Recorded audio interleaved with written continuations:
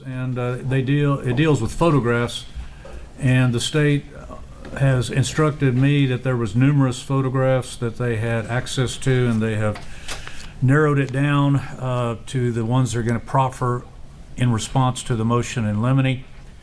And I've asked them to share those with the defense so that we can get specific objections.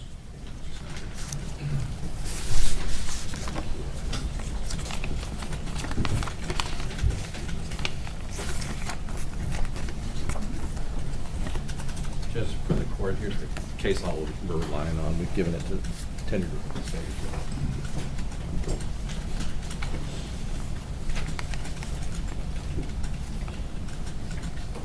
And Your Honor, my understanding of the law is our motion deals not only with the autopsy but crime scene photographs. My understanding was that the state was going to attempt to offer some of the crime scene photographs as well, depicting somewhat of the same issues that we have the issue with. So, I believe we have one of room 112 that involves victims. Okay. Well, I need to let's get specific and actually, show me the photographs, and then I can make rulings. So it's your motion, so you want to go ahead and proceed after you've reviewed what they've tendered to you? yes, Your Honor. I mean, I could honestly, I could start now. Okay. And my co-counsel can review. I can start now because we are not, the substance of our motion is not that that some would be okay, but others not. The substance of our motion is that none are okay. And so, if you'd like me to start, yeah, please. So, as the court knows, and the law has been pretty well settled for a long time, that a defendant who causes some sort of gruesome injury or death cannot be shielded from his actions under Rule 403. Our argument here, though, is that our client, the person on trial here, did not cause any of these injuries. He did not. Salvador Ramos caused these injuries, and he is not the person on trial. I only say that to start because that is it's one of the things that as litigators and criminal litigators we're used to is having that I guess that axiom of law.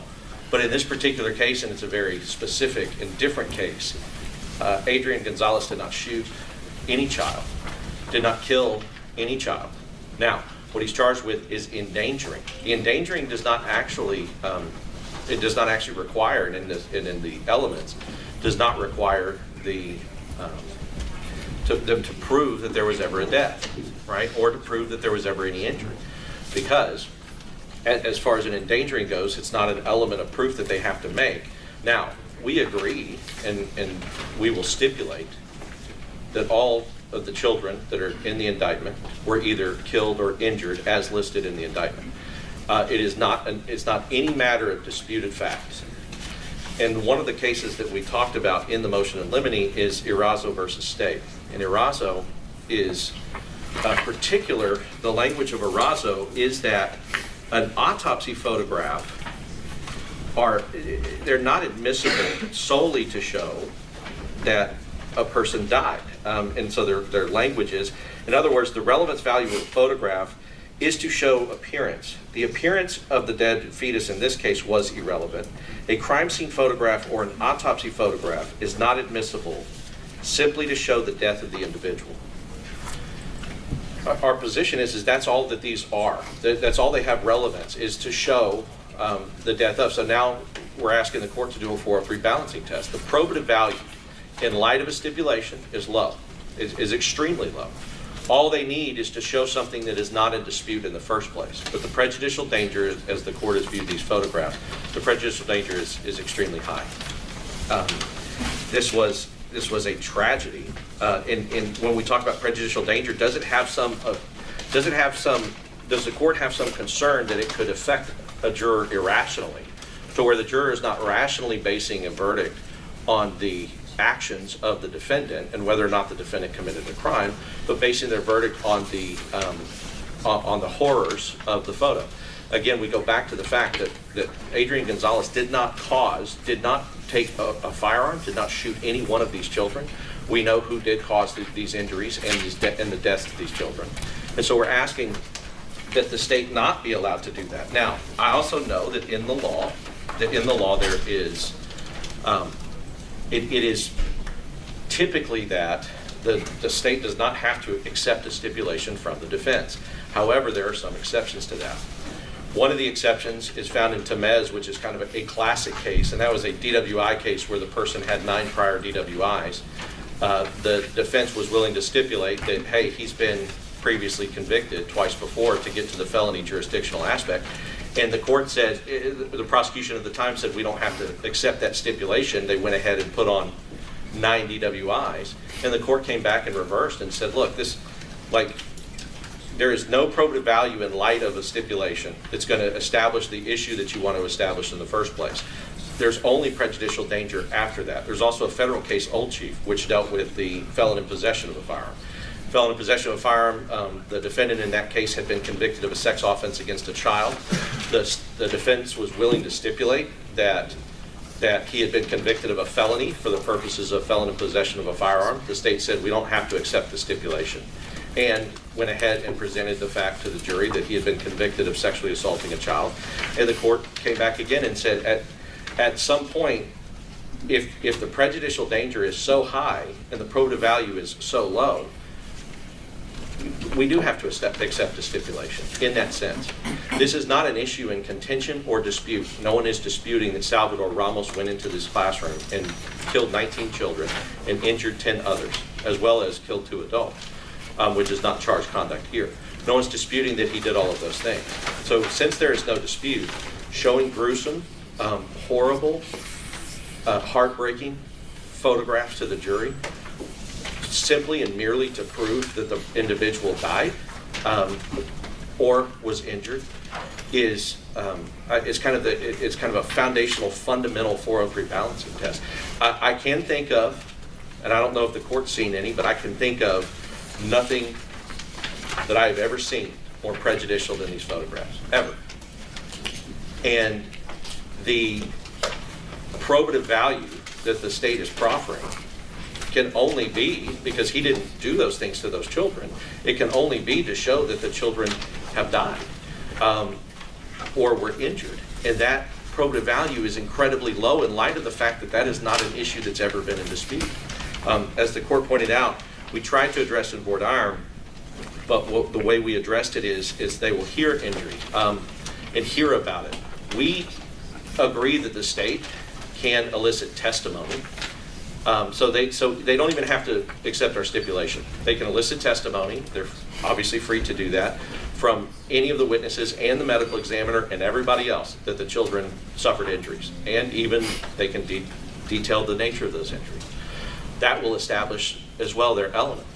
But as far as these photographs, they are so prejudicial, and the danger of that unfair prejudice affecting the fundamental constitutional right of the defendant to due process and to have a fair trial is great. And so on that issue, we are asking the court to exclude any photographs of any child who has died as a result of these injuries or has been injured as a result of this, and limit the state merely or only to the stipulation by the defense or in addition to the stipulation, because we are stipulating and will stipulate from the beginning, but in addition to that, testimony from the relevant people as to the injuries if the court believes that that's what's needed to prove the element of placing the child in danger of death.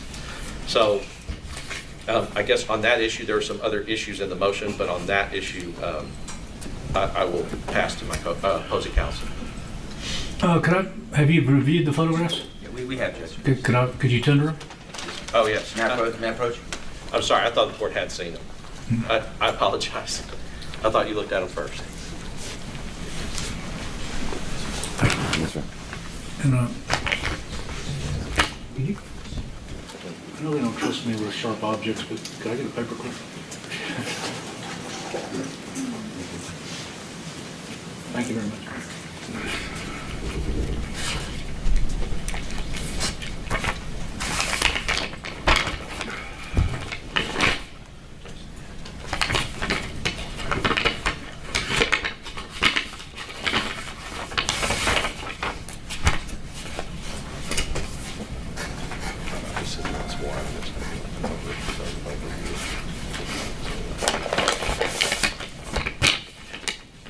Okay, so for the record, these are all autopsy photographs, not scene photographs?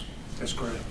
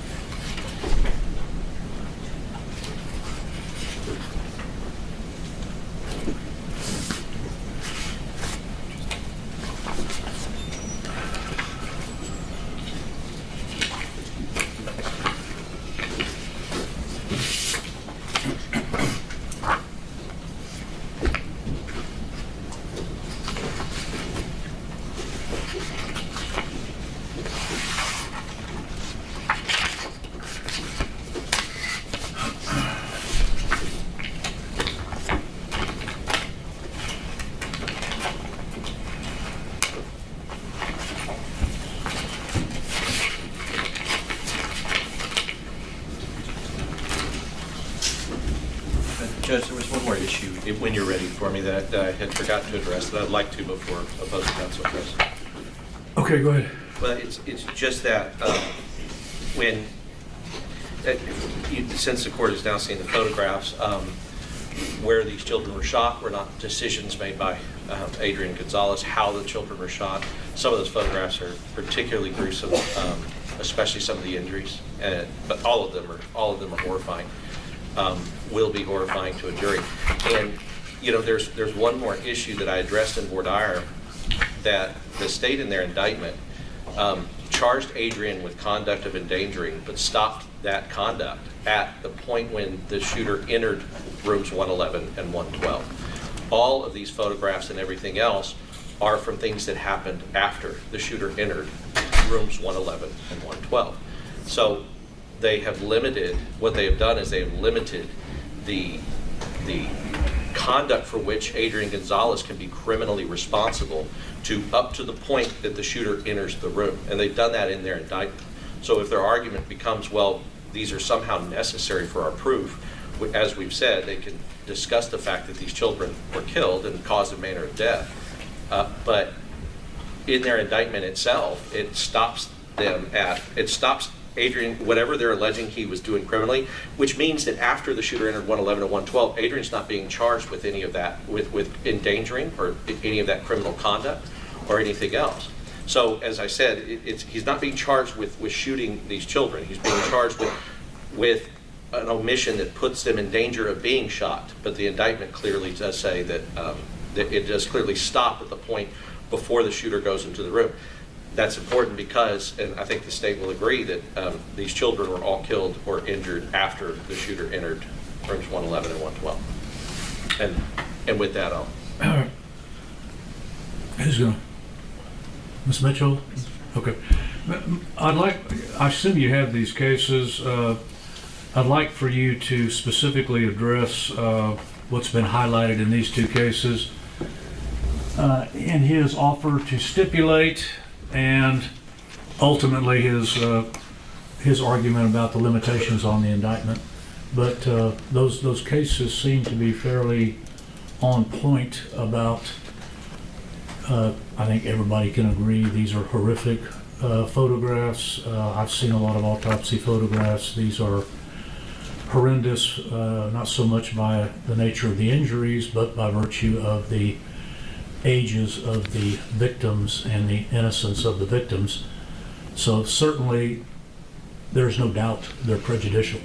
My question is, can you address the probative value outweighing the prejudicial value, their offer to stipulate specifically in light of those cases, and the limitation in your indictment that Mr. Goss has argued? So, Mr. Turner, you may proceed. And if I could, I would start with exactly where he ended, and that is that the indictment ends with the gunman entering 111 and 112. The indictment includes,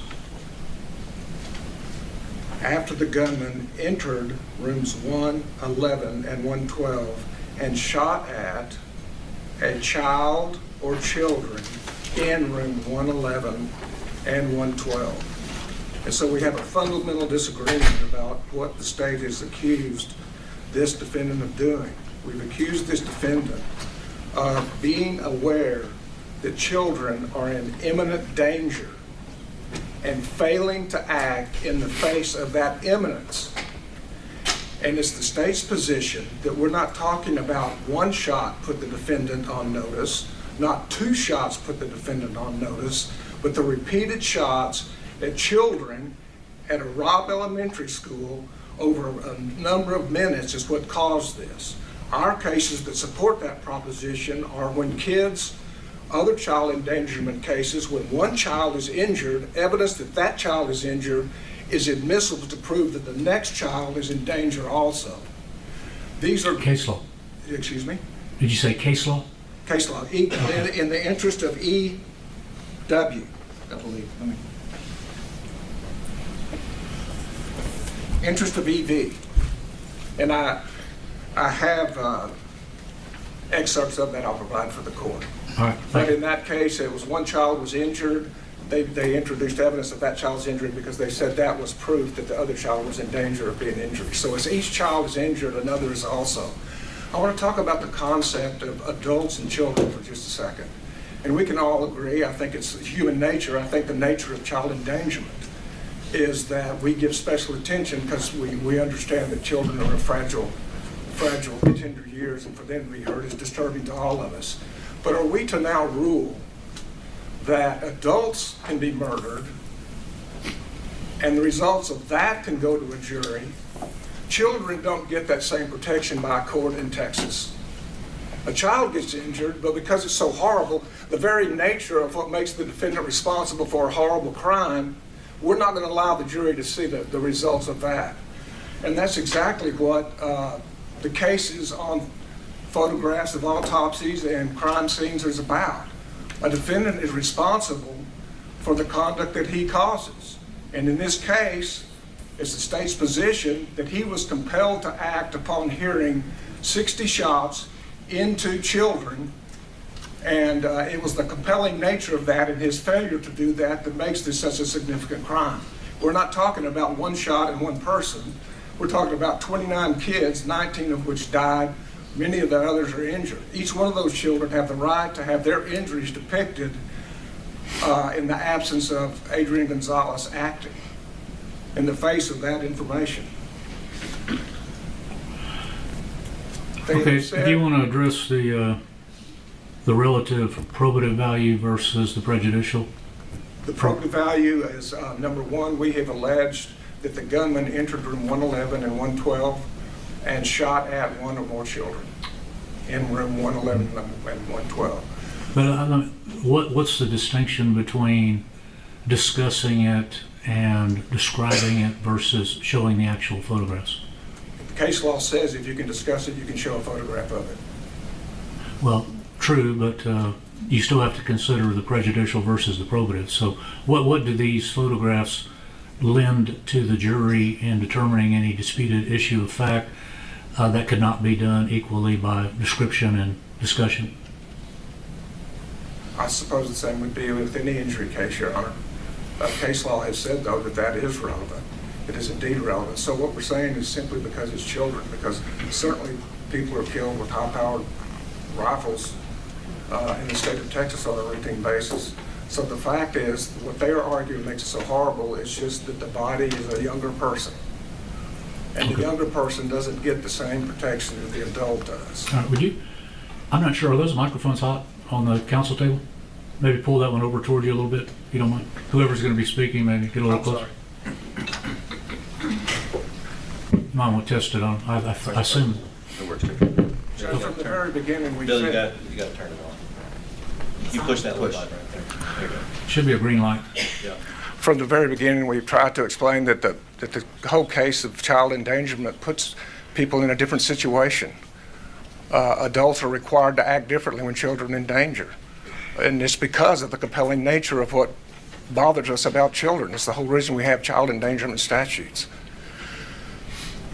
All right, thank you, sir. Final rebuttal, anything? Mr. Goss? Yeah, Judge, it's just to point out that even Mr. Turner said that in this, are we going to say in the state that adults can be murdered and we show their pictures, but children can't be murdered?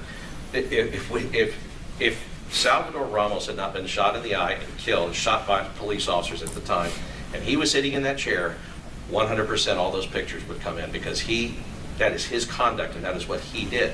This is not a murder case and that's not what they're trying. Their indictment has limited it and because we're asking you to take those things into account, because a person who has actually done the things and made the choices of where to shoot the children, where to aim the gun, what kind of gruesome injuries to inflict upon those child, that regardless of what the state is alleging, they cannot say that Mr. Gonzales was like that he made those choices, because nobody else made those choices but the shooter. And then, as the court's saying, we are willing to stipulate, but additionally, every person who testifies will be able to testify as to the injuries, the death. That's the only probative value that it has, and the only other thing that it can do. Only other thing they can do is inflame the passions of the jury, and as we said, it would And as the court has seen in the evidence, it's one of the most gruesome and horrific things. And not only just, if you just took each child, but in total, like all the children, the 19, especially in the autopsies, if you take and then multiple pictures of all the children, and that adds up as well. And so, of course, what the state would say that is, I'm sure, is that, well, we can't leave a child out, so we need 3 pictures for 19 children, which then becomes this cascade of horror. And are we able to be sure that his due process rights won't be violated? Are we able to be sure that in that cascade of horror that that's not going to irrationally affect the jurors' minds and make them so angry at the defendant that they don't make the decision based on the law and the facts? All right, for the purposes of the opening statement, I'm going to deny the motion in limine. I'm going to find that my review of the photographs, that the probative does outweigh the prejudicial. However, I am not admitting the photographs at this time. Having gone through them, there are several that I may sustain an objection to, and they will not go to the jury. But for purposes of the opening statement, I am denying the motion in limine. But I'm reserving my right to exclude many of these photographs at the appropriate time. Yes, sir. May I approach with your cases? Yes, sir. Thank you. All right. Ladies and gentlemen, how many do we have on jurors? We have more? Okay, we have Yeah. the... It wasn't the sole thing of our motion, but I know that the court would like to get started. We believe that the state's going to offer testimony of how this emotionally, mentally affected. We just asked the court to grant it now, and the state just be asked to approach before putting victim impact state testimony as far as emotional, like the emotional or the mental effect that this has had on the parents or on the children who survived or anything like that, which I think is pretty typical. This would be victim impact testimony. We're asking that be limited. That would be the other issue. Mr. Turner. Well, first of all, child endangerment is both physical impairment and mental impairment, and we do intend to bring experts to say how the children were mentally impaired, the survivors were mentally impaired. As to the impact on the parents, we don't intend to bring any of that in. It's not about impact. It's about were the children endangered. Mental impairment is one of the ways children are endangered, and that's the only reason for bringing it in, is to show the PTSD, the mental impairment from the event. Your Honor, I'll just, in brief rebuttal, I have not seen, and we've looked, I've not seen any case law where mental impairment has been defined like that. Mental impairment is talking about, you're talking about like actual impairment of their mental faculties, processes, and being able to, it would be like an injury that caused it, not a psychological impairment, which definitely is terrible, but that has not ever been interpreted that I have seen, and I don't know any case law from the state that they can put on victim impact testimony and evidence about psychological and emotional impairment in order to make it fall under mental impairment in the endangerment statute. All right, for purposes of, as we all know, a motion in limine does not preserve any error, but I'm going to grant that motion in limine, and I'll ask the state to approach and proffer any of that testimony so we can have a hearing outside the presence of the jury as to its admissibility. Yes, sir. Anybody have any other matters before we bring the jury in for instruction? We have a few minutes, Judge, for the restroom. And I do have one more issue. It was part of the motion. And this is something that we typically talk about. It's a motion we typically do in that victims are, the word victim, these children are clearly victims. And of course, everybody at this table and everybody on the defense knows that every child who was hurt, the children who were not hurt, the children who were in different rooms are all victims. Every teacher there, every adult there, victims.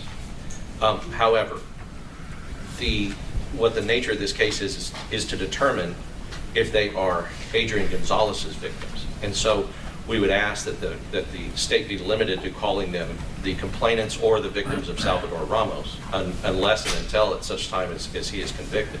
But as I said, there is no dispute that they are, and I'm not trying to dispute it, but we are disputing that they are victims of my client and our client. We are saying that they are definitely victims, but of somebody else. And so we have done that. We have put those in and put those types of motions in before because we do believe that it could have a tendency to affect the jury by them being referred to in that way before he's been convicted or before it's been established that they are his victims, if that makes sense to the court. All right, Mr. Turner. Your Honor, Sire versus State, CYR, is the proposition that two people can be responsible for a child being victimized, the person who does the injury and the person who has the duty to prevent the injury. Both can be responsible for victimizing the child. So his whole concept that these victims are not victims of Adrian Gonzales is completely contrary to what the law is. Well, no, the law is he's presumed innocent unless he's proven guilty beyond a reasonable doubt to all the elements. All I'm saying is that has not been established, obviously. So, and I agree that you can have two people can cause an injury, but they have not proven beyond a reasonable doubt that Adrian Gonzalez's omissions are responsible for any of the injuries of the children.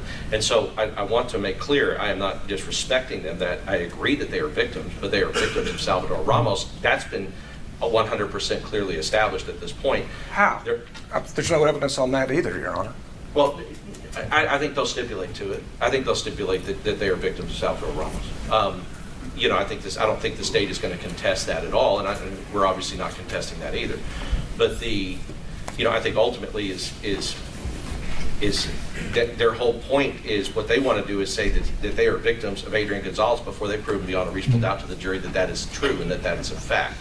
And so with that distinction, I would ask that the state refer to them as the complainants until and unless they are able to secure a conviction. And then, of course, if we went to a punishment phase to the court, they can, of course, that's just kind of how that works.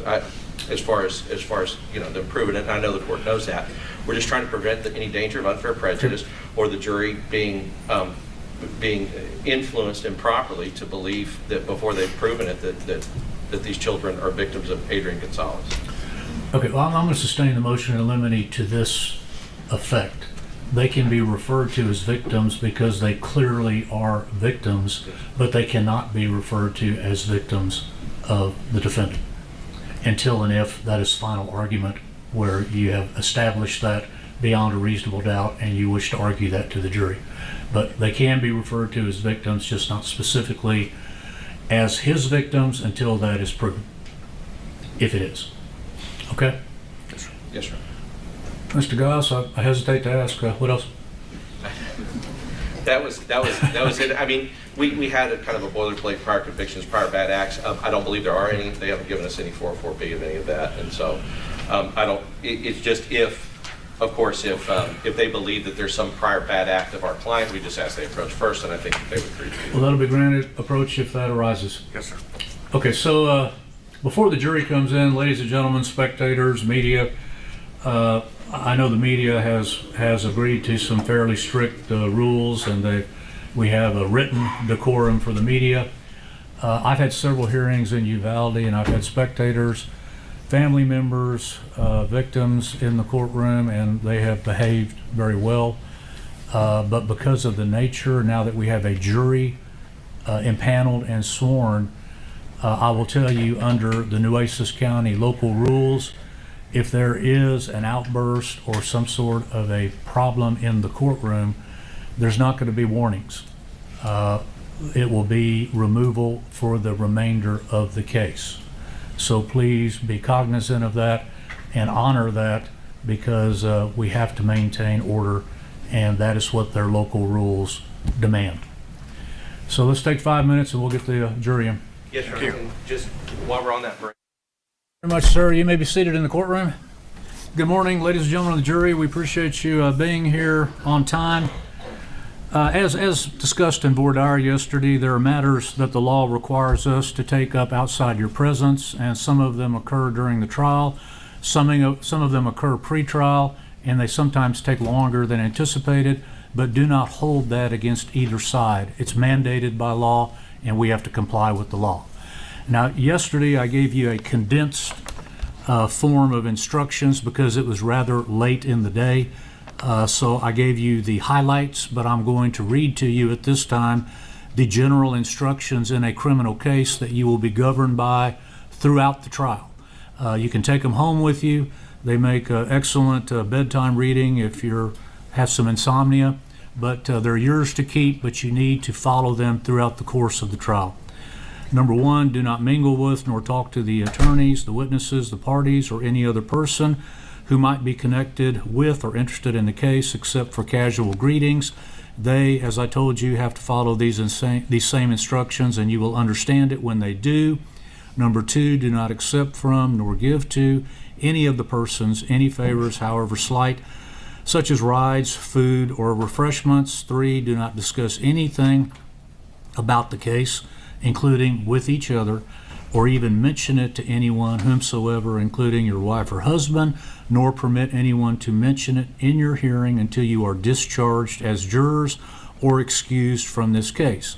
If anybody attempts to discuss the case with you, report it to me or one of the officers immediately. Do not even discuss the case amongst yourselves, as I told you, until all of the evidence is closed, you have heard the charge of the court, the attorney's arguments, and you have been sent to the jury room solely at that time to deliberate on the verdict. Do not make any independent investigations about the facts of the case. To privately seek out information about the case on trial is improper. All evidence must be presented in open court so that each side may question the witnesses and make proper objections. This avoids a trial based upon secret evidence. These rules apply to jurors the same as they apply to the parties and to myself. If you know of or learn anything about the case except from the evidence admitted during the course of the trial, you must tell me about it at once. You have just taken an oath that you will render a verdict on the evidence submitted to you under the charge and under my rulings and nothing else. Do not make personal investigations, inspections, observations, or experiments, nor personally attempt to view premises, things, or articles not produced and admitted in court. Do not let any third party or anyone else do these things for you. Do not tell other jurors about your own personal experiences or those of other persons, nor relate any special information. A juror may have special knowledge of matters such as business, technical, professional, scientific, or he or she may have expert knowledge or opinions, or he or she may know what happened in this or some other lawsuit. To tell other jurors any of this information is a violation of these instructions. Do not seek information contained in law books, dictionaries, public or private records, or elsewhere which is not admitted into evidence. I am further instructing you specifically that you are not to secure or attempt to secure any information of any type relating to this case from the internet, social media, or any other vehicle. Please turn off cell phones and other electronic devices while in the courtroom and while deliberating. Other than taking care of personal business, do not communicate with anyone through an electronic device such as a phone, text, email, chat, blog, tweet, Facebook, etc. Do not post any information about the case on the internet before these court proceedings end and you are released from jury duty. Do not record or photograph any part of these court proceedings. At the conclusion of all of the evidence, I will submit to you a written charge. Since you will need to consider all of the evidence admitted by me, it is important you pay close attention to the evidence as it is presented. The Texas law does permit proof of any violation of the rules of proper jury conduct. By this I mean that jurors and others may be called upon to testify in open court about acts of jury misconduct. I instruct you, therefore, to follow carefully all of these instructions which I have given you, as well as any others that come up during the course of the trial which you may later receive. You may keep these instructions and review them as you wish. A violation of these instructions should be reported to me immediately. Respectfully submitted, Sid Harrell, presiding judge. With that, ladies and gentlemen, you were impaneled and sworn yesterday. At this time, both sides have an opportunity to make what is known as an opening statement, What the lawyers say in the opening statement is not to be construed as evidence in the case, but they do have the right to summarize what they believe the evidence will show in the case. The state has the opportunity to go first. The defense may either immediately follow them or reserve their opening statement to the opening of their own case. So I'll ask the state to address you at this time. Did y'all have the indictment already?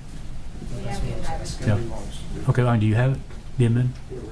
All right, ladies and gentlemen, we are going to read the indictment, but with certain qualifications that I was going to address with you, and then we'll do the opening statements. There's 29 counts, as we discussed yesterday when we did the voir dire. Both sides have agreed to not read the entire indictment. They are going to read the indictment, selected counts. They are identical. They'll describe that to you. And then at the conclusion of the reading of the indictment, I will have the defendant enter his plea as to the entire indictment, each and every count therein. But once again, they're not going to read each and every one to you at this time. So you may proceed. Would you stand, please, for the reading of the indictment? I'm going to read the first two counts of the indictment. The State of Texas versus Adrian Gonzales in the District Court of the 38th Judicial District of Uvalde County, count one.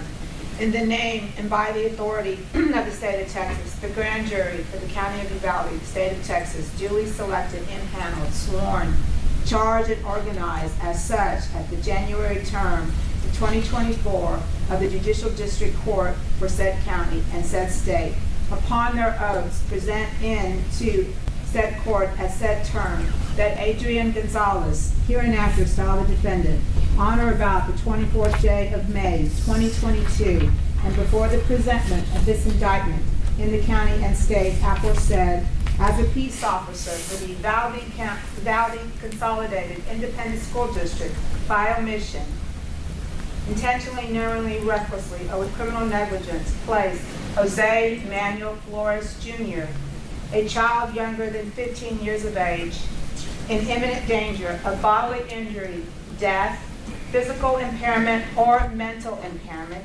by engaging in one or more than one of the following omissions.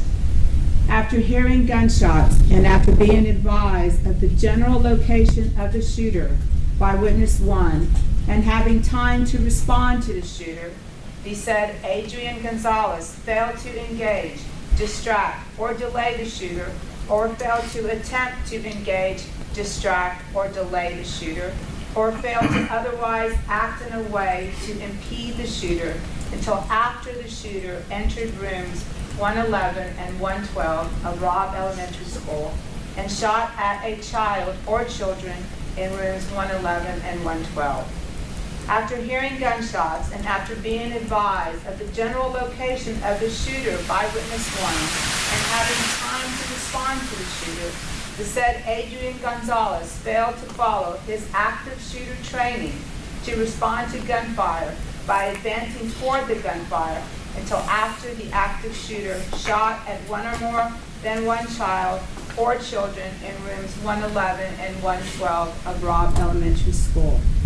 And the defendant, as a peace officer, had a duty under the provisions of Article 6.06 of the Texas Code of Criminal Procedure to prevent an offense against a person about to be committed in his presence and use as much force as necessary to prevent the commission of the offense and no greater.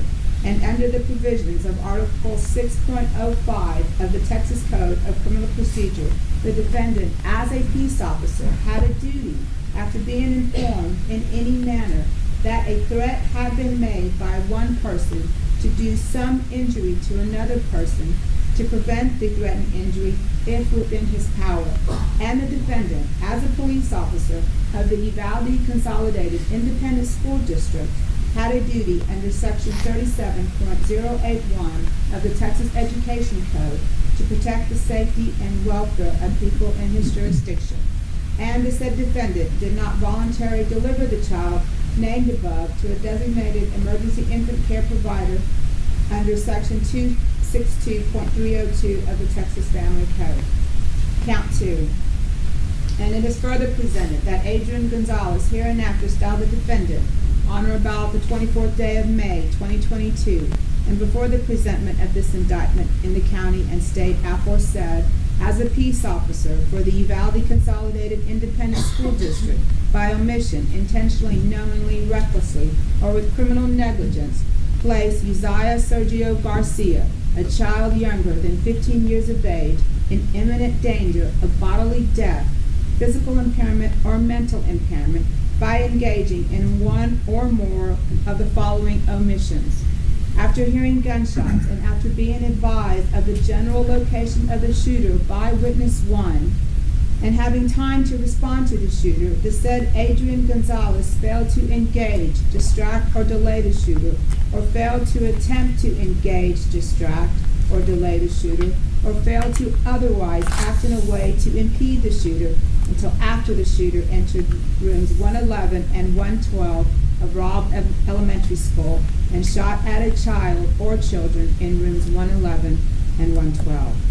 After hearing gunshots and after being advised of the general location of the shooter by witness 1 and having time to respond to the shooter, the said Adrian Gonzales failed to follow his active shooter training to respond to gunfire by advancing toward the gunfire until after the active shooter shot at one or more than one child or children in rooms 111 and 112 of Robb Elementary School. And the defendant, as a peace officer, had a duty under the provisions of Article 6.06 of the Texas Code of Criminal Procedure to prevent an offense against a person about to be committed in his presence and use as much force as necessary to prevent the commission of the offense and no greater. And under the provisions of Article 6.05 of the Texas Code of Criminal Procedure, the defendant, as a peace officer, had a duty, after being informed in any manner that a threat had been made by one person, to do some injury to another person to prevent the threatened injury if within his power. And the defendant, as a police officer of the Uvalde Consolidated Independent School District, had a duty under Section 37.081 of the Texas Education Code to protect the safety and welfare of people in his jurisdiction. And the said defendant did not voluntarily deliver the child named above to a designated emergency care provider under Section 262.302. Count 3 is for the child of Javier Lopez. Count 4 is for the child Jace Carmela Luevana. Count 5 is for the child Annabelle Guadalupe Rodriguez. Count 6 is for the child Alexandria Anaya Rubio. Count 7 is for the child Layla Marie Salazar. Count 8 is for the child Eliana Torres. Count 9 is for the child Rogelio Fernandez Torres. Count 10 is for the child Nevaeh Alyssa Bravo. Count 10 is for the child Jacqueline Jalen Cáceres. Count 11. Count 12 is for the child McKenna Lee Elrod. Count 13 is for the child Liana Garcia. Count 14 is for the child Tess Marie Mata. Count 15 is for the child Miranda Gail Mathis. Count 16 is for the child Alethea Haven Ramirez. Count 17 is for the child Maeta Yulena Rodriguez. Count 17 is for the child Jayla Nicole Seguero. Count 19 is for the child Amarie Joe Garza. Count 20 is for the child Noah Oscar Arona. Count 21 is for the child Chloe Merlinda Torres. Count 22 is for the child Jordan Demetrio Olivares. Count 23 is for the child Jaden Ganisalas. Count 24 is for the child Samuel Salinas. Count 25 is for the child Kendall Faith Olivares. Count 26 is for the child Mia Seville. Count 27 is for the child Gilberto Mata. Count 28 is for the child AJ Martinez. And count 29 is for the child Maya Zamora. All right, once again, both sides have agreed to allow the defendant to enter the plea as to all 29 counts, but not read all 29 counts. So ladies and gentlemen of the jury, all 29 counts will be set out and will be in the final charge of the jury. But at this time, in regard to the entire indictment, sir, how would you like to plead, guilty or not guilty? I'm not guilty. All right, thank you. You can be seated. The court will receive your plea in the causes. And again, typically, ladies and gentlemen, I read the indictment immediately after you're impaneled and sworn, but because of the lateness of the hour last evening, we deferred it to today. So at this time, I'd ask the state to approach, and you may make your opening statement. Thank you, Your Honor. May it please the court.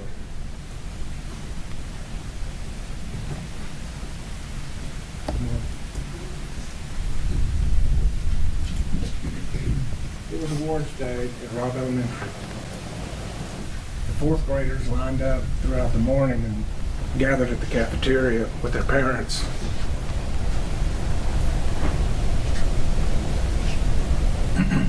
To receive certificates of achievement. It was a day of celebration.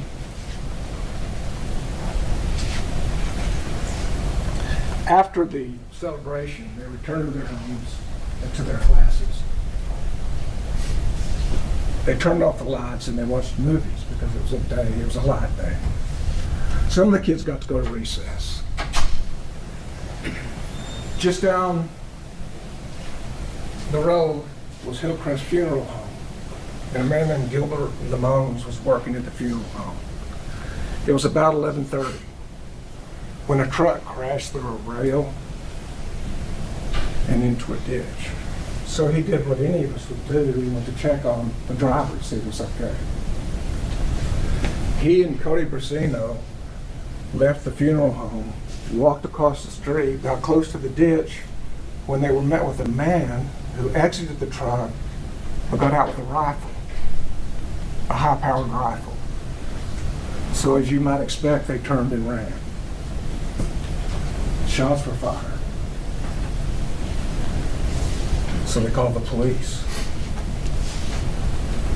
They called the police for help.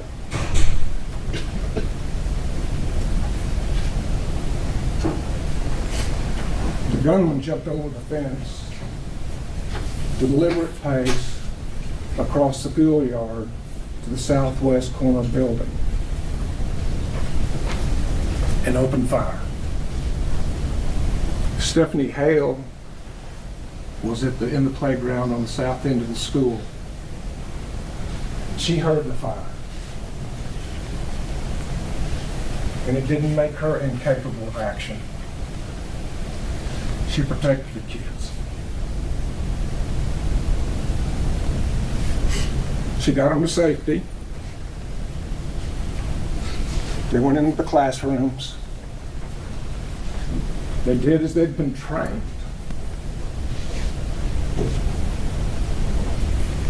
They hid in the dark and waited for help from the police.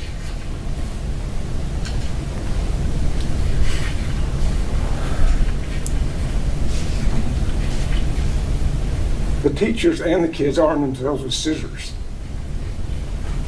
to confront a gunman.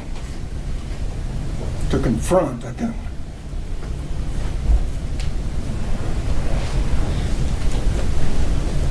Melody Forrest was also out there that day. She heard the shots fired. She had a concern for the kids. She was capable of action. She ran to where the gunfire was sounding. And there were kids at the south end that were about to go to recess. They were told, get back in, get back in, get back in. And she doesn't leave her post until they get back in the west wing. But she stays there so long that when that happens and the last kid enters, she's face to face with the gunman. And he fires on her and she turns to run. And when she turns to run, she trips and she falls. And when she gets up, When she gets up, Adrian Gonzales, the police officer, is there. And she says, "He's over there." She urges him to go get him. Adrian Gonzales says, "Where?" "Over there. He's wearing black. He's in the teacher's parking lot." As shots are ringing out. This is not confusion. He gets on the radio and says, "Shots are fired. He's wearing black. He's in the parking lot." He knows where he is. But Adrian Gonzales remains at the south side of the school. The gunman makes his way up the west side of the west building where the fourth graders are. He fires shots into a classroom full of children at 102. Adrian Gonzales remains. He moves down to classroom 104, fires shots into the classroom of 104. Adrian Gonzales remains. He moved halfway down the wing, fires more shots, this time not into the building because there's no defect in the building. It's not going into the windows, it's not going into the bricks. It's also at the same time when forces are coming, other police officers are starting to arrive. He then hurries to the west door and enters. It's been a minute. And there's a break in the shooting, and Adrian Gonzales remains. The gunman then walks down the hallway, gets to room 111 and 112, the entryway, and fires in the neighborhood of 20 shots in the hallway. And Adrian Gonzales remains. The children in 111 and 112 are done as they're trained. In the dark, lights off, be quiet, hide, and wait for Adrian Gonzales.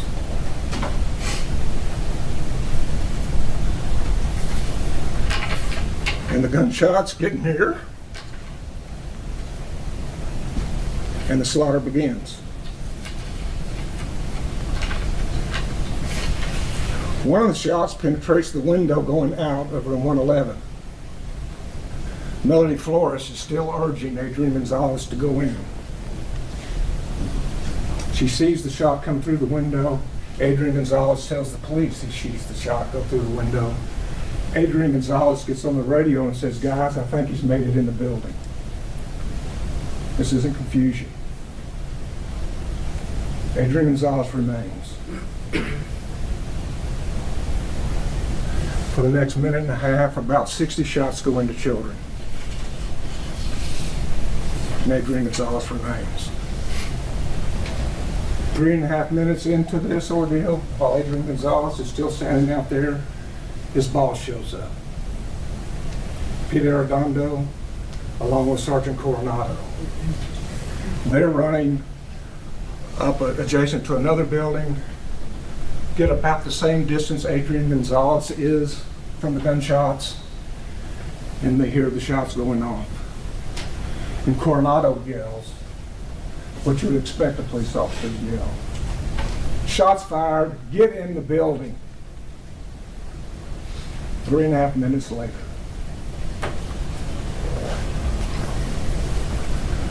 So Adrian Gonzales joins the other two officers and Donald Page, who's just arrived, and they go into the building. He enters the building 3 minutes and 45 seconds after he got there, and after the damage is done.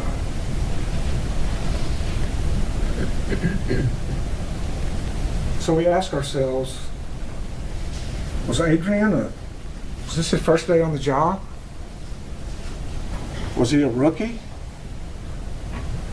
Adrian Gonzales was a veteran of 10 years. He'd been at the Uvalde Police Department for 10 years.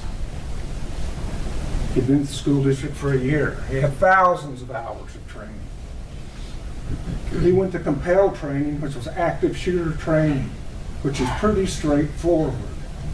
When you hear gunshots, you go to the gunfire. But it wasn't just active shooter training. They didn't just sit in a classroom, they practiced. They practiced what do you do if it's in an open area, like this open area. And they trained Adrian Gonzales how to do his job safely. And that is, you look for concealment and cover. Concealment means the gunman can't see you. It may not protect you if he shoots, but he can't see you. Cover means you're protected. The corner of a building means you're protected. We're not asking Adrian Gonzales to commit suicide. He has been trained to go to the corner of a building and distract, delay, and impede the gunman while help is arriving. But Adrian Gonzales does nothing more than mic his microphone and tell other officers what's going on.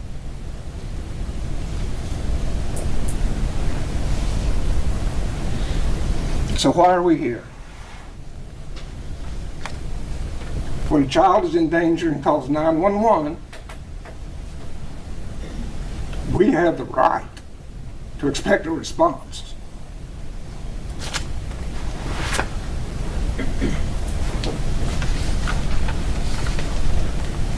May I proceed, Judge? Please. If I may have a moment to rearrange the law, I got a piece on the map here. All right.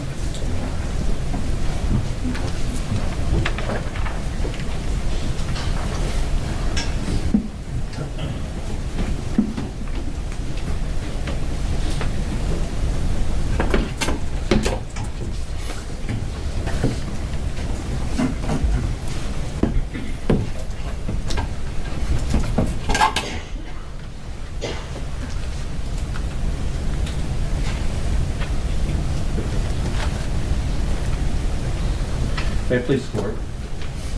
Those of counsel. Members of the jury.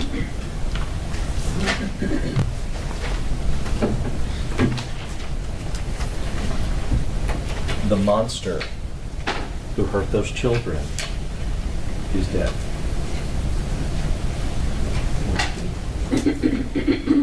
And I mean, it's emotional. I could understand why Bill, when he talked to you, I could understand why he had emotion. I can't talk to you without it either. I think you heard me say it yesterday, this is one of the worst things ever happened in our country. There's only been a few like this. This many, this young, innocent. It's awful. But Adrian Gonzales did the best he could with what he knew at the time. Adrian Gonzales, the prosecution got up here in the opening statement, and you're going to see, and Nico, my partner, he's going to come up here and he's going to go through the times after I talk to you. But you're going to see that the prosecutor has tried to condense time at some points and then tried to stretch it out. But one of the things that you didn't hear in his opening was any preciseness of the times. We heard about a minute. That's not what we're going to do in this trial. We're going to talk about what Adrian knew, what was happening second by second,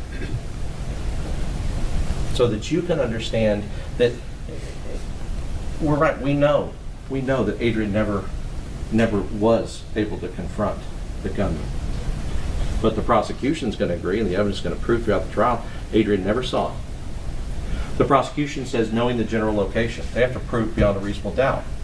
And one of the things that you heard the prosecution say, you heard him say that Adrian said, he's over there in the parking lot. He's over there in the teacher's parking lot on the west side of the building. What he didn't tell you is that when Adrian said that, and Nico's going to talk about it, when he said that, this is the parking lot on the west side of the building. When Adrian calls that out, he's over here, all the way on the other side of this building. And as far as being here, calling it out,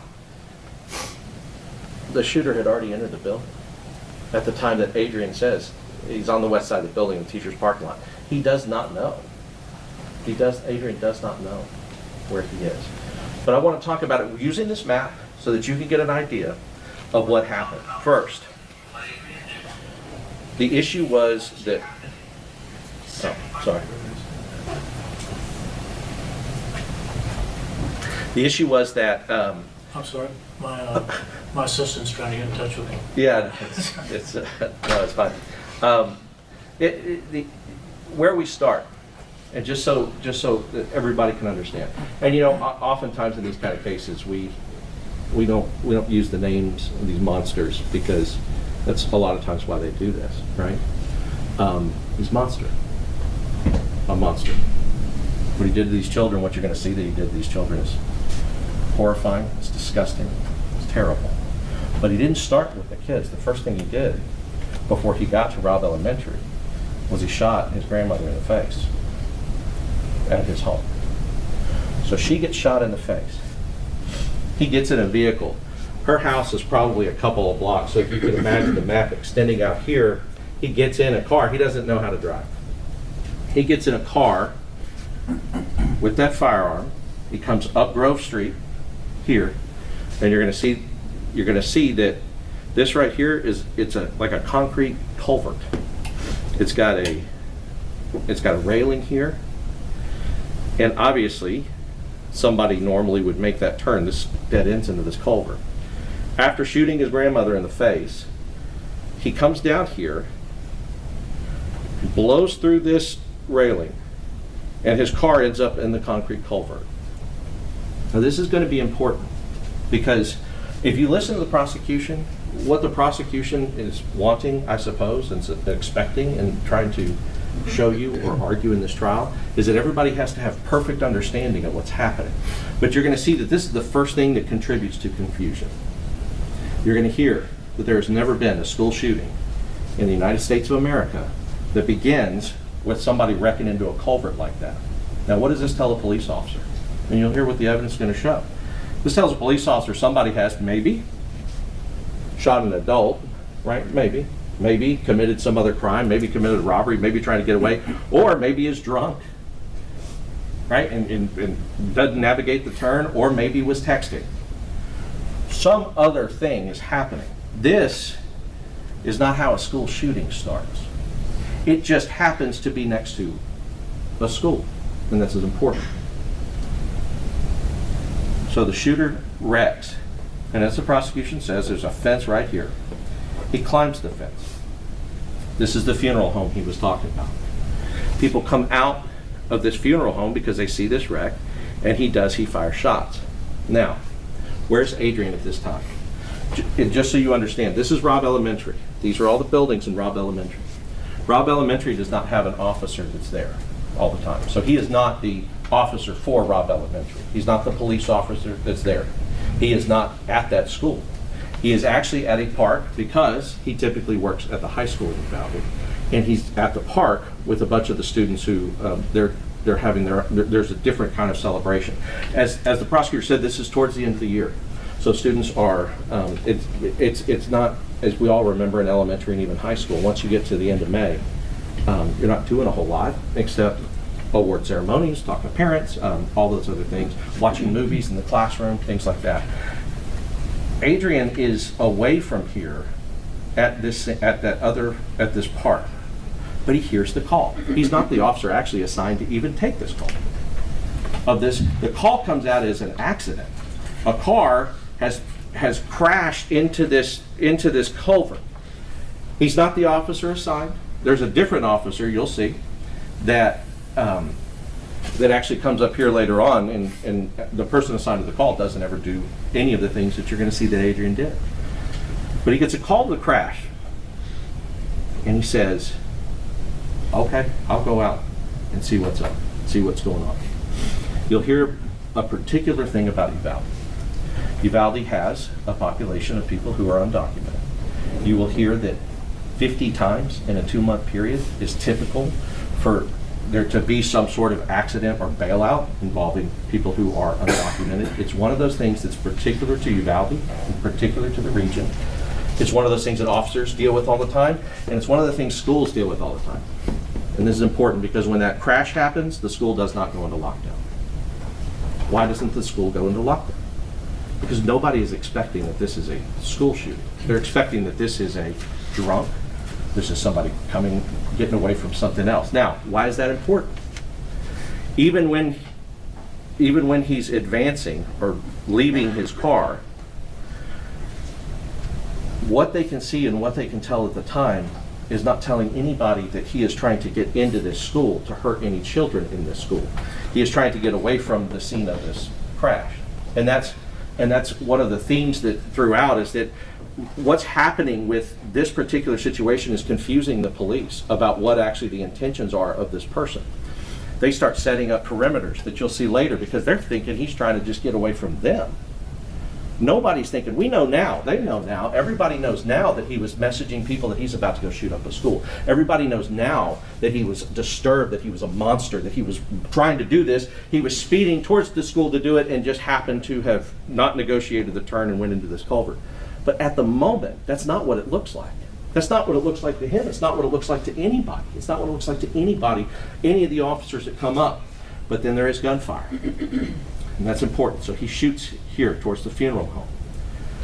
At the same time and around, Adrian is starting his response. And Adrian also comes up Grove Street. And this is important. They'll talk to you about the fact that there was Melody Flores.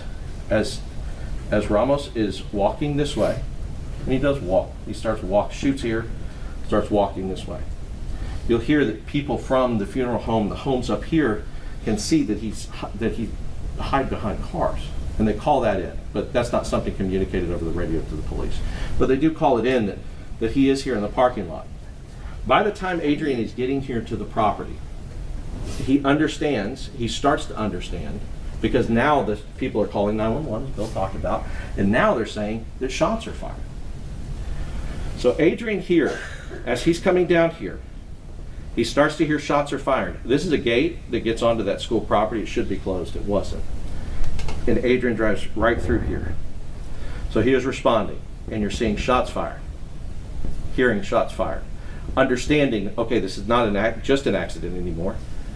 And then you'll hear that Melody Flores, the teacher that the prosecution talked to you about, the teacher that the prosecutor said, well, she acted. Right, and we agreed. She did see kids, and she told them. When we talk about the west part of the building, south part of the building, west part of the building, south part of the building. She told them, "Get back inside. Get back inside." As she's here, as she's over here telling them this, and he's here firing rounds, and you're going to know that that's where he's around this area firing rounds. Adrian is coming here. Once Ramos is behind these cars in the parking lot, Adrian doesn't see him at all, never does. The prosecutors never ever saw, not in his life, ever saw this gunman. Gunman's here, Flores is here. Adrian sees Flores from that distance and thinks that she may be the gunman, or that she may have, or somebody, he doesn't know if it's a man or a woman. You'll see the distances, it's too far to tell. But he thinks that he's hearing that there's a person, hearing that he knows there's shots fired, he believes that this person is either grappling with a gunman or is the gunman themselves. The reason he thinks that they might have grappled is because, as Bill said, she trips and she falls in, and this is all dirt. So there's like this cloud of dust, and it looks like from that distance. What does Adrian do? He acts. You will watch him, and there's a camera from this funeral home that will show this. He comes in, and he spots her.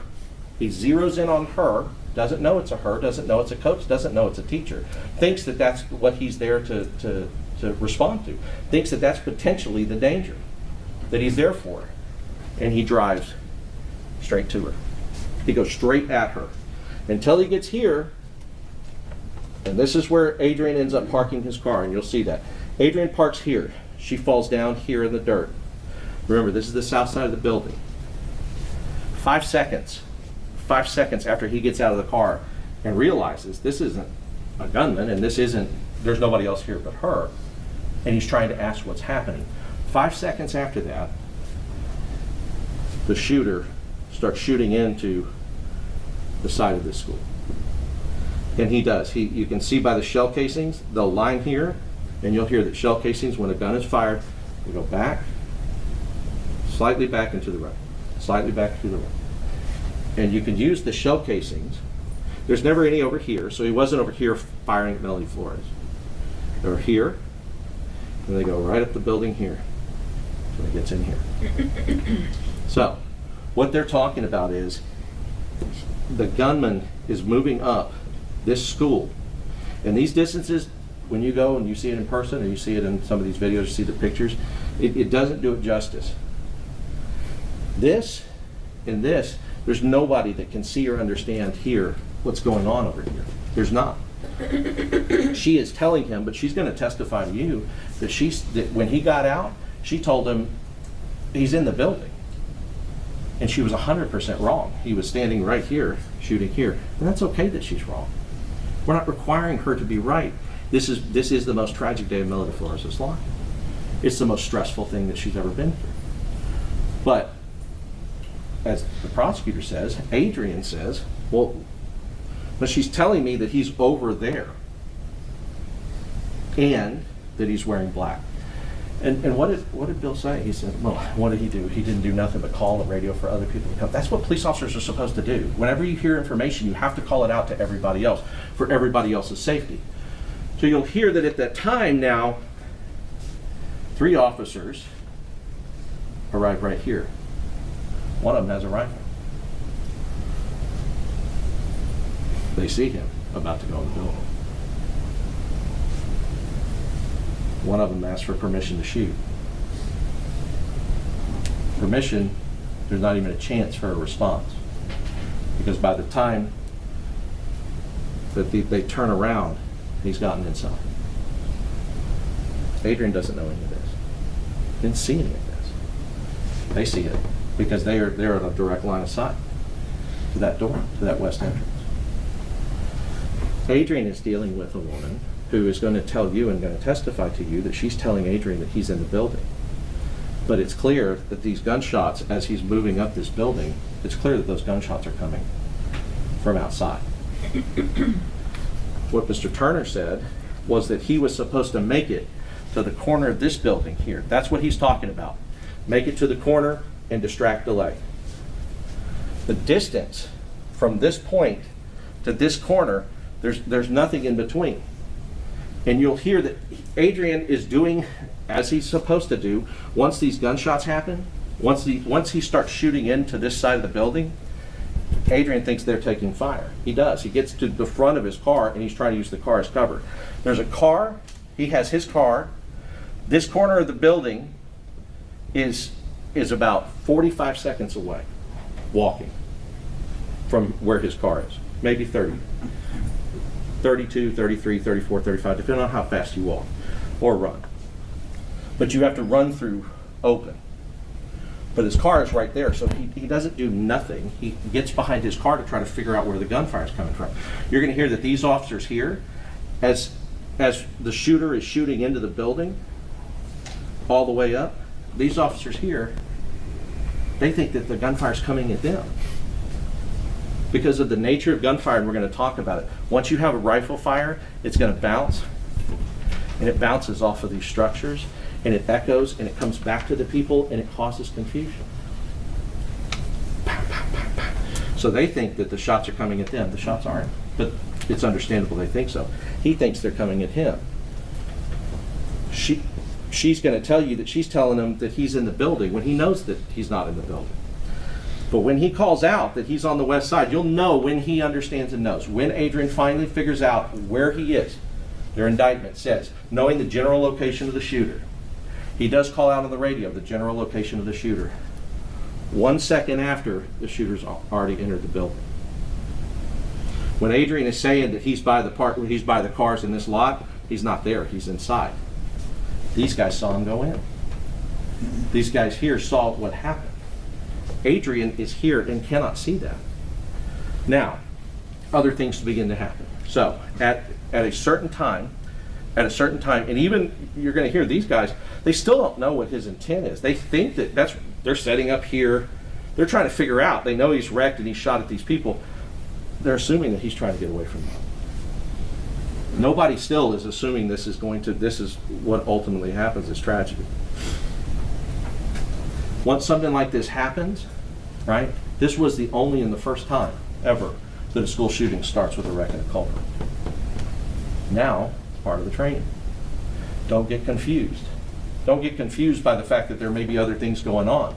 Just like if there was a robbery at this funeral home and somebody's running out of the funeral home, it's not the first assumption back then for a police officer to say, oh, he's robbing the funeral home, then he's going to run over here and he's going to go into the classrooms and shoot the children. It's not the first assumption. Now, of course, that doesn't excuse it. It's wrong. It contributes to the confusion. So as we get here, you'll see that, I think Bill said, his boss arrives. What happens is that some of the officers, as he's going in this way, some of the officers bring the car around to try to figure out, like, is he trying to get around here? You'll see that Coronado and you'll see that Chief Arredondo come this way and this way to where Adrian is. By the time that they talk to Adrian, you have Sergeant Page that pulled in and arrived. So what's happening is that Adrian's trying to call it out. He sees other people. He then hears and understands, eventually when Sergeant Page gets there, as he's trying to brief him about what's happening, he hears that he's in the building. And Adrian is one of the first 3 people to go in. This is not a man that does nothing. This is not a man that is sitting and doing nothing. It's a man who is confused. It's a man who's talking, who has made assumptions that are understandable that turned out to be wrong. But he was trying. He was going towards that danger. And this is a man who, when it was time and they are standing here and it's time, because you'll hear that Coronado did say, like, he's in the building, we got to go. But Sergeant Page never said any of that. Sergeant Page said, we're standing there, we hear the gunshots from inside the building, we made the decision. Everybody's kind of making that decision at the same time. The first 3 people to go in, when Adrian goes in there, when he goes into the building, Sergeant Page is in front of him and he goes in behind him in the building, the gunman comes out of the classroom and takes shots at other officers coming in from the other side. Adrian Gonzales did not fail to act. The gunman turns that way instead of that way. He's right in the line of fire. And he was willing to be there in a hallway with a rifle with no real protection from a rifle. They had nothing that would protect them from a rifle. That wasn't going to stop the rifle. If he turned around and shot him right in the chest, right past the Kevlar, that bullet kills him. And he did. He went in. He's one of the first in the building. But they get backed off because the shooter does not come out of the classroom. But you'll see him in the videos. Does not come out. But the gun comes out, shoots at other officers that are trying to come from the other way. They back off. You're also going to hear that Adrian has a radio. None of the officers' radios in Uvalde ISD, none of them, you'll hear what they say, break. That just means none of them work. They cannot communicate inside the building. His chief tells him to go out of the building and call SWAT. Adrian does. You'll also hear that as people start arriving, right, because eventually there'll be 374 officers that arrive.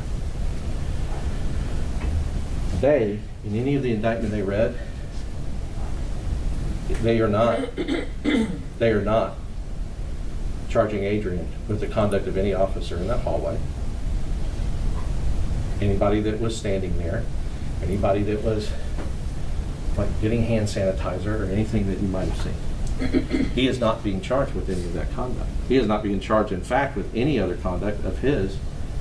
The only thing where they stop is they stop after the shooter enters 111 and 112 and shoots at or in the direction of the children. That's where it stops. So what the state tried to make you believe was this insane amount of time that he had to do all of these things from the time that he's here, from the time he first contacts Melody Flores to the time the shooter goes in the building on the side is about 1 minute. That's what we're talking about. It's about 1 minute.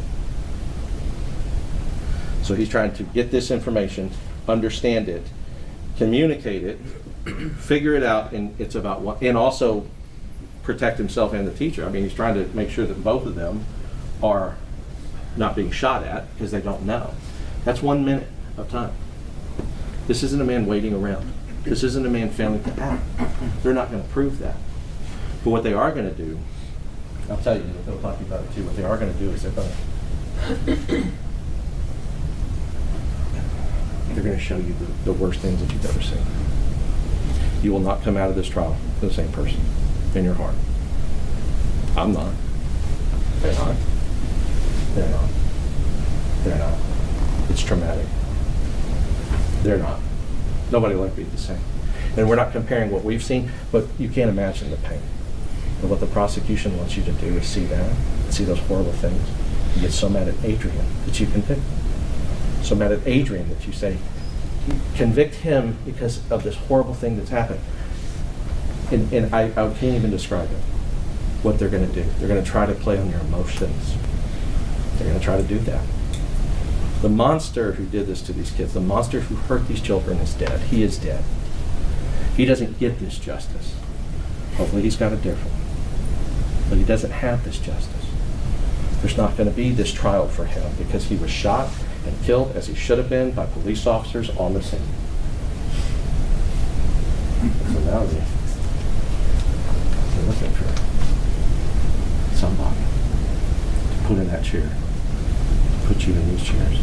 But showing you those pictures, like they're going to, I want you to be prepared for it.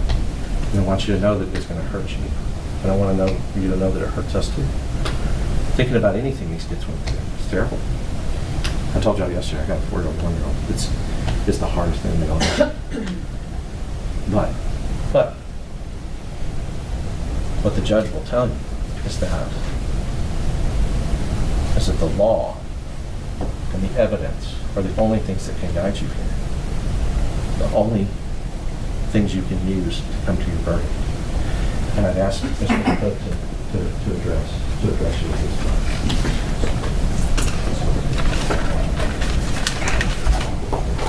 Please, Court Judge. Counsel. I mean, Jason laid it out for you. I'm going to go over some specifics. We're gonna talk about those photos in a second, and I think Jason appropriately talked about them. And he's right. I mean, there's an animal involved in this situation, a monster, and he's no longer here. And that monster can't sit in that chair. And so what we have to do is we have to deal with what the government is doing and trying to have you focus on, because the monster's not here. And so the phrase that you're going to hear throughout this trial that law enforcement talk about a lot is called totality of the circumstances. And I'm going to ask you to keep that in your mind. We're going to ask you as we go over some of the specifics that Jason talked to you about, because this is dynamic. There wasn't a call initially for school shooting. You're going to hear something called a 1050. It's an accident. As Jason said, there was an accident. There was an accident, and Adrian was doing his duty at the high school. You're going to learn that the school, and you're going to hear about a lot of the school, and I'm not here to protect the school. I really don't care, because the school has a lot of blame. And you're going to hear other agencies gave the school a lot of blame. And one of the things that they should be blamed for is they didn't have a full-time officer. Adrian's full-time at the high school. Adrian said, well, there's an accident. I'm going to help. It's a small community. The agencies help each other, DPS, Uvalde PD, Independent School District. I mean, they all help each other, and they share radio transmission. And by the way, we're going to ask you to focus on the radio transmission. It's very important what was transmitted and what officers knew or didn't know during this very fluid and dynamic situation.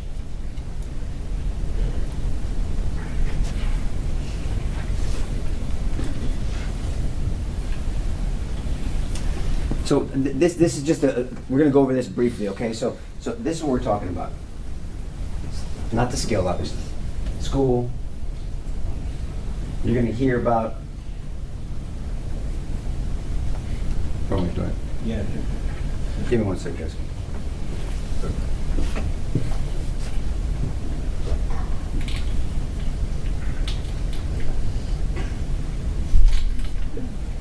Yep. Thank you very much. Sorry, guys. Okay. So you're going to hear it at 11:28. At some point, we don't know for sure, but maybe around 11:20, this monster shoots his own grandma. And so this monster gets in a car and he thinks he's running away from a murder of his grandma. And so he's coming down, and you will hear that he tells people online, I'm going to shoot up the school. We don't, there's times in there, and that's why we don't know exactly when he shoots his grandma, because he did that before and after, not to law enforcement, not to 911, to online people. But 11/28/23, he wrecks in that culvert. He doesn't manipulate the corner properly, and he crashes. You're gonna hear Gilbert Limones, as Bill said, call 911. You're gonna hear the 911 video from Gilbert, and it's gonna be emotional. Because Gilbert's walking out there, you can hear it, saying there's an accident.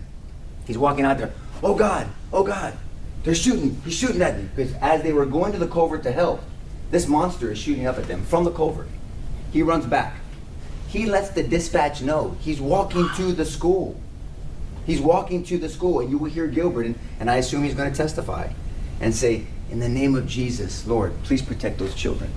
Oh God, please protect those children. Please hurry. Yes, sir, we're on their way. But what I want you to focus on is, how was that dispatched? Incident involving a gun, not shooting at a school. Again, bailouts. Jason talked to you about what you're going to hear about bailouts and how many they have. This community deals with those type of bailouts. And so he deals with that. Between 11:30 roughly, 05, and 11:31:34, he's going to walk very deliberately, as Bill said, towards the school.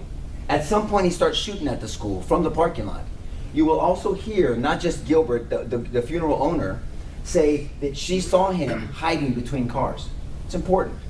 So at some point, Adrian realizes it, because it's very unclear on the dispatch, you'll hear him yourself, that there's a gun involved. Not towards children, there's just a gun involved, walking towards the school. So Adrian knows in his mind instantaneously that this is not just a crash, it's not a 1050, something with the school. And so he's driving, and at 11:31:41, here's Melody, and she's to Bill's point, she's yelling at kids to stay in the building. Okay, so she's out here. You're going to see Adrian drive all the way into the complex and drive back here. It's important. This is the east side of the building. This is going to be considered the west side, and you will see the south side, and this is the west side, excuse me. He makes contact with Melody. Now, there's some other times that are important. This is at 11:31:55, roughly. Okay, times are going to matter on this, because they're trying to hold Adrian accountable for what he did or didn't do, and what he knew and didn't know, and that's important. So at 11:31:55, he's parked, and he gets out of his vehicle and makes contact with Melody. Now, at 11:32:09, it's not on here, but 11:32:09, he dispatches, and he says, shots fired, shots fired. So now he's taking cover. What's important, though, is here, is that 11:32:23, Officer Mendoza shows up at the corner on the west side of the building. Pay attention to these times. He's already shooting. He's shooting at the side of the building. He shows up. He says shots fired. No one is going to testify that Adrian could see anything. And you'll see some pictures. Look, I mean, he's way over here. Way over here in his car. You'll see the picture. And then the shooter, that monster, is walking up, taking shots. That he has no line of sight. Line of sight is important in this trial. 11:32:29, Officer Saucedo shows up on the west side of the building. Remember where Adrian's at? He's with Melody on the south side, but way where you can see the east side. 11:32, Sergeant Coronado shows up. Remember when Bill said his boss? His boss showed up a lot sooner than one running over here. There at this point, you will hear that Officer Mendoza believed he was under fire. Now, this is important because you're going to hear about echoes and vibrations and when people are shooting near buildings and how it sounds. Melody thinks she's being shot at. All I can tell you is, do we believe that she's being sincere? We do. I mean, she has no reason to lie about that. What you're going to find interesting, I think, and we think it's interesting, but is that she comes in to talk to law enforcement 7 days later. They don't go to her. She's not interviewed the next day. 7 days after this incident, she comes in and says, I have something to say. She's listened to the media, she's watched all reports, and she comes in. And I'm going to say this respectfully because we're not going to try to beat her up. We're just going to talk to her. She's wrong about almost everything. She describes Adrian as Officer Page. Completely describes him differently. She says that the shooter, that monster, didn't have a rifle. For sure he had a handgun. She thought that he shot at her, and all we can say, and the government will have to admit to this, but there's no evidence going to show, that there is any, that you're gonna hear something called defects. It's kind of damage from any type of gunfire. There's no evidence, objective evidence, that there was any shooting this way. No shells or rounds over here, no holes through the buildings. These are just metal buildings, so an AR-15 would have gone straight through that. No evidence of that. So she's wrong about a lot of things. And then she's also wrong, and she tells the ranger of what door and how this animal got into the building. She's wrong about all that. Okay, and we think it's very sincere, by the way, but this is 7 days later.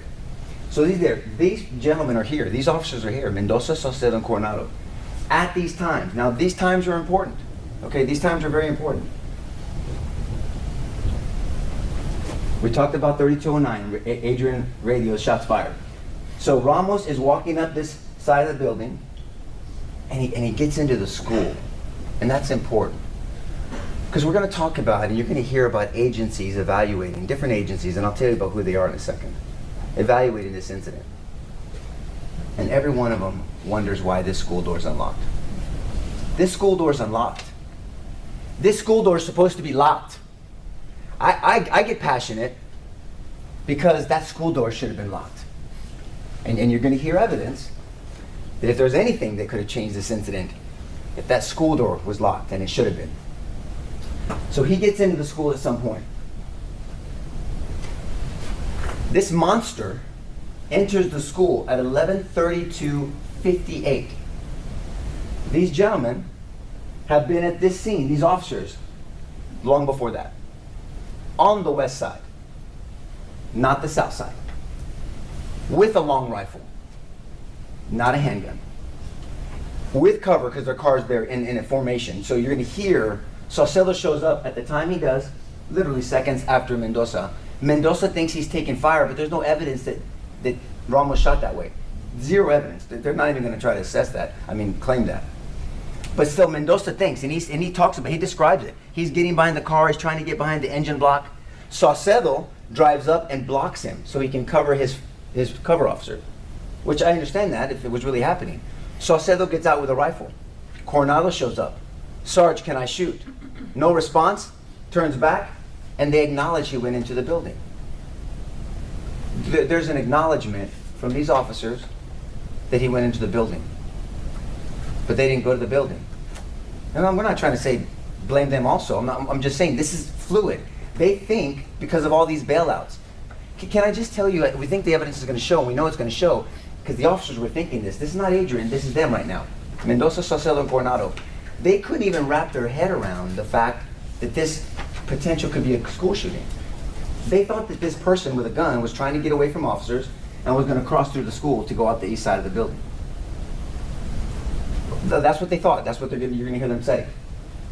Let me tell you what's super important, because Bill told you, the government told you, that Adrian is assessing the situation. You're going to hear about that. You're going to hear about observing, orienting yourself to the situation, deciding, and acting. It's called OODA loop, okay? You're going to hear about evidence like that. This is objective evidence, not anybody's opinion, because you're going to hear it yourself. At 11:32:59, 1 second after this monster got into the building, Adrian calls out, he should be on the west side, supposed to be wearing black. Why? Because Melody's with him, telling him information, and he's collecting data. He's heard shots, he doesn't know where that's coming from. Everybody thinks they're being shot at, including Melody, including these officers, and he does what his training tells him to do, relay information. He's relaying information, he's not seeing anything. Nothing's been done in his presence. When they read out the indictment, nothing was done in his presence.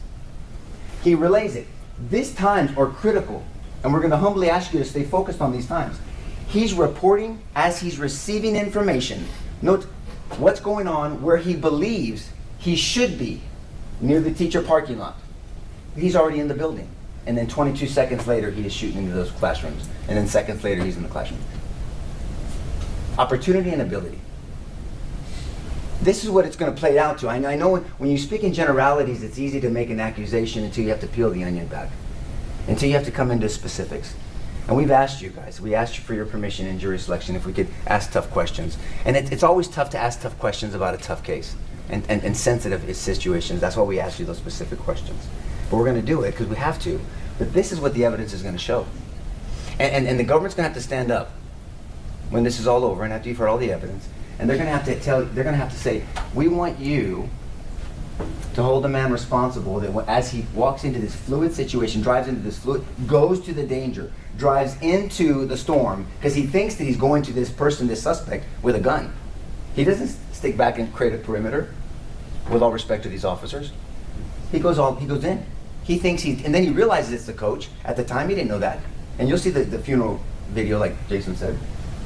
And they're gonna have to say that when he radios, because that's when he knows, Melody's with him. She's not gonna know what times. A second after, he's already in the building. How can he delay, distract, or deter someone when he doesn't see him? He's completely on the opposite side of a building. And by the time he finds out the situation, observes and orients, and then communicates, he's already in the building. Then seconds later, this animal is stealing children from Uvalde community.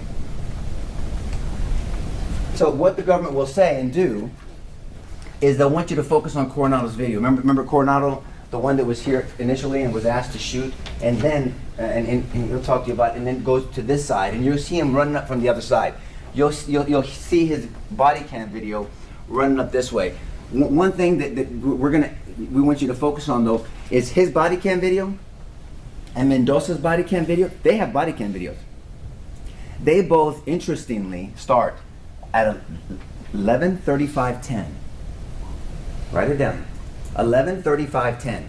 At the same time, because someone from the government's investigation synced all these videos together, and I shouldn't say all of these, there's not that many, but synced all these videos together. And they both started 11:35:10. You saw what time they showed up. There's got to be body cam from when they were here talking, perceiving things. They both, and that's what you're going to see. And so as Coronado is running at 11:35:10, he's already come all the way around, and he meets Chief Arredondo, and then they start running up. And then they finally run into Mel, because she leaves Adrian's point and goes to the school. She leaves, and Adrian stays there in cover, and he had communicated information. And you're going to hear that a Lieutenant Vargas shows up, and then eventually a Sergeant Page shows up, who Melody describes as Adrian, and she was mistaken about that. And then as Coronado and Arredondo are walking up and running up, there's shots fired. Now you will see, and we anticipate that the government will focus on this. On Coronado's body cam, it's moving, that you see Adrian and Page standing there. Now they're not standing there eating something, or they're standing there talking. Adrian had head cover, Page drives up, there's a realization that he didn't take any fire, so they get out, Sergeant Page gets out, and it's really a moment. You're walking, they're like this, you're gonna see them walking towards the school, then they hear shots fired. We can hear Sergeant Coronado say, "Get in the school!" And he says, "Oh shit, get in the school!" And he's yelling and he's out of breath. But there's no evidence that neither one of them heard him. They were so far from him, God bless you. They didn't hear him. And they immediately run into school. They're one of the first ones, if not the first ones, Paige and Adrian in the school. And then there's some officers on the other side. And as he said, they take fire. That's what this is going to boil down to. But we anticipate they're going to want you to focus on that literally that moment, that second that you see Adrian and Sergeant Page standing there and then walking towards the school, and then they sprint into the school, and you see Adrian's gun drawn, and he's in the hallway. Goes in again. We also think they're going to focus on time to enter, because Bill talked about that in opening. This 3 minutes and whatever seconds. There's a lot going on in these 3 minutes. We're going to focus and break it down. It's not about just saying there's 3 minutes, because their indictment doesn't cover all 3 minutes. Their indictment covers what they decided to prosecute on is when he made it all the way, that animal made it into the building and then started shooting into the school. Remember? At 11:33:22. That's what it specifically covers, because that's when the assaults begin. Not the 3 minutes and whatever seconds after, as many officers are on the scene at that time and surrounding the school. But we'll talk about that, and we'll cross-examine on that, and you'll hear evidence about that. And then they're going to focus on Melody Flores, and I kind of gave you a heads up about Melody Flores. She's just wrong about a lot of things, and it's traumatic, it's stressful, as Jason said. And I'm not saying this to scare you but we talked about this in jury selection. None of us, you will not leave this trial the same. You just won't. And thank you for taking on this role, but it's just, we're going to talk about the photos in a second. But Melody's wrong about a lot of things. Her times, she's with Adrian, not sure how long, so Adrian's dealing with her at the time, and she's with him. There's shots being fired. She sees bullets or glass breaking. Officers are coming, they're around. You're going to hear radio dispatch. Again, that's going to be really important about what's being communicated to the officers by the dispatcher and then by other officers. This is not in the comfort of a courtroom as one of the Rangers during their investigation you would hear say with 20/20 hindsight and playing Monday morning quarterback. That's from a Texas Ranger, not from us. Okay? And because you're going to hear about interviews. And so they're going to really want you to focus on these photos. And I wish they wouldn't, not because it hurts us, because that's what they want those photos to do. It's because it hurts those precious people over there. That's why. I shared with you in board what my family's been through, and so I get it. I get it. And so we're going to ask you to really, well, if you have to get emotional, you get emotional. You may. I anticipate you will, depending on what you see. This is emotional. This is an emotional trial. People are going to get emotional. Bill's a good man. He got emotional. But we're going to ask you not to make a decision off emotion. Because that doesn't bring justice to anybody. But I do want you to focus on this. There were multiple agency investigations. Multiple. The DOJ did an investigation. Looked at all the evidence that the government's going to show you. There's not some secret evidence, with all due respect to them, that they're going to show you that the DOJ didn't see. Texas House of Representatives did an investigation. They had a committee. There's not new evidence that's going to be presented to you that they didn't see. This report has a lot of criticism to go around to the school. It really has to do with that door and other things, by the way. Radios that can't work inside, officer not assigned to the school, lockdown procedures that weren't followed, a lot of things, way to communicate, individual locks. The actual classroom, 111, wasn't locked. 111 wasn't locked. You'll hear some evidence of could it even be locked, and did they know about it, and what should have happened. You're also going to hear evidence of the Uvalde police policy from 2015 and whether it's ever been replaced about how officers are supposed to respond. Should they wait for backup cover? Should they communicate? Should they observe? And training is going to matter in this case, and so we're going to ask you to stay focused. You're going to hear a lot of training, but again, totality of the circumstances of what Your Adrian Honor, was I'm going to experiencing. object to him talking about evidence. I mean, he's supposed to be doing an opening statement, outlining the evidence that are going to present. Right now, he's talking about third-party investigations. Those agencies did not have the full investigation of the Uvalde grand jury, and I think that unless he says that the evidence will show you that they're going to present about these third-party investigations, I think this isn't doing nothing but misleading the jury as to the evidence that they're going to hear in this case. I think that's right for cross-examination, Judge. All right, I'm going to overrule the objection. Once again, ladies and gentlemen, what the lawyers say in opening statement is not to be construed as evidence. They're summarizing what they believe the evidence will show. If the evidence doesn't show that, you can recall that. Thank you, Judge. You may proceed. Thank you, Your Honor. Department of Homeland Security reviewed evidence. City of Uvalde hired Mr. Prado, reviewed evidence. And what you'll see, that Adrian fully cooperated every time. He wasn't in a corner hiding, he didn't hold information, he cooperated, he talked. He talked to investigators, he talked to the Rangers, he talked to whoever wanted to talk to him because he wanted to help. We're going to ask you to focus on what the evidence will show Adrian did. He took the call. He took the call to go to a school that he wasn't assigned to. He drove to the suspect into the storm, thinking that it was the person that had this gun walking towards the school. He gathered information the way his training told him to do. That's what you're going to see. You're supposed to gather information so you can let other officers know what's going on. He went into a building. After relaying that information, one of the first to go in, as we talked about. He called SWAT because he was asked to call SWAT because those radios couldn't work in the building. Like Jason said, break. I can't break. Meaning I can't dispatch, I can't communicate. So he goes outside to do that. Many officers are on the scene at that time. He stood perimeter because he didn't know if he was watching the east side. He's on the south side, there's a west side. Other officers are inside by this time. And so he stood perimeter at the school. He tried to find out if class was even in session. He didn't even know if class was in session. They needed to find out. You're going to hear that the officers were, are there kids in the school? No one, they didn't even know. There wasn't certainty that even kids were in the school. Remember, he's coming from a high school, they call it Mexican Park, right? That's the way they call it in Uvalde. And where many of the high schoolers were there. So are these kids even in the school? It's not his school. This is not where he patrols on a regular basis. And you're going to hear evidence he evacuated children. You're going to see it on Coronado's. They're breaking windows and they're getting kids out as now they're waiting for, you're going to hear Bortec. These are people that have rated shields that can take a high-powered rifle because they were under-resourced. That community was under-resourced. They didn't have a shield, a rated shield for a high-powered. You're going to hear that there's shields for handguns and then there's shields for high-powered rifles. And they were waiting for that.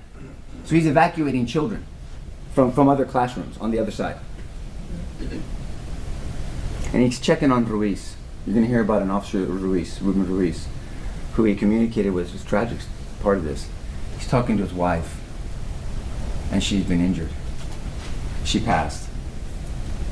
And Ruiz wanted to go inside, and so, and I love my wife. I mean, who wouldn't want to just go in there, you know? And they took his gun away from Officer Ruiz. And so, and Adrian kept going back and checking on him twice. He's doing all these things at the same time. Got the building plans because they were asking for it, because people didn't understand the layout of this building. He got that for them. And he ultimately secured the master key because they needed the master key. And then you're going to hear some tactics about how you breach an outward swinging door versus an inward swinging door and what is needed and whether they had the equipment to do that, which the evidence will show they didn't. This is what Adrian did. I mean, the government wants to make it seem like he just sat there, you know. He didn't just sit there. He did what he could with what he knew at the time, and this was fluid and it was a dynamic situation. And we're going to ask you, and I don't know how you do it, and we all have to do it a different way, is to stay focused on this because this is going to be emotional. And because we want justice, right? We talked about that. We talked about that our system works off of you and Lady Justice with a blindfold, and that's what we're going to ask you to do. Because evil is not rectified with injustice. Pure evil visited that precious community. It did. But it's not rectified with injustice. And so at the end of this trial, we're going to come back to you and humbly ask you to consider the law and the facts and properly apply them. And we're going to be requesting and asking for a verdict of not guilty. Thank you for your attention. Is anybody booking the rules? Yes, sir. All right, you know who your witnesses are. The rule has been invoked, so please instruct them and don't let them come into the courtroom, please, while the testimony is going on. Yes, sir. Ladies and gentlemen, I see some of you are taking notes, which is great. I'll instruct you at this time. If that assists you in concentrating on the evidence, please do it. But I will tell you, when you go back to deliberate, the bailiff's going to hold your notes, because if there's a conflict as to evidence, we rely on the official court record. But if it helps you in concentrating, please continue to do it. Can I see yours up here real quick on an unrelated matter?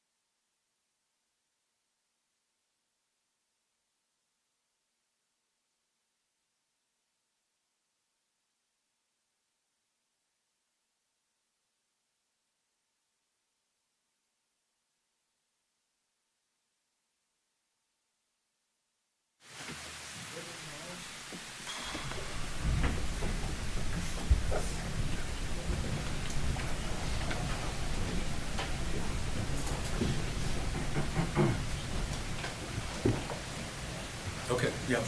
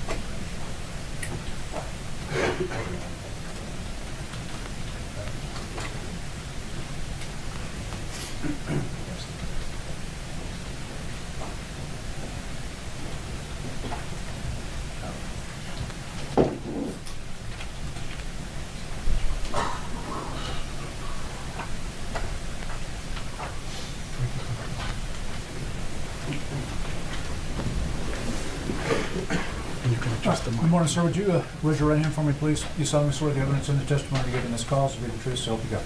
Yes, sir. Have a seat. Make yourself comfortable. Adjust that microphone if you need to. And speak up so everybody can hear you.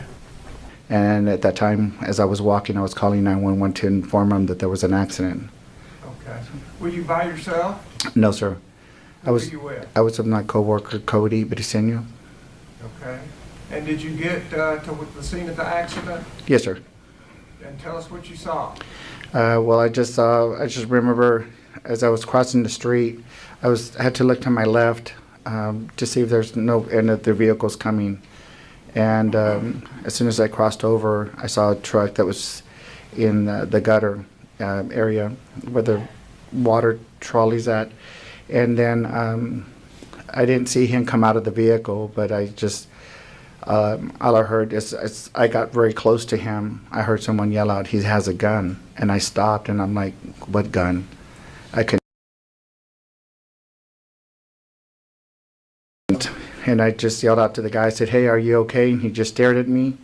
And all I saw was just this black post, what to me looked like a black post, like a fence post, coming up out of from the truck where he was on the other side. And he just kept looking at me. And then as soon as he went like this, it's when I knew that he had a gun, and he started firing, and I just turned around and started running back to the funeral home. Did he fire before you turned to run or after you turned to run? I think it was after I turned. Okay. Yes, sir. So you saw the black post, you heard somebody yell, "There's a gun," and you turned to run. Yes, sir. And you said you had already been on the phone? I was in the phone with 911 to tell him that, hey, there was an accident at the time. And that was when you were on your way over there, or when Correct. you called 911? As I was walking across the street is when I was with 911 to let them know that there was an accident there. And then, of course, as soon as I ran back to the Hillcrest, I immediately called 911 and to let them know that he started shooting at us. And then I was watching him through the window, the scene unfold through the window of the side of the building, or the front office, should I say. So you did get safely back to the funeral home, Yes, sir. but then you continued watching? I continued watching and then calling 911 because we were shot at. And I didn't expect to be shot at. And why would you call 911 if you were shot at? Well, because I didn't wanted to let them know that, hey, there's a guy out here that has a gun that's been shooting at us. I didn't understand why. It's like, what was his motive? I didn't know. Okay. Did you have any expectations when you called 911? No, sir. Okay. Did you expect the police to show up? Well, that's the first thing that one would think, you know, that the police department would show up. So that's why you called in as opposed to somebody else? Correct. Okay. Now, but you stay watching this man after you get back in the funeral home, and you're in a position where you can see him? Yes, sir. Tell us describe what he looked like, if you could tell. I just remember him seeing a tall, skinny guy, Hispanic, and he was wearing all black. And as he started shooting at us, when I was looking through the window, he kept pointing the gun towards the funeral home. And then that's when I saw him throw a duffel bag across the fence. And when he threw the duffel bag across the fence, he then jumped the fence. He didn't run towards the school. He basically walked completely, very nonchalantly, like no rush, no nothing. And as soon as he was walking that direction, I just remember the parking lot where the teachers park. He just pulled his hat up and he just shook his hair like he was waving it, put the cap back on. And at that moment, I saw a white car that went right through the parking lot. It went so fast, but he was standing right over here with us, where the school teacher's parking lot was at. And he just... So you saw a white car arrive, and this is after you called 911? Yes, sir. And you see the man with black hair, and where is he standing? And the parking lot where the teacher's parking, he was in between two vehicles. In the teacher's parking lot? Yes, sir. And what did you see next? And then I just, like I said, I just saw the car driving by, and then I just saw him walking towards the end of the school. And then I saw some children were at the playground, the pavilion. And I just remember him shooting at the children. And then from that point, he went... Hold on 1 second. I want to make sure I understand the time. So you see him shooting at the children? Yes, sir, the ones that were at the playground. And that was after you saw the white car enter the school grounds? No, not after. It was before. Okay. Yes, sir. I just want to make sure I understood that. Yes, sir. So you see him shooting at children, and how much later did you see the white car? I think it was just moments later. And then what happened? And then I just remember him going through the classrooms, and he started shooting in window by window until he got to the door where he walked in through. So you could see all of that? Oh, yes, sir. Did you see other police officers pull up? There was nobody there at the time. Okay, so just that one white car is all you had seen? Yes, sir. And then by the time he entered, I heard the shooting inside the classroom.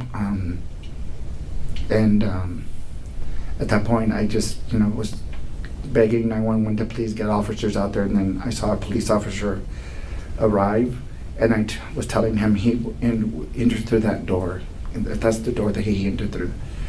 And I just remember me walking towards that, and I hung up with 911 and I called my mom, and I said, "Mom, please get into prayers." I said, "Someone's shooting at the children here at the school." And that was based on your observations in the funeral home? Yes, sir. That they're shooting at children? Yes, sir. And you called 911? Yes, sir. And begged them? Yes, I just said, "Please get officers out here." So you made 2 calls? The first one, the 911 call that I made was because of the accident.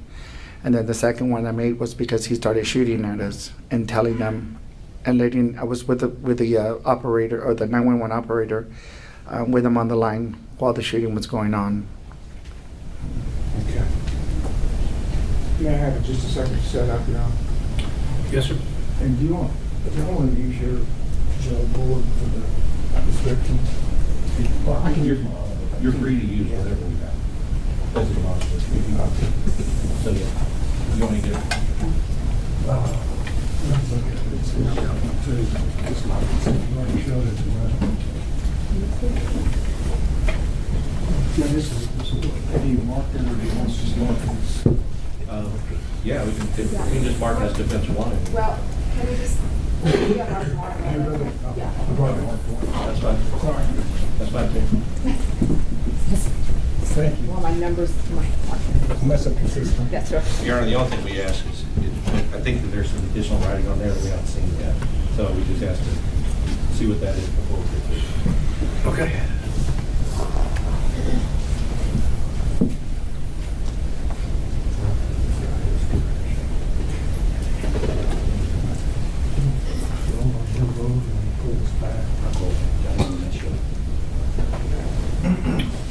Okay, we good to go with that demonstrative exhibit?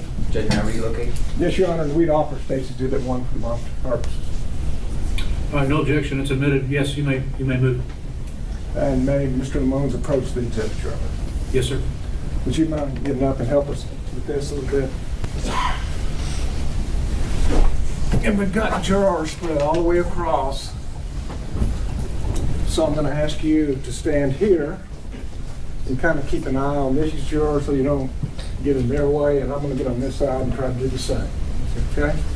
Would you start by showing us where your funeral home is? Our funeral home is right here. That's the funeral That's the home. funeral. And would you also show us where the wreck happened? The wreck happened right here, sir. Where the red X is? Yes, sir. And does this red line, is that an accurate depiction of the way you saw the gunman walk? Yes, sir. Would you trace that so the jury is kind of faint? Right here.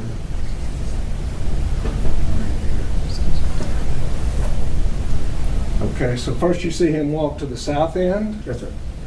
and then walk back all the way up to the north And end. then walk all the way to the. And so you got out of the funeral home, where were you and where did you go? I was right here in the hallway, and I was walking when I was told that there was an accident. So we walked out, and we started walking this way. When we saw the dust here, we began to run. I stopped here to look this direction to see if there's any vehicles were coming. And then I crossed over, and I walked right about this area right here. And I saw the gunman, and that's when I called out to him and said, "Hey, sir, are you okay?" He didn't say anything at all. He just kept looking at me, and of course that's when I heard someone yell. I didn't know who it was. I just heard someone yell out, "He has a gun!" And I stopped, and I'm like, "What gun?" And that's when I saw him, pull the gun out With the black with the back that looked like a black post. And now afterwards, I realized it was the weapon he used. Okay. Thank you. You can have a seat.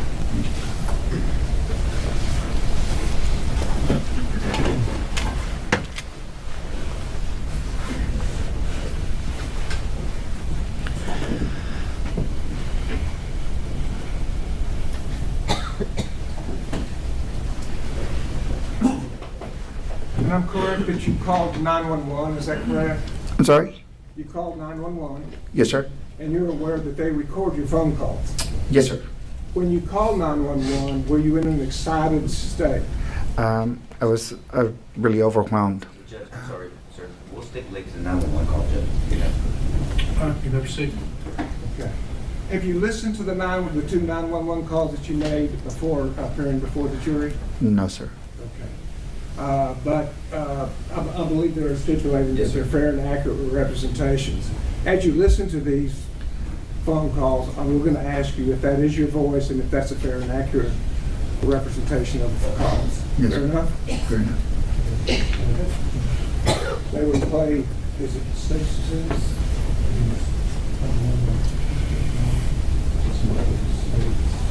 Yeah, I have it.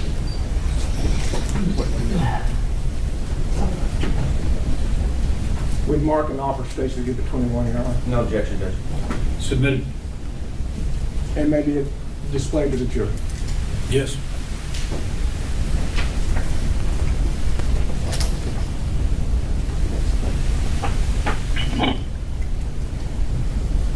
Uvalde County 911. Yes, ma'am. Somebody just had an accident over here. I know you're just. Do you need anything?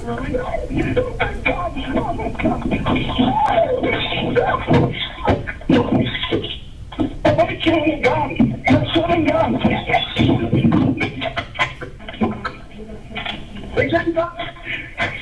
Oh my God, they just got shot at us. They shot at you? Yeah.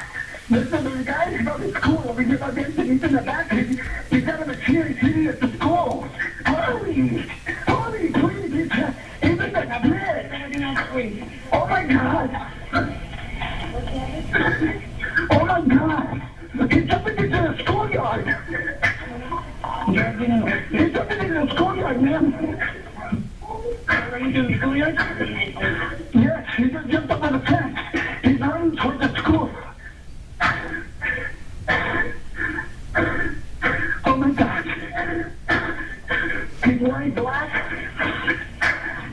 He's up his own keys.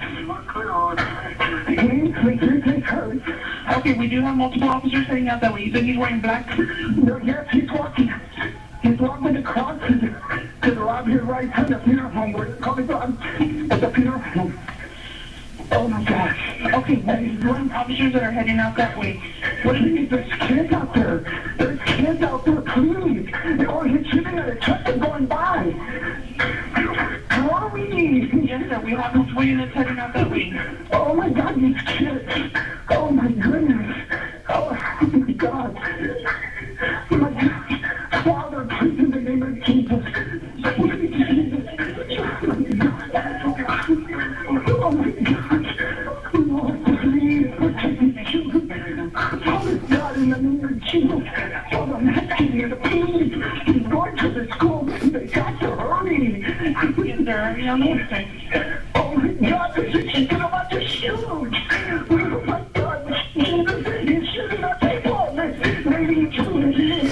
Oh, Jesus, hallelujah. Oh my God. Father, in the name of Jesus, I just ask right now. I can't believe there's a... Oh, in the name of Jesus. Oh my God. Oh my Lord. Oh my goodness, he spotted us. Oh my God.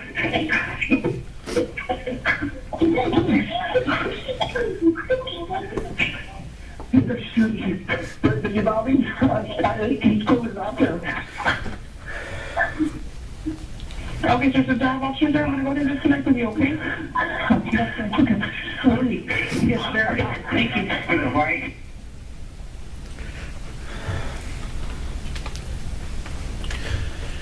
And I believe we had a stipulation that phone call started 11/29/14. Correct, Ed. All right. And Mr. Lamonis, I believe you described in your testimony that you were called upon to make a second call to 911. Is that correct? Yes, sir. What caused you to make a second call? The actual shooting that was happening, there were the kids, that when the guy had walked into the school, when he began, to start shooting at the children.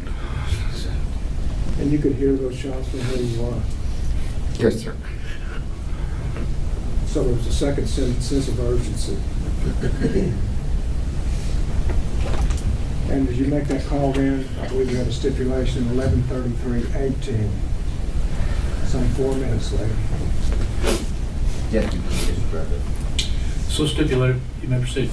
And we'd asked to offer Station Exhibit 22, the second 911 call. No objection, Judge. I think It's they're on admitted. they're on the same Oh, disc. they're on the same. Yeah, so we still exhibit number 21. 21A and B, then, Your Honor, with A being the first phone call and B being the second. All right, no objection, they're both admitted. And then we play it for the jury.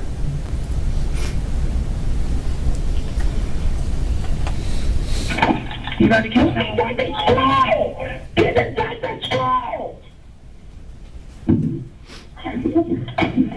Okay, then we do have... Get into the building!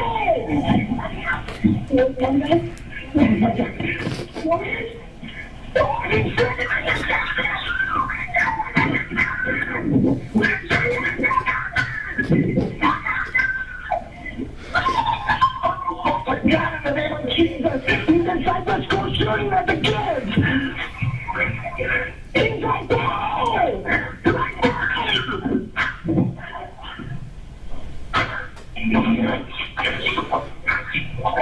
Oh my God, you went inside the school! Yeah, we have multiple units inside of the... They have locations. Inside the school!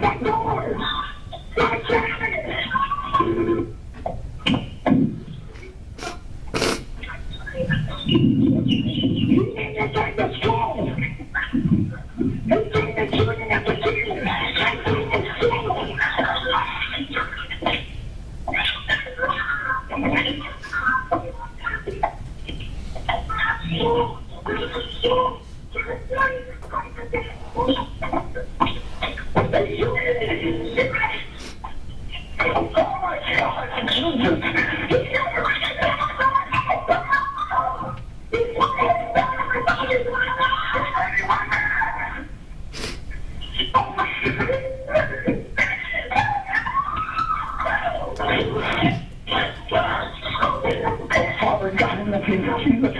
He's laying down, laying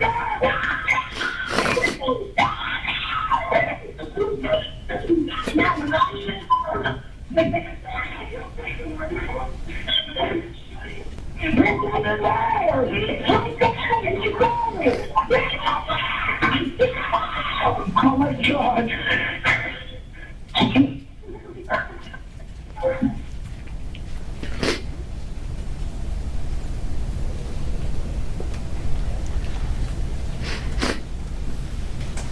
Are those two both accurate depictions of the 911 calls that you made? Yes, sir.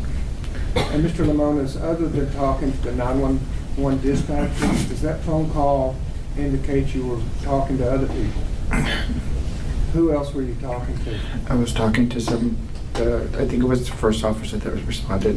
There was a Uvalde police officer, The police officers that responded? the first one. Okay. And, now, approach the witness. Yes, sir.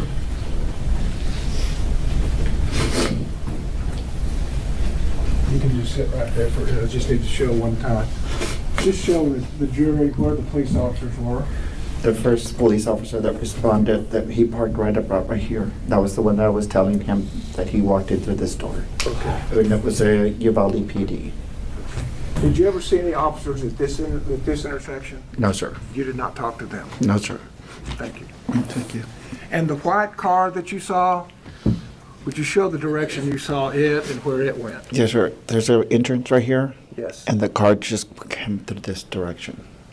So the car drove in the same direction, at least ended up in the same place where the shooter was? Up in this area, but the shooter was already inside the building when this. I'm sorry, I take that back. When the gunman was right here, if I recall correctly, it's when I saw a vehicle also pull by here, but they would not be able to see if whatever came through here. They wouldn't be able to see them because he was between two vehicles. So the parking lot was full of Yeah, vehicles? this car that came through here, I don't know who it was, but the car that came through here went fast. It went fast? It was real fast. And the gunman was between two vehicles at the time? At that time, yes, sir. Okay. But was the parking lot full of vehicles? Yes, sir. This whole parking lot was full of a lot of vehicles. Because it was a school day? Yes, sir.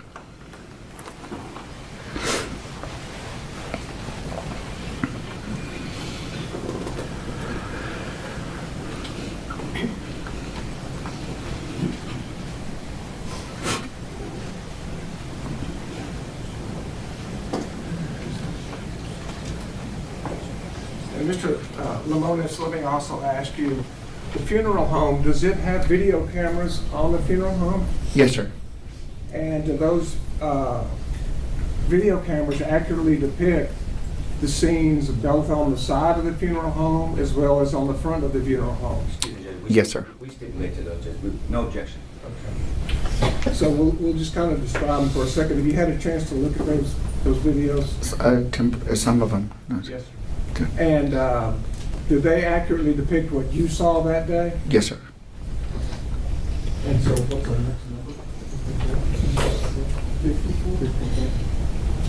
Is it alternate?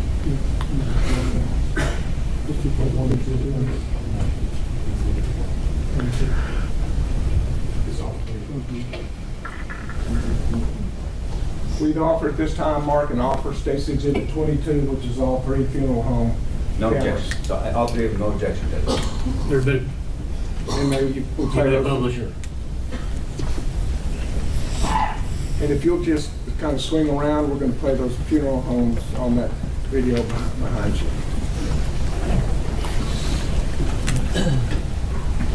You can pull it up.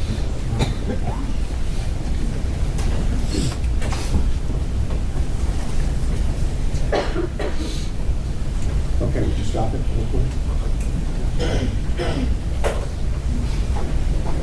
Mr. Lamont, do you see the numbers in the top hand corner that are rolling continuously? Yes, sir. Does that appear to be the correct and accurate time as to when you saw these events? Unfold, yes, sir. Okay. And tell us what angle we're looking at this point. You're looking at the side parking lot of the vehicle as it's facing Robb School. It's on the entrance where the accident really happened. And where is the ditch where you saw the vehicle wreck? May I approach the, Yes. It's right here. Okay. This is the side, the front of the office is on this side, and you'll see us walking through here to go across. Okay. And so what we're about to see then is that vehicle wreck, is that correct? yes, sir. And does it also depict you coming out to check on it? Yes, sir. Okay.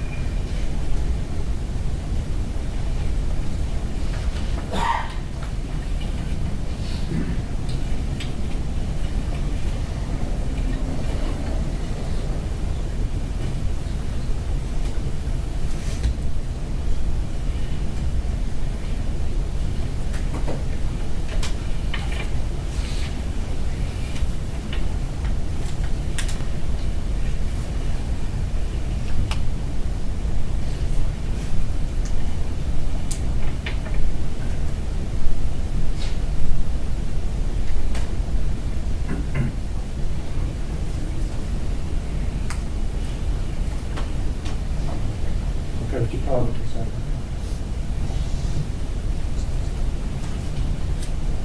So, Mr. Leon, so I think what we're about to do is about to get to that point. I just wanted to point that out to you. We're just about 10 seconds from what the original wreck. Yes, sir. Thank you. Thank you.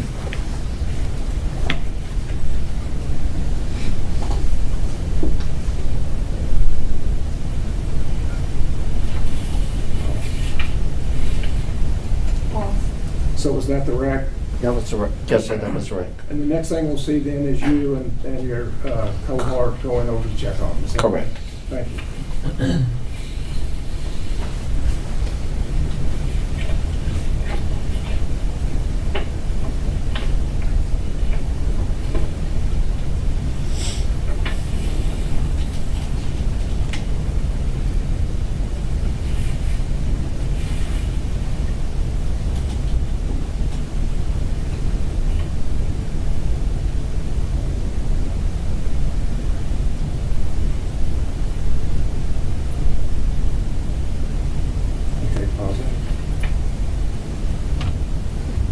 Okay, we have 11:29:05 on the counter. Do you see yourself on that video? Yes, sir. And would you point that out for the jury? That would be the first person on the right-hand side. You'd be the person on the right-hand side? Yes, sir. Okay, thank you. Thank you.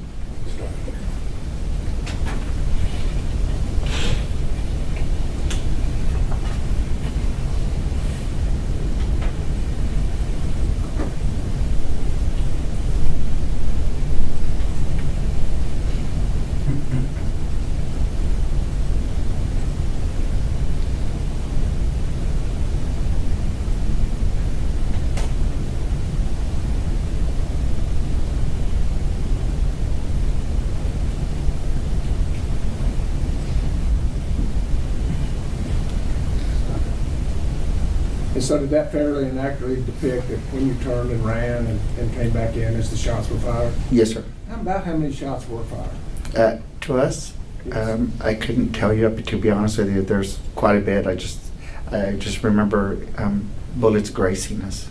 Okay. So it was more than that? Yes, sir. Absolutely. Thank you.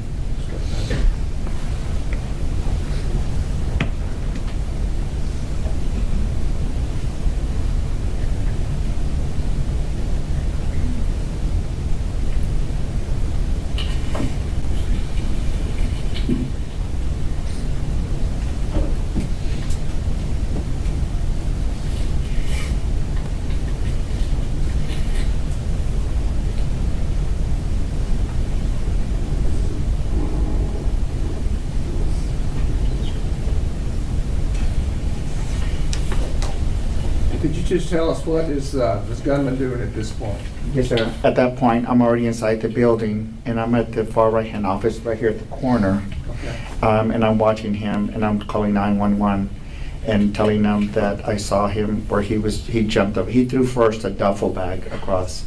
And as soon when he threw the duffel bag, then he jumped the fence himself, and then he started walking towards the school. Thank you. Thank you. We'll watch now until we get to 11:31:36 and ask you what we see there.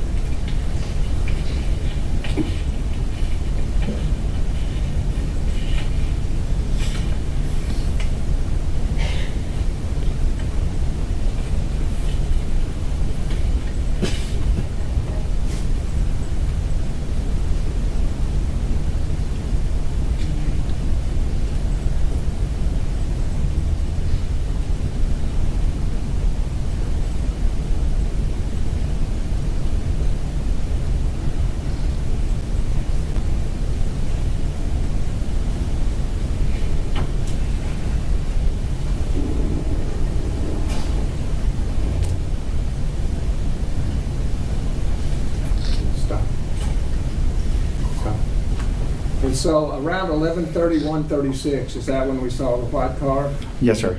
And is that the white car that you saw drive to the south Yes, sir. end of the building?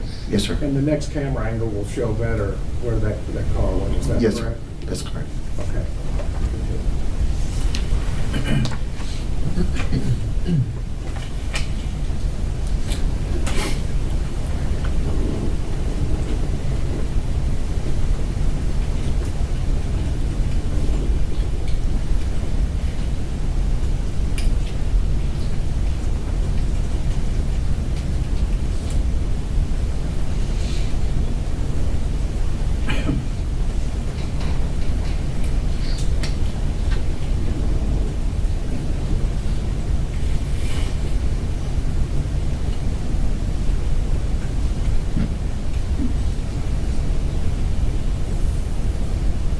Okay, do we see other police cars arriving at this time?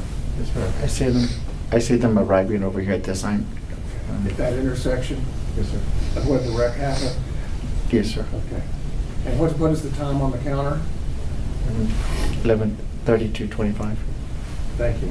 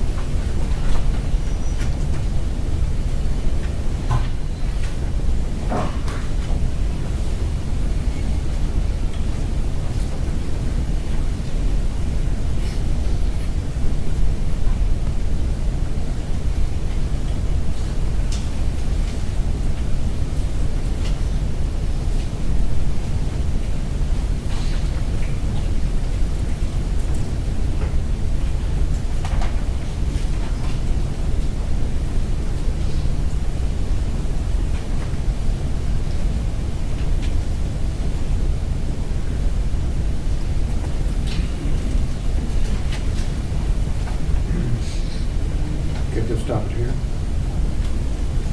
And we have it at about 11:33:35, and I'll ask you to describe what you see happen as we start it back up.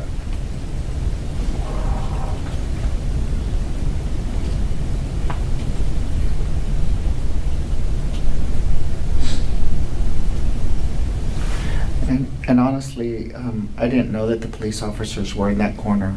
I guess that's when I was with 911 calling, looking at towards the school. You were looking at the other direction. Yes, sir. Very well. Because that vehicle, because I'm like trying to figure out, okay, where, all I remember is a UPD Sure. officer showing up, and I didn't know they were stopped right there. You didn't actually see it, but do you have any reason to believe this wasn't accurately depicting the events as they occurred? Correct. Thank you. Okay. Start it back.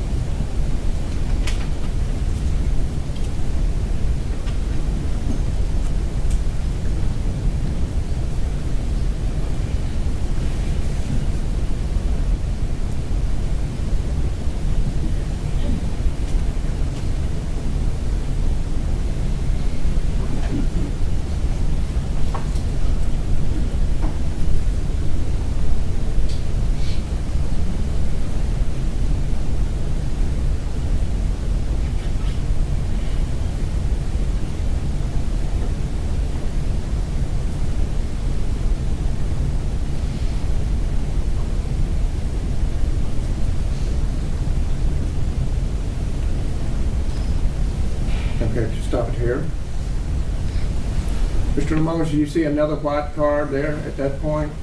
Yes, sir.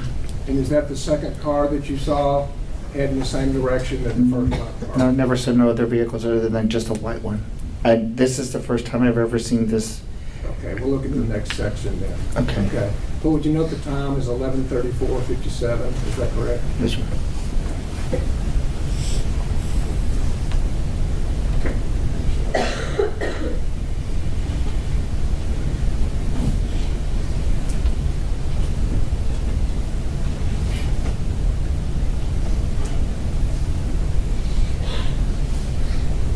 I think now we're going to move to a front angle, which may be a lot more closely aligned with what you actually saw. Yes, sir. Okay? And this may help you describe for us those two white police cars that came up. Yes, sir. Fair enough? So as we start, could you tell us what we're looking at? You're looking at the front end of the funeral home, And where is the Robb School? directly across the street in front of the funeral home. And on the screen, is it on the left side of the screen or the right side of the screen? What is the Robb School? It's on the left side of the screen, And where does the wreck occur? on the right-hand side of the screen. Thank you.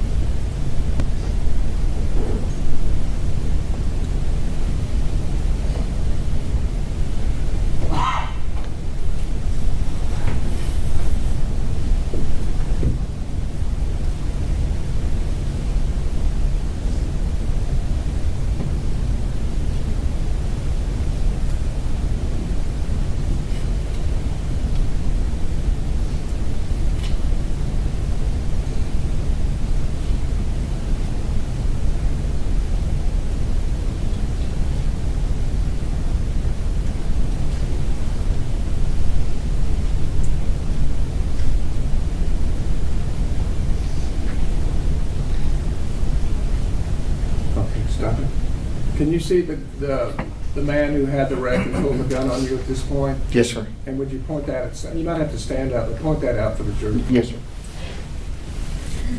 He's right there.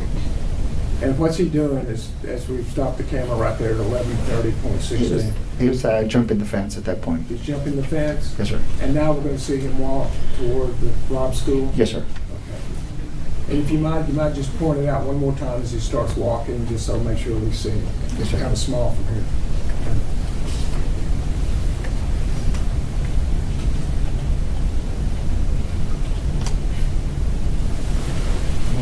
Yes, if you will. This is where he's walking right here. And then he goes out of view for a little bit because there's a bush there. And he starts walking this direction. And that's where he's at. Okay. And now look, you see, it's just a very dark blur, but walking across the school ground. Yes, sir.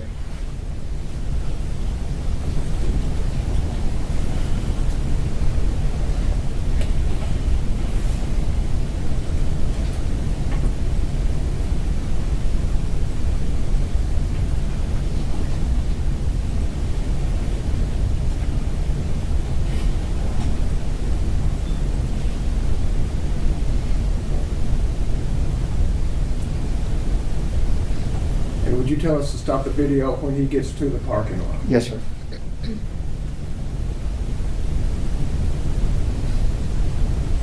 Right there's where you're starting to step foot into the parking lot. 11:31, about 21 or 22.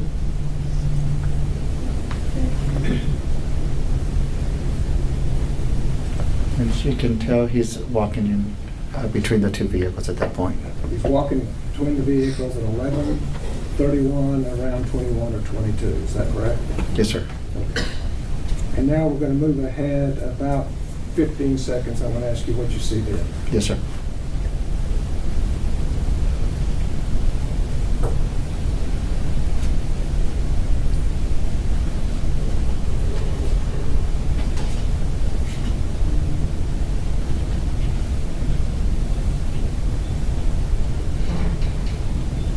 Well, I may have misjudged the time. Stop. So it's 11:31:42. Can you tell us what we saw there? Yes, sir. That's a white vehicle that I saw approaching into the schoolyard. So about 20 seconds after the gunman reaches the parking lot, then you see a Yes, sir. white car and it's headed toward that same direction. Is that correct? Yes, sir. Okay, you can start back up.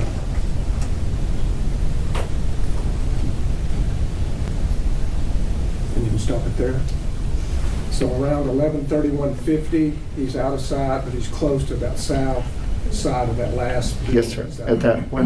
what I remember seeing is that the gentleman was between the two vehicles, towards the front end of the vehicles, and that's when I saw the white vehicle that was going really fast, that went right by him. So the gunman was still at the southwest side of the building. Yes, sir.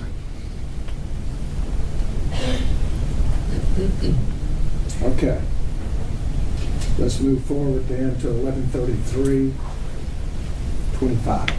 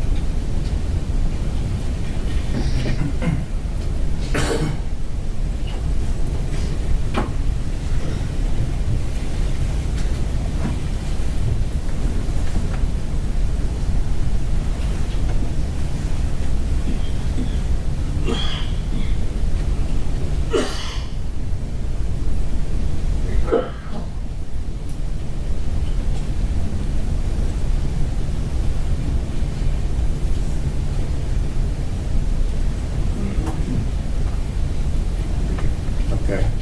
Did you stop it? Around 11:33:33, did you see a police car then leaving and driving that direction? That direction, sir. Okay. I want to ask you, because it's quiet, y'all didn't pick up sound, is that correct? Correct.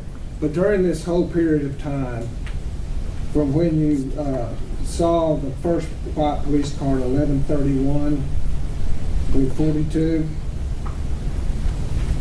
until the police car left at 11:33:25, what was going on at the school? That time there was that's when the shooting was happening outside. That's when he began to shoot the children at the pavilion first. That's what I was watching. Okay. So you were watching the gunman shooting children at the pavilion, Yes, sir. and then did you see what the shooter did after that? After he was shooting the children, I just saw the children, kind of all ran away from the school, and then I saw him walking towards the south end of the building, and then started at every window and just randomly would just get the gun and shoot inside the windows. And when he was shooting, that was after the white car had already gotten to the south end of the building? Yes, sir. And did you hear one or more than one shot? He was shooting at every window as he was walking down, so there was a lot more I don't know how many windows there was there, but he was shooting at every window up until he got to the entry door. And did that give you concern? Absolutely.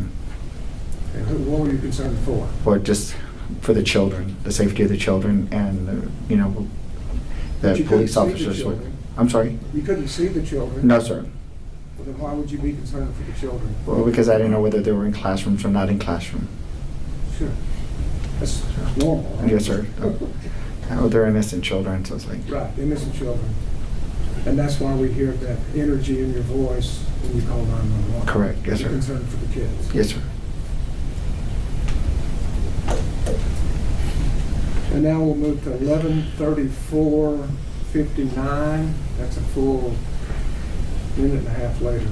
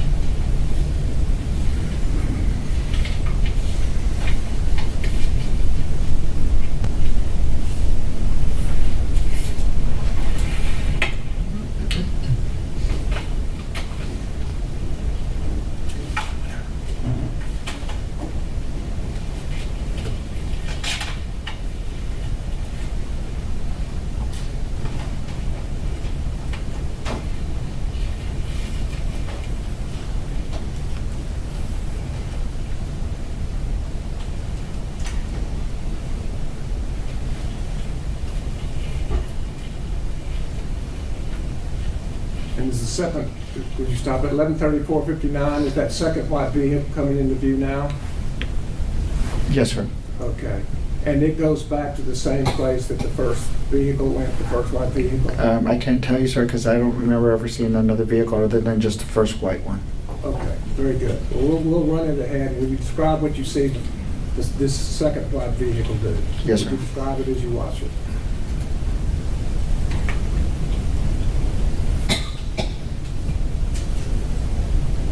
And would you stop it there at 11:35:07?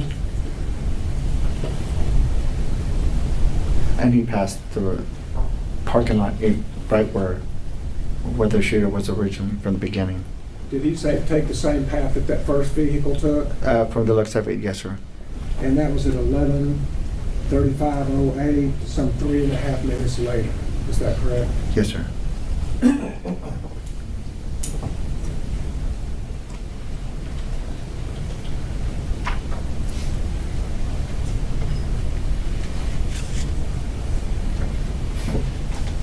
I'll pass the witness, Your Honor. Let's go ahead and break lunch. Okay. Ladies and gentlemen, it's a little afternoon. What I'd like to ask the folks in the courtroom to do is we're going to excuse the jury and they're going to go with the bailiff to catch the elevators to have lunch so we can get them back by 1:15. So if you'll stay in the courtroom until the bailiff opens the door over there, we'll get them out first. Please remember my instructions, ladies and gentlemen. Please rise for the jury.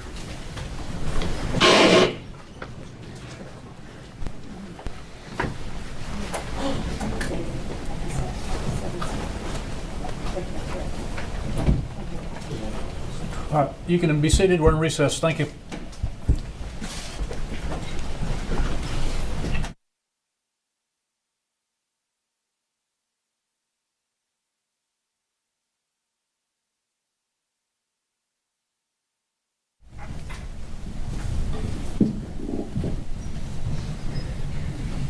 All rise for the jury.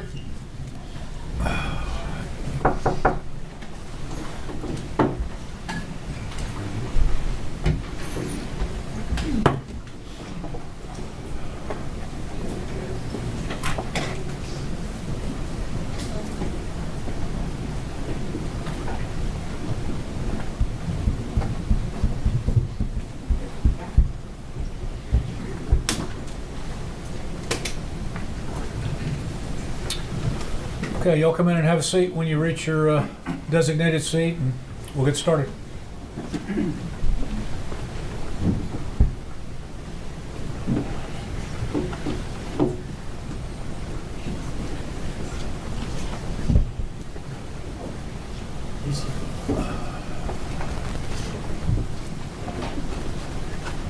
All right, please be seated in the courtroom.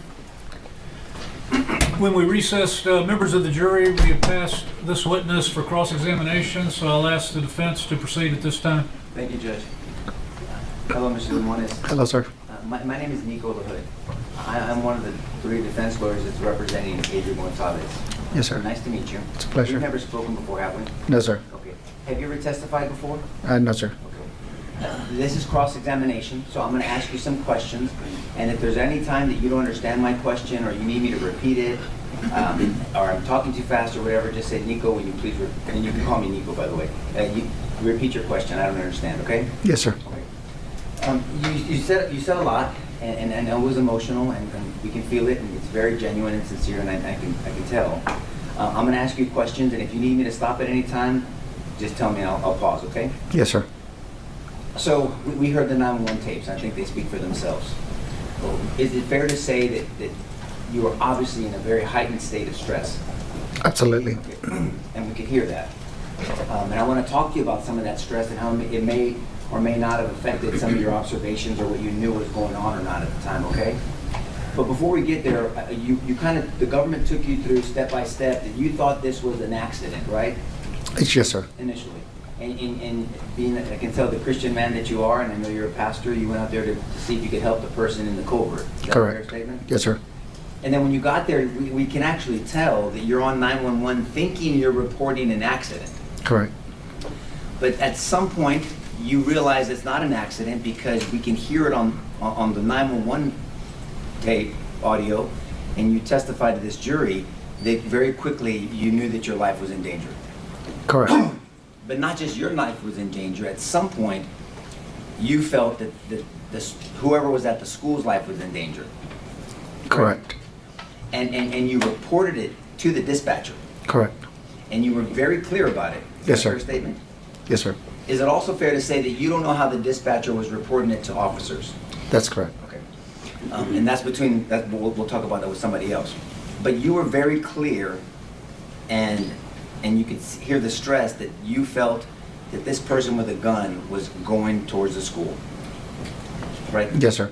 I also want to say this, and I have zero doubt that you were trying to be disingenuous, but you said you told this jury that he was nonchalantly walking. Do you remember that? Correct.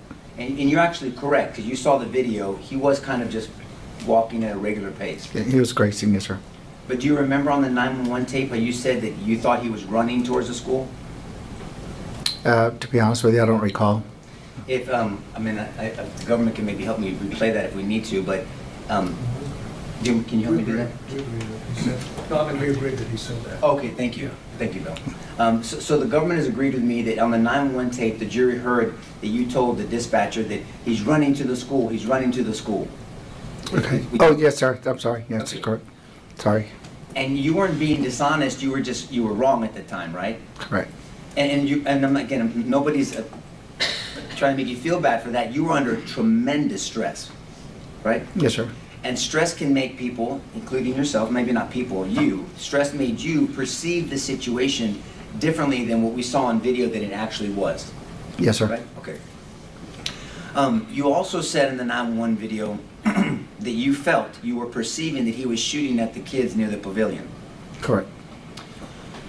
Would it surprise you to know that there is no evidence that he shot at the kids in the pavilion? Yes, that would surprise me. Okay, fair enough. But you were also seemed to be a little bit surprised that there were other officers at the scene. At the corner. At the corner, correct. I think you told this jury and you testified that this was the first time that you had actually seen that there were 3 other officers at the corner? Correct. So are you saying that at no time before you testified to this jury that you knew that, you will know their names, but these 3 officers, Mendoza, Saucedo, and Coronado, showed up at the corner that we saw them on video? You didn't know that until now? No, sir, that's correct. I didn't know. Have you met with the government before you testified today? Yes, sir. Who did you meet with? With Mr. Garza and Mr. Gardner. Okay. And you just, that's appropriate, by the way, for you to do that. But you discussed your testimony, correct? Yes, sir. And did you get a chance to review these videos and listen to the 911 tape? No, sir. Not entirely, no. So, you saw that there were 3 other officers that arrived at the corner where the accident was. Today in the video, yes, sir. And before I talk to you about what they did and didn't do, you said some things. You said that you saw the individual with the gun walking towards the school, and then we lose track of him in the parking lot. Correct? Are you talking about where the palm trees in the middle? I'm talking about where the teachers park. Yes, okay, yes, sir. Okay, and so he's walking towards the school, and at some point, we can't see him anymore on video. That's correct. And you even said at some point he goes into a parking lot that had a lot of cars in it. Yes. Correct? Okay. You have to say yes because she's taking the court reporter is recording. Sorry, yes, sir. Okay, don't worry about it. If you're nervous, and we'll go slow. So you also testified that you saw him hiding or between 2 vehicles.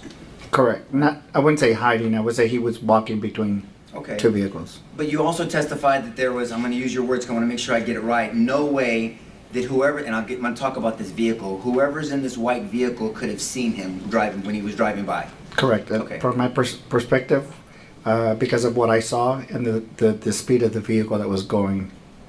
So whoever was in that vehicle driving by, that person, in your opinion, could not have seen the shooter? To me, no. Okay. And you also said that whoever was driving that white vehicle was driving, your words were, real fast towards the back of the school. Correct. Do you know that the government and us, we agree that that was Adrian Gonzales in that vehicle? Okay, I didn't know who it was. Did you know before you testified today? No, sir. Okay. Well, that was Adrian Gonzales in that vehicle. Okay. So Adrian Gonzales was driving really fast towards the school. Would you agree? Yes, sir. Now I want to direct your attention to those 3 officers that you just realized showed up to the scene. Okay? Yes, sir. Now you got a chance to see the video. You saw that those 3 officers stopped on that corner. Yes, sir. You also know that you were on the phone telling 911 the severity of the circumstance, correct? Correct.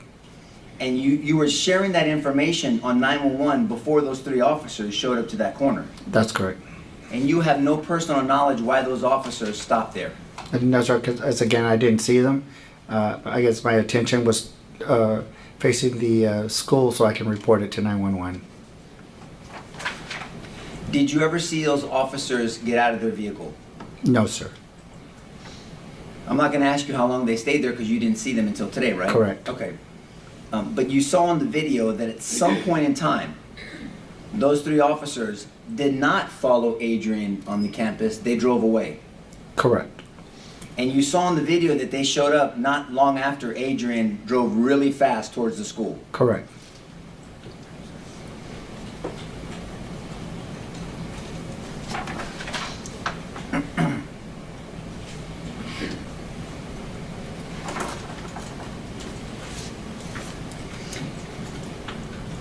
I thought I heard you say on direct examination that you were telling somebody, I thought you said you were telling an officer that the shooter had entered the school. Did I hear that wrong? No, you heard that correctly. What officer did you tell that to? I don't know the name of the officer. It was the officer that parked close to the entrance of the door where the shooter had entered through. So I want to be clear. May I approach, Judge? Yes.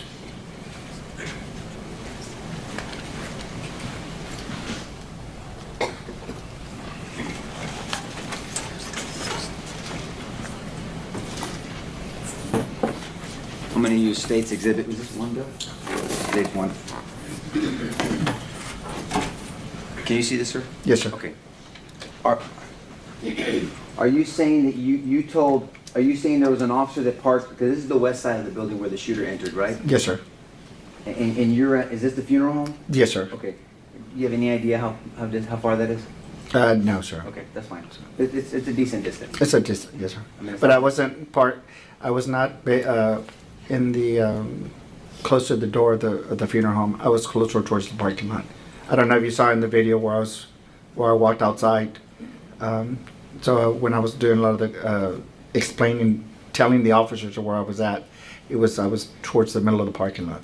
Your parking lot or The parking lot of the funeral home. right here? Right about there, yes, So sir. this is, for the jury, this is Geraldine Street, correct? Correct. And this Geraldine Street, it goes, if this is north, east, west, south, kind of towards the northwest of the school, all the way north? Correct. Okay. And so is it fair to say, or you tell me, where were you standing? Were you standing maybe here? We're not there, a little bit further, more towards up the, yeah, right about there, a little bit up. And so you're saying that there was an officer that stopped here? Not there, no, sir. Where did the officer stop? The officer, may I Judge, approach? may he approach, Judge? Yes. The first police officer that I saw, that was Uvalde Police Department, he parked right here, and that's where I was at, because I was telling him that the shooter had gone through this door. So you're, may I stand this close to you? Okay. So you're saying that the officer was here, you're standing here, correct? Correct, I was actually right in this area, when the officer parked right here, and I was yelling at him, telling him that the shooter had gone through there. Is that when you were still on 911? I think so. Okay, so do you have any time of the time frame of when that was? So unfortunately, I was not aware of any time. Now, is it fair to say that officer, whoever that officer was, and do you have any idea, could it have been these officers here? It could have been. Now, do you have any idea, or let me say, you agree, that this officer, whoever it was, did not run to the school? Correct, I didn't. So this officer, you told him very clearly that you saw, not the general location, that you saw exactly where the shooter entered, correct? Correct, and I think if you hear the 911 call, you hear me telling them the officer, he went through that door. Well, I did hear that. I think we all did, and that's why I'm asking you this question. But we just don't know which officer you're talking to, right? Yeah, I don't. So. Okay, so but you told an officer, because we can hear you in real time on 911, he went through this specific door. Yes, sir. You didn't say he's in this general location. No. You said, sir, he went through that, but we heard what you said. Yes, sir. And that officer did not make their way directly to that door. Correct. So is it fair to say that officer did not breach this door? Breach meaning go through the door? Go through the door, no.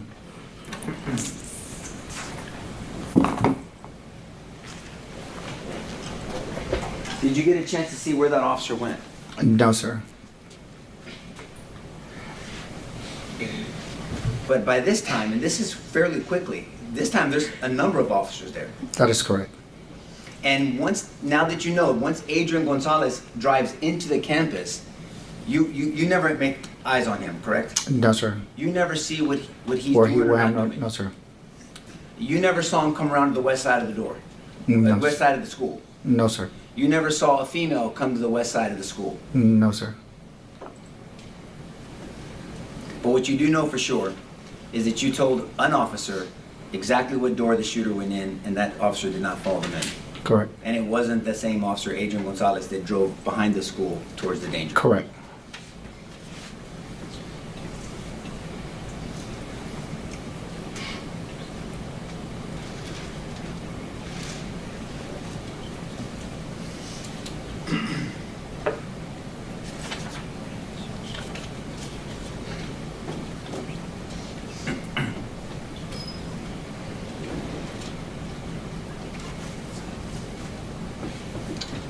Thank you, Mr. Limones. Pass the witness, Judge.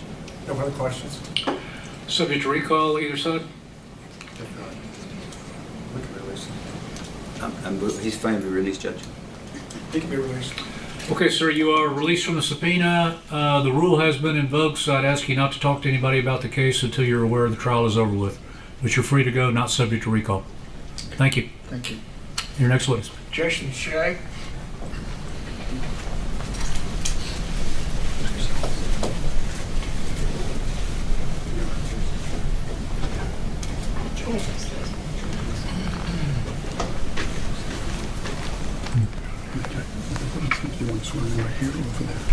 There's one.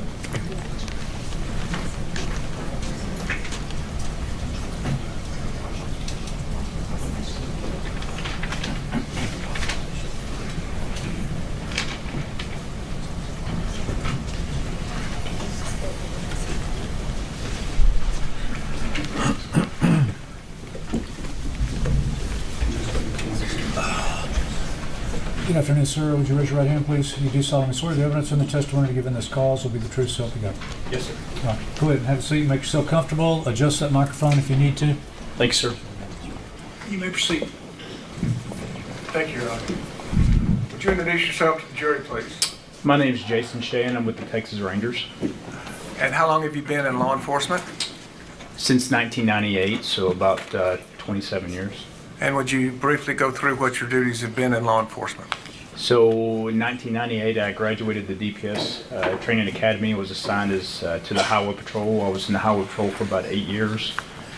Promoted and was a Highway Patrol Sergeant for about 7 years. And then in 2013, I promoted into the Texas Rangers. And about 3 years ago, I went into cold cases, and now I just promoted as a lieutenant, staff lieutenant with the Rangers in our cold case program. And what is a cold case? Definition of cold cases is there's not a set definition for it. So I was under a grant through the Department of Justice where we use advanced DNA testing to identify suspects in cases, utilizing kinship testing and genealogy. Okay. Have you also done training in crime scene investigations? Yes. And would you explain what your training is? So initially it's through your basic DPS Texas Ranger crime scene investigation, from blood spatter to crime scene investigation photography. And have you conducted crime scene investigations? Yes. Few or many? Many. Okay. As you work with law enforcement, have you likewise become familiar with guns? Yes. And tell us what your familiarity with that is. Well, initially growing up, we all pretty much shot guns, but and then with the DPS, I'm a firearms instructor, qualify other law enforcement officers in firearms, and then every type of training that we do, and then shooter reconstruction also. What does shooting reconstruction mean? More of how a projectile reacts when it hits different surfaces, and trajectory of those projectiles. Okay. So tell us in general terms, how does ammunition or weapons, how does that play into a crime scene?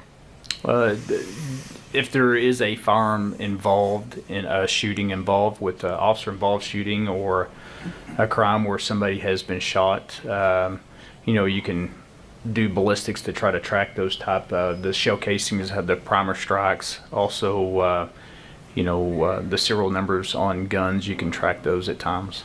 So as a result of that, have you also had to learn just the basic mechanics of how a bullet is fired and what happens inside a bullet when it is fired? Yes. Let's see. May I approach you, Your Honor? Yes, sir.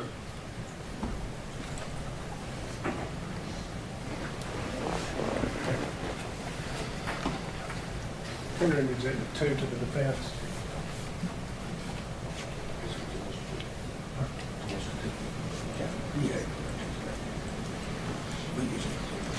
We'd offer Exhibit 2 for the demonstrative purposes, Your Honor. Any objection? No objection, Your Honor. It's admitted for that purpose. And may the witness approach the Yes, sir. exhibit.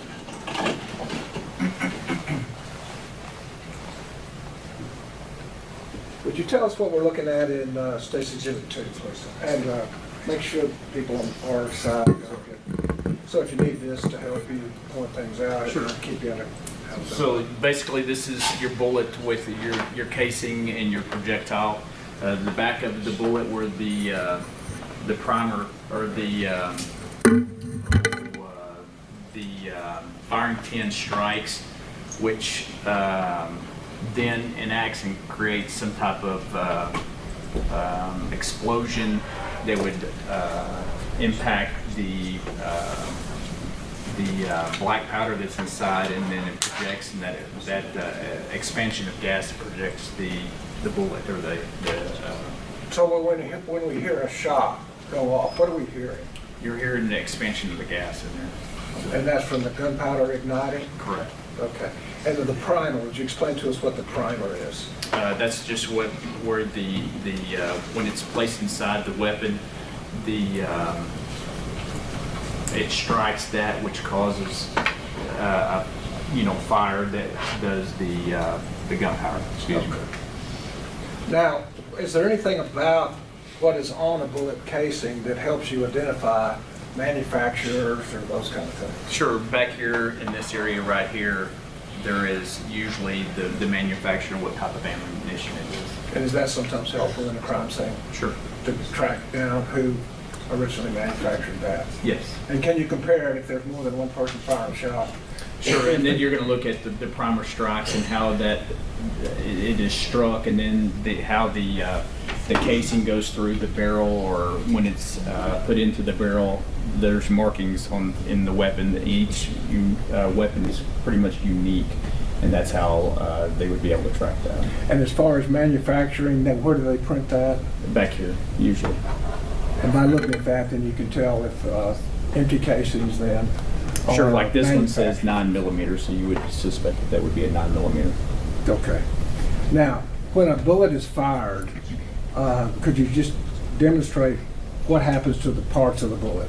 Where do they go and what happens? Sure. This will stay inside the weapon itself until it's ejected from the weapon. Of course, the primer is part of that shell casing, and the part that comes out is this part right there. So the bullet or the projectile. Bullet or projectile is what you call it. That goes out and that does the damage. Correct. And the casing, does it matter what kind of weapon is being used as to where the casing goes? Yes. So a revolver that doesn't eject it would stay in there, and then a semi-automatic weapon would eject that. And what is a semi-automatic weapon? One that can shoot multiple rounds. Okay. And so what happens when a semi-automatic weapon is fired? It will, first of all, the bullet is in there. Once it's fired, it's ejected out to the side, usually. The mechanisms of the rifle itself will eject. Pulls it out, ejects it out, and then loads another one back in. And so is that one of the things you're looking for when you're looking at a crime scene? Sure, because if there's not any ejected shell casings, then it could be a revolver that's involved. And if there are ejected shell casings, that can tell you More likely that it's a semi-automatic, or that person dumped that ammunition out. And because the casing's there, can you also inspect it to see who manufactured it? Correct. Okay, thank you.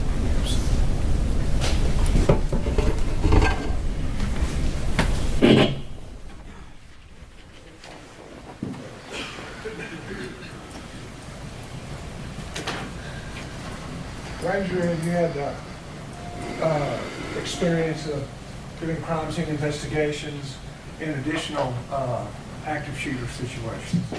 Not in an additional active shooter situation, no, sir. You have not done crime scenes in active shooter? No, How about mass shootings? no, And did you work in Sutherland Springs? no, sir. Okay. Is this the first time you've been to an active shooter crime scene? Yes.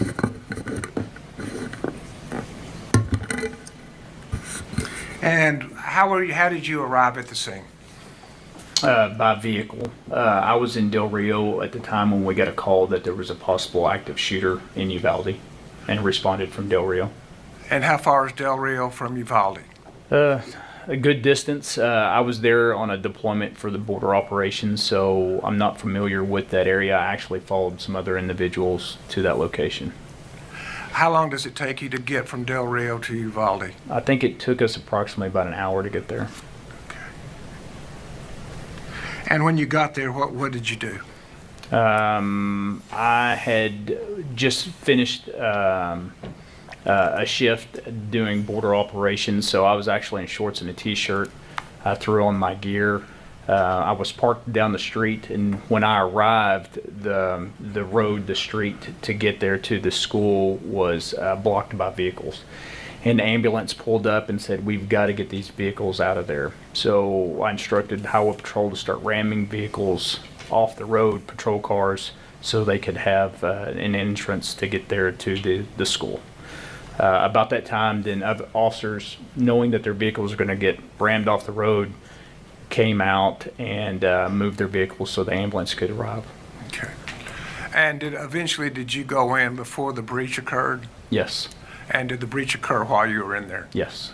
And do you know who was involved in the breach of the classrooms at Robb Elementary? There are multiple officers. The Border Patrol BORTAC team was the TL there was the lead over that stack. And what does BORTAC mean? It's a border operations tactical team for the Border Patrol. Okay. They actually led the breach, is that Yes. correct? Were you given assignments then as far as the crime scene at Robb Elementary? So, being I guess the first ranger or one of the rangers that was on the scene, we cleared the crime scene to make sure everybody was out and nothing was contaminated at that point. That was secured, and then I was asked to, at some point, to go photograph the vehicle that the suspect had been involved in with his accident before he made entry into the school. And did you photograph Yes. the crime scene?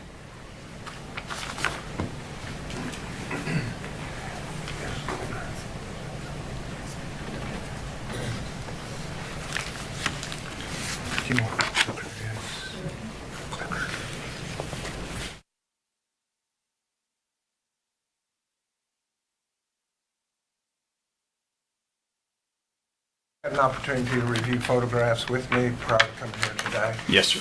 And were those fair and accurate depictions of the crime scene of the truck that you participated in? Yes. State tenders exhibits 50 through 84 to the defense and as offered into evidence.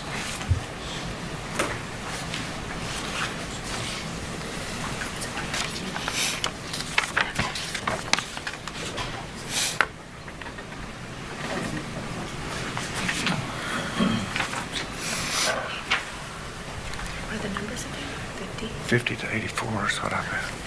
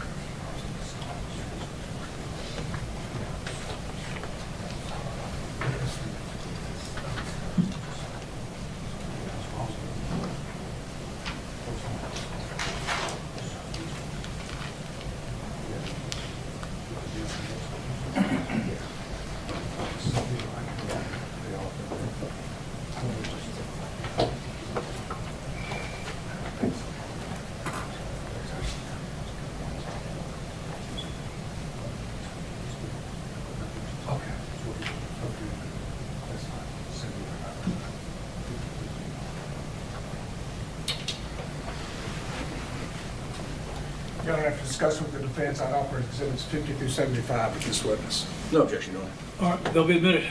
And may we display those to the jury? Yes.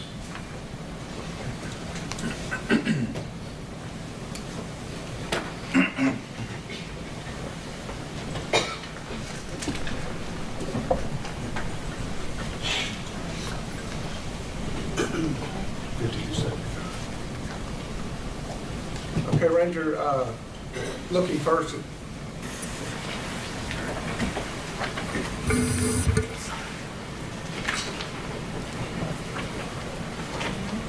Exhibit 50. Could you explain to us what we're looking at this point? Yes, sir. This is the vehicle that had crashed through the guard for that culvert and had crashed right there. And that was its resting place? Yes, sir. And Exhibit 51. It's same photograph, just from a different angle. Okay, and what is in the background there? That's going to be the funeral home, may I? Yes, please. Funeral home back over in this area right here, and there was another street that came straight here. And then the school was over here to your right. Thank you. Exhibit 52. Just a different perspective of that same vehicle with the school in the background. Okay. And this was taken on the same day of the offense, May 24, 2022? Is Yes. that correct? Yes, sir. Exhibit 53. A close-up photograph of that same vehicle. And the condition of the windows in Exhibit 53. I believe the ones that passenger side had been were shattered. On the passenger side, Yes, sir. front window Yes, sir. was shattered. And Exhibit 54. Just some of the barriers, and then some projectiles or shell casings or bullets, however you want to call it, there by the fence. And would you point those out because they're kind of small there? Yes. Yeah. And had those bullets been fired? No, sir. So they were still live rounds? Correct. And when you say a barrier, is that another name for a fence? Yeah, so you had your fence over here, but you had the barriers from, I believe, from where he had struck that barrier when he entered in that culvert. Oh, the way the culvert comes down? Yes, sir. I believe so. Thank you. And State's Exhibit 55.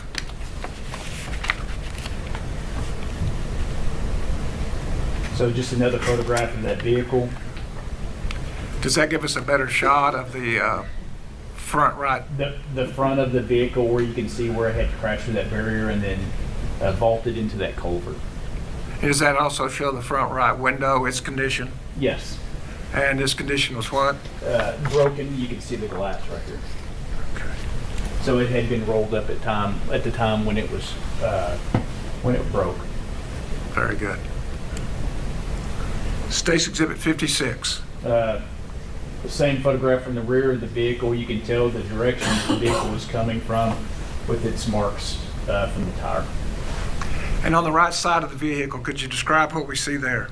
Yes, sir. There is a black bag here. And did it have evidentiary value? Yes, there was a long rifle or a rifle inside of it. A long rifle or rifle? A rifle. State's Exhibit 57. It's a close-up photograph of the rifle in the bag. Was that then the condition it was in when you saw it? Yes. Exhibit 58. There you go. So just another photograph of that weapon. And then you also see magazines with live rounds up here in the right. You can also see where that glass was on top of the bag from that window. Okay. This may be the first time we've heard the word magazine with your testimony. Explain to us what a magazine is. A magazine is inserted into the weapon from the bottom of this area right here, and it's usually loaded with other live ammunition. And so when the gun is fired, the semi-automatic, it ejects the shell casing that had been fired, and it automatically loads up another bullet from the magazine.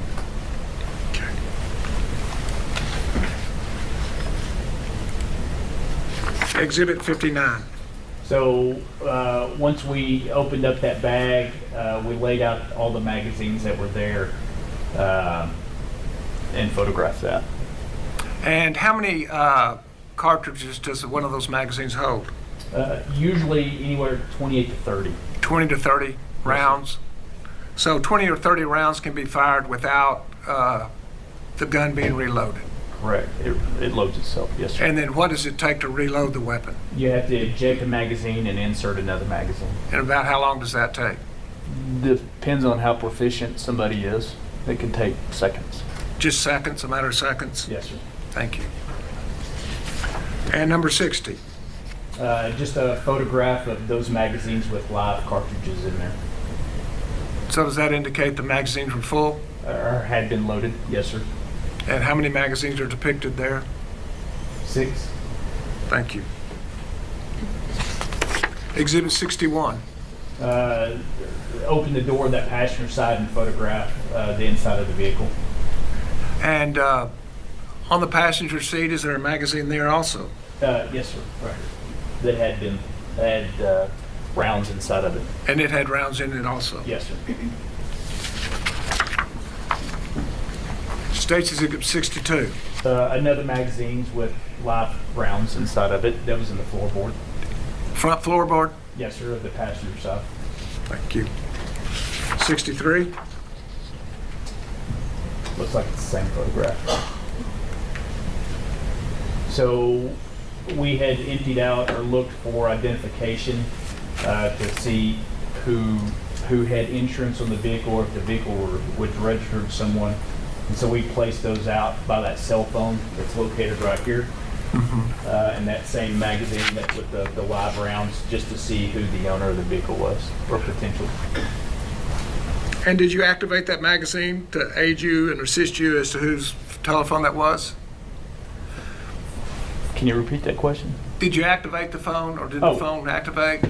Yeah, when we picked up the phone, the front screen popped up. And is that what a photograph of Exhibit 64 is? Yes. And are you able to read from that phone, from this photograph? Yes, I am.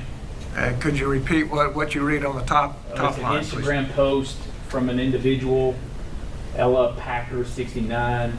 Yeah, they killed them, and he killed his grandma. He shot her 24 times. He's going to hell. Okay. Then there was just another Instagram, somebody's following you, a TikTok, somebody liked the video, somebody took a screenshot, Apple News, and then somebody appeared to try to call this individual. Thank you. Did you see the gunman that day, or did you ever see a photograph of him? No. Okay, so you can't tell us whether or not this was the gunman. No. You can just say this was the car in which there was an automatic weapon found just outside it. Yes. Thank you. State's Exhibit 65. So the back passenger view photograph inside, there's a little blood right here on the seat. Appeared to might have been some blood on the center console, and then another magazine with live ammunition inside of it. Also you can see that the airbags had deployed on the driver's steering column. And what causes an airbag to deploy? An impact to the front of the vehicle. Okay. Which is consistent with what we saw. Fair enough. 66. A couple more magazines. So I'd already pointed out one of them. There's 3 more there. The tire iron and a couple other items. So we had 6 outside, and these are additional magazines? So six outside, 2 in the front that we saw, and then there's another 4, and then I think there's another one in the back seat. So it's 12, 13 at this time. Holding the capacity of 20 or 30 rounds or somewhere in between? Yes, sir. Exhibit 67. Same photograph. It looked like, I don't know what that is, something with the vehicle, but then there's another magazine and a spent shell casing there and a live round there. And is there both a live round and a fired casing there? Correct, a live round and a fired round. And how can you tell the distinction? You can see that projectile of that bullet right there, and on this one there's not one. So we know that that had been fired, or appeared to be fired. So that indicates that a bullet had been fired somewhere around Somewhere. or near that vehicle. Don't know, just that there was a shell casing there and that bullet had been potentially And would fired. it be consistent with the weapon that you saw outside the vehicle for a casing to be ejected from that weapon upon it being fired? Yes. In other words, it wasn't a revolver. It wasn't a revolver, it was a semi-automatic rifle. So you would expect the casing to be ejected. Correct. And Exhibit 68. So a zoomed in photograph, next photograph. I'm sorry, this thing's No, no. not always working. There you go. Yeah, you can see where it appears to be burnt kind of on the end from the expansion of the gas, the burning of the gas, and it appeared that that primer had been struck, which initiates the firing of it. Indicating again it had been fired. Yes. And Exhibit 69. A live shell casing, you can see that the bullet is still there. The bullet on the end indicates it has not been fired. Correct. Exhibit 70. Lift up that seat and you can see where there was a jack there from the vehicle. And in the And also door facing of the back seat, is there any evidentiary value there? Yes, there's a spent shell casing right there. And you say spent, once again, that means Had it was been fired? Excuse me. And Exhibit 71? A zoomed in photograph of that one.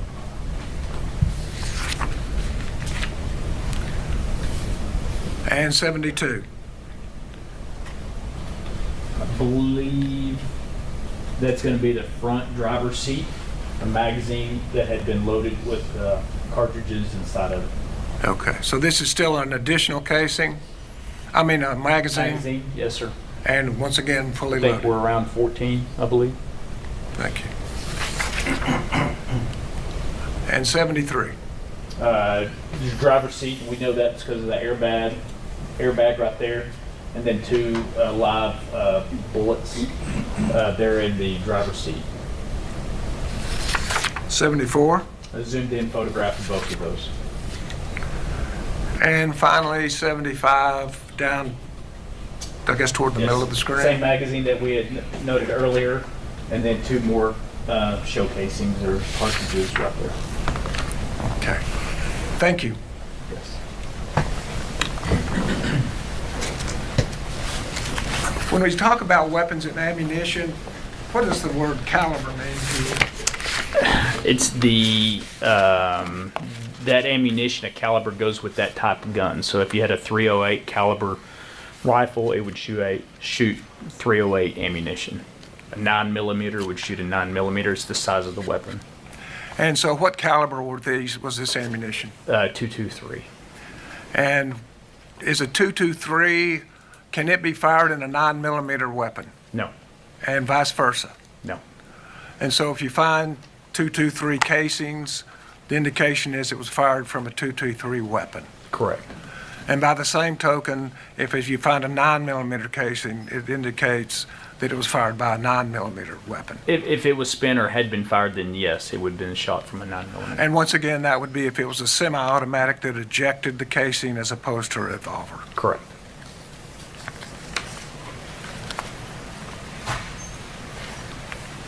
May I approach, Your Honor? Yes, sir. Stacy's Exhibit 12, if you'll just take a quick look at that. May I? Yes. You testified that you found 2 live casings in the truck that you did the search on. Does that appear to be the same? Two live? Fired casings? Yes. Thank you for correcting that. Yes, sir. These would be fired casings. Thank you. The state offers Exhibit 12.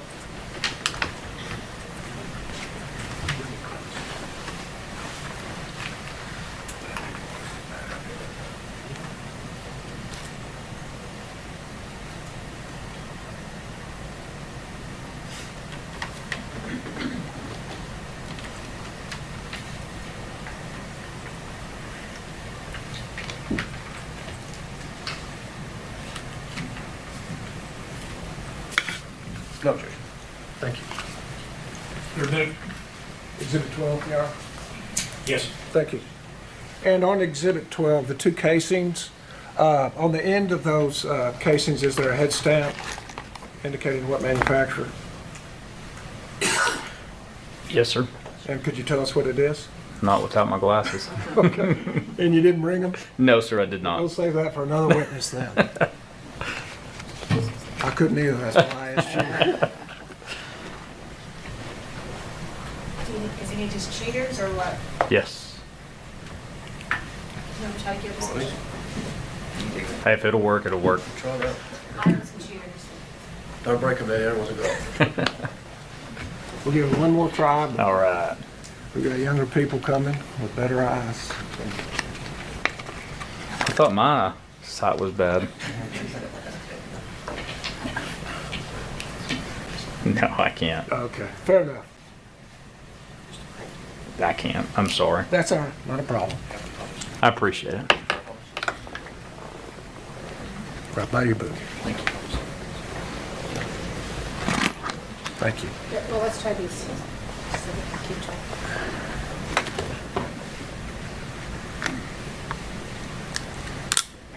Of course, they're pink. but- Hey, pink will work. I think that'll work. Really?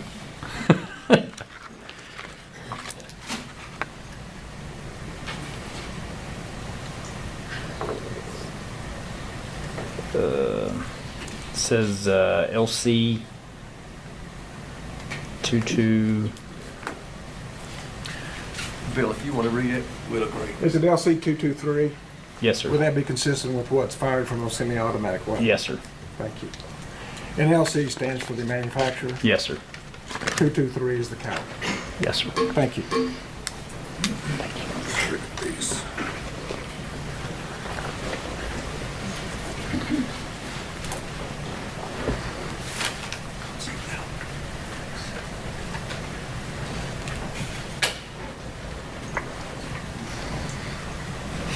Pass the witness.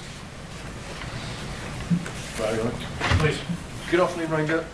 How are you, sir? I'm good. How you doing? I'm good. I wasn't expecting that accent. No, no, I'm sorry about that. So, so my name's Gary Hilly. We've not met before.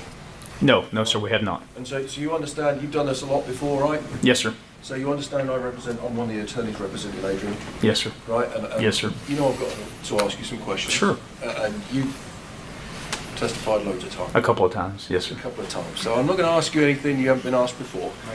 So if I tend to speak too fast, so if I do, you just tell me to slow down, and if you need me to repeat something, say Gary, go again. Sounds good. Thanks, sir. And so I wanted to, let's go back to the beginning of your testimony. So, do I address you as Ranger or Lieutenant, just to start off with? Whatever's good with you or Jason. That's just fine. So if I just call you Ranger, is that good enough? Is that That's respectful perfect. enough? Yes, sir. All right. Okay, so Ranger, I want to talk to you a bit about your training experience, because you've been, did you say you've been in law enforcement since 1998? Yes, sir. Well, thank you for your service. We appreciate you. So that's a lot of experience. A little bit. Yes, sir. Yeah, I mean, so you and look, I mean, I wrote some of it down. You've done a lot of things. You've been you're a crime scene investigator, right? Yes, sir. You've been a firearms instructor. Are you still a firearms instructor? Yes, sir. So how long have you been doing that? Since probably 2002. So you've been doing that. A little bit of time. Yes, sir. That's 23 years, 24 years now, right? Yes, sir. Nearly a quarter of a century. So you've got a lot of experience in the world of firearms and instruction in firearms. Yes, sir. But of course, I guess you said that you worked for were you a DPS trooper at the start? Yes, sir. And so at some point you have to go through some kind of academy. Yes, sir. Right. And they teach you basic police tactics or ranger tactics, right? Basic police tactics. Yes, sir. And because if you hadn't had any police experience before or law enforcement experience before, that's where they teach you the basic stuff. Yes, right? sir. And so when we talk about basic stuff, we're talking about report writing. Yes, sir. Some knowledge of the penal code. Yes, sir. Stuff like that. Driving. Yes, sir. Right. Weapon handling. Yes, sir. And some tactics that go around basic policing. Yes, sir. Right. And you like I said, one of the basic things he's doing is report writing, right? Yes. Because reports are important. Yes, sir. Right. Because you try and make them fair, I would imagine, right? Yes, sir. because you try to include details in them. Yes, sir. Because on like an occasion like today, this incident was 3 years ago. Yes, sir.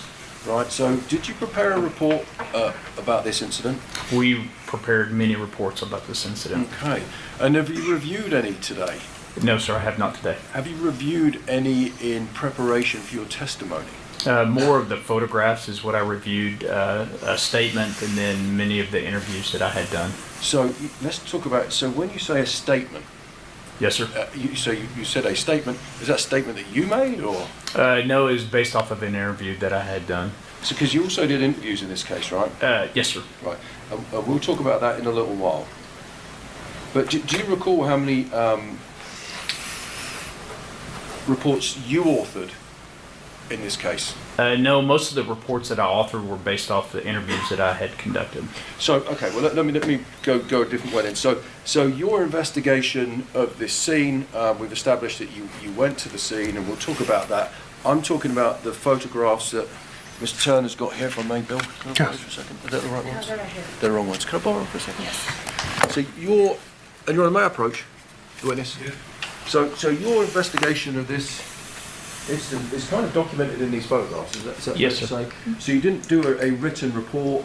Or No. I guess type now, right? No, correct. Yes, sir. Most of mine was documented by the photographs. So I guess traditionally you'd have done. Back when you started, it was probably a handwritten report, right? Sure. Yes, sir. Yeah, and now it would be a typed report. Correct. So your testimony here today is you didn't do that. You just documented your work through photographs. Other individuals documented it. Mine were through the photographs. Yeah, your work. So Yes. your work was done through these photographs. Correct. All right. Okay. Cool. So I want to make sure that make sure we're not missing anything with No, sir. reports or anything like that. Okay. So let's talk about your job as because it sounds like you were a firearms instructor before you were a crime scene investigator. So, and I say crime scene investigator, I'm a ranger. We usually process most of our crime scenes. So not a crime scene investigator, but more as a ranger. That's one of our duties. So like dual purpose, you're multitasking, it would be fair to say that you are investigating, but you're also processing the scene yourself. Correct, yes, sir. Whereas I guess sort of what would happen, sometimes a local PD will come and patrol officers or detective will come to a scene and they will call in crime scene folks and they will process the scene. Correct. As a ranger, we usually do our own. You can't do both. So when did you specialise in the firearms, before or after you started doing more of the crime scene stuff? Or was it Before. Before. So let's talk about that for a second. So I wanted to, and Judge, may I approach the demonstrative? Yes. Because I want to talk about some of the things we discussed earlier with the prosecutor.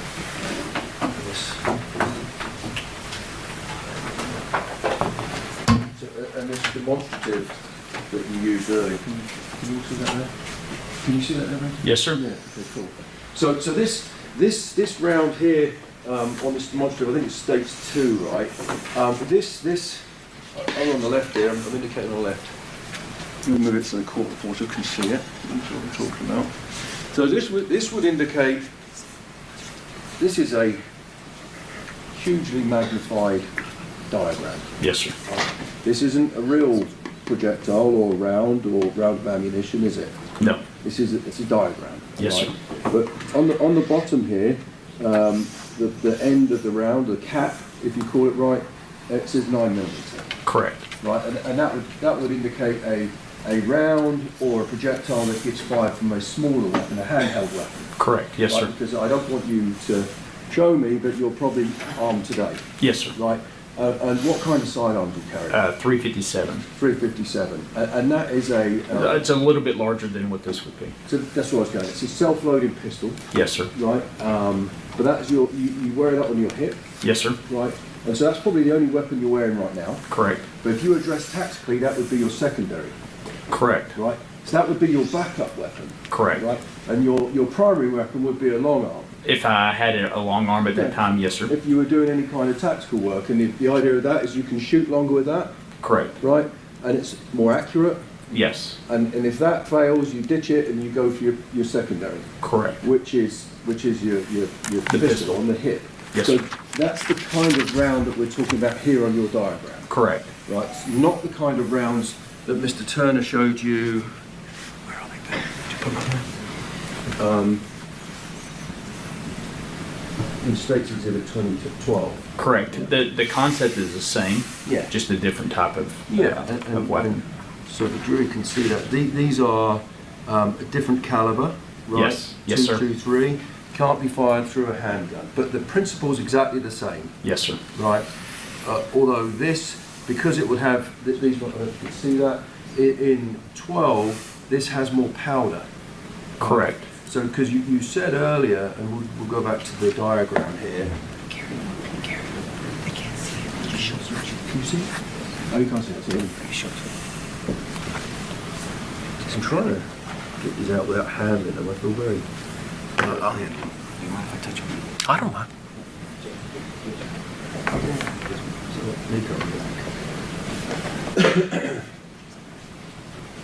So, Nico's going to show the jury the rounds there. So you'd agree, I guess, these are longer than a normal 9mm round, which is what's portrayed here. Correct. So Yes, sir. that round is fired out of a longer barreled weapon. Yes, sir. Right, I'll say round, a round of ammunition. Correct. Because that right now is a cartridge. So this is a round of ammunition, Yes, sir. right? This thing here is the projectile. Yes, sir. Right, the bit on the end. That gets, this primer gets struck by the firing pin, Yes, sir. right? You pull the trigger, the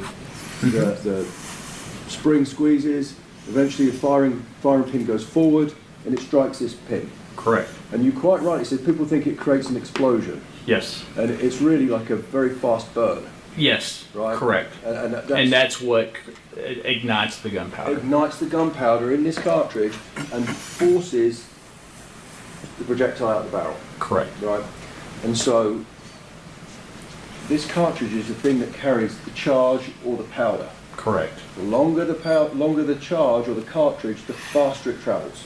Should be. And Yes. if you add that to a barrel, which makes it spin, it's even more deadly, right? That projectile Correct. is More even accurate. Yes, deadly. sir. More accurate.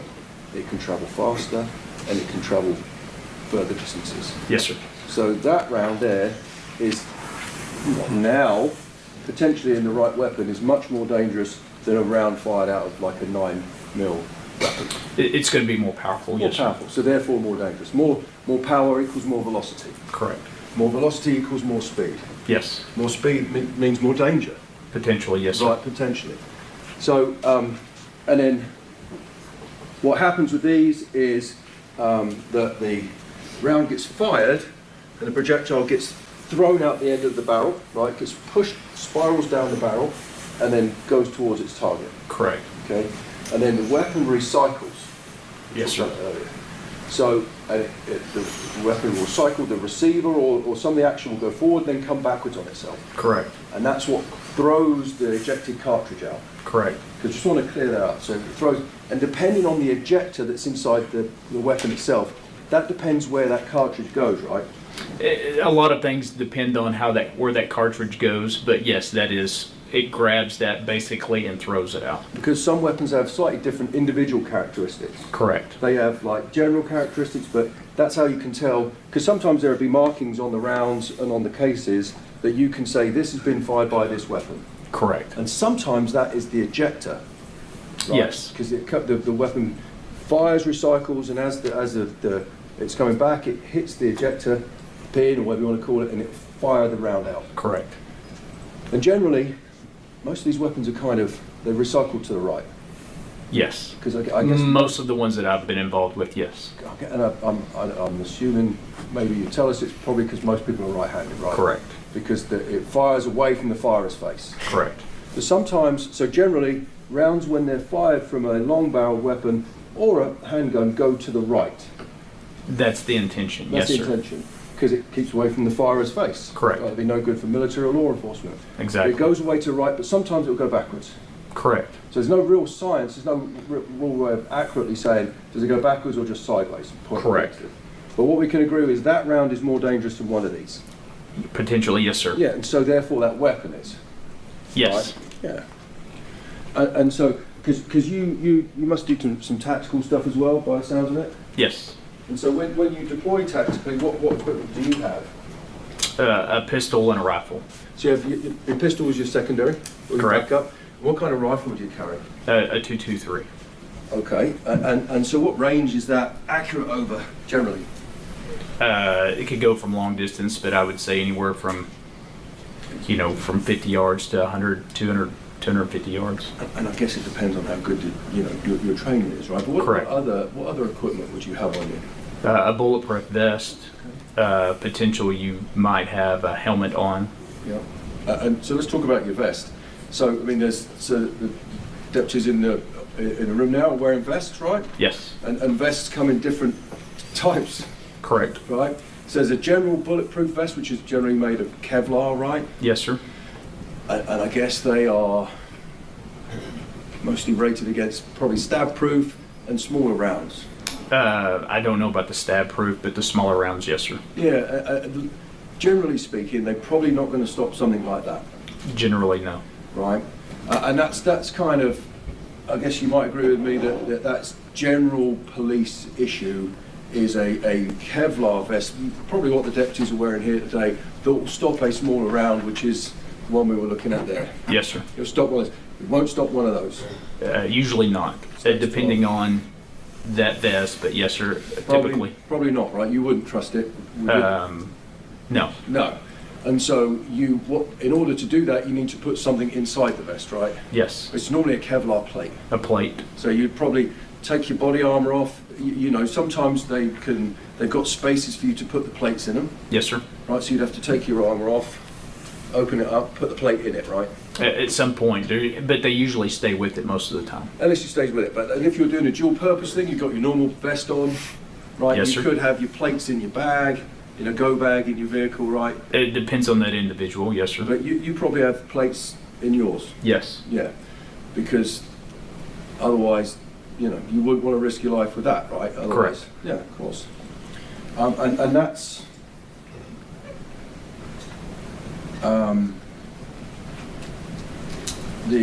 is that the stuff you had on you that day when you were in Del Rio and you got this call? Once I didn't have a helmet on. You didn't have it. Well, you didn't have it on, but you said you just finished a deployment or something. You had shorts. Correct. But you have your equipment available to you.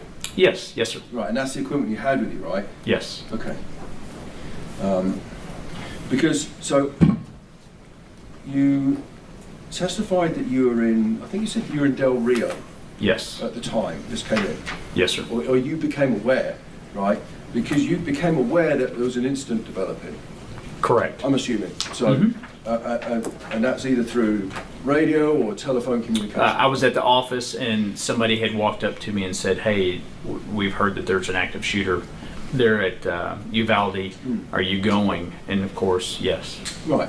And so, because you're a law enforcement officer. Yes, sir. Right? And you're aware that there's this. Well, you're aware now. At the time, did you say there was an active shooter? Is that what you said? Yes. So you know that you hadn't seen that with your own eyes, Correct. but you know what an active shooter means. Yes. And if that, in fact, as we now know, this horrific thing happened, actually was an active shooter thing, situation, but you were in Del Rio, there's nothing you could do about it. Sure, but it's still going to respond. No, of course, but what I'm saying is you were aware in Del Rio. Yes. When somebody said to you, Lieutenant, there is this situation going on, you've got to go. Yes. Right? And you did in fact go. Yes. And it's an hour away. Yes. From Del Rio to Uvalde. Yes, sir. And all the way there, you're probably receiving more information. As much as we could. As much as you could. And Sure. we're not talking about the communications piece, that's for later on. But you received more and more information, I would imagine, right? Yes. As you traveled from your base to the scene. Yes. So you're aware of the gravity of this situation. Yes. Now it's developing. Yes. But being aware of it doesn't mean you can do anything. Correct, because I wasn't there at the time. Because Yes, otherwise, sir. because that would make no sense at all, right? Because I was in Del Rio and received the information, but I had to do something then. Yeah, just to because you're stop aware. it. Someone's made you aware because you're a law enforcement officer, whether you're off or on duty, really, right? Yes, sir. And so just because you're aware of this incident, you can't do anything about it. Not at that time, no, So that sir. can't be the standard, right? Being aware of it. Can you ask that question again? I'm sorry. Well, just because you're aware of this situation is going on, you can't do anything to act because you know about it. Correct, until I can get there. Until you can see it. Yes. Right. And it might sound like a silly question, but No, want to I clear it understand. up. And so I think that you said that when you got to the scene, it was, would you agree it was chaotic? That's the word I was fixing to use. Yes, sir. Yeah, I was trying to think of a polite way to put it, right? Did you review any other reports or anything describing the scene? No. Because when I'm thinking about a word you might be thinking about using, but it was chaotic. Very chaotic, yes, sir. And which is not unusual in this kind of incident, right? Well, it was the first one that I had responded to, but I mean, it's just very chaotic would be the precise word that I would use for it. Well, let's just talk about that for a second, because you've got all that experience, right? And this is and lots and lots of training. Yes, sir. Right? And this is the first one you've ever been. Yes, sir. I mean, pray that no one ever has to go to another one ever again. Oh, 100%. But even with your training and your, I mean, not making light of it, you've got nearly a quarter of a century of firearms training. Yes, sir. Most of that as an instructor. Yes, sir. Right? Where you train, right? Yes.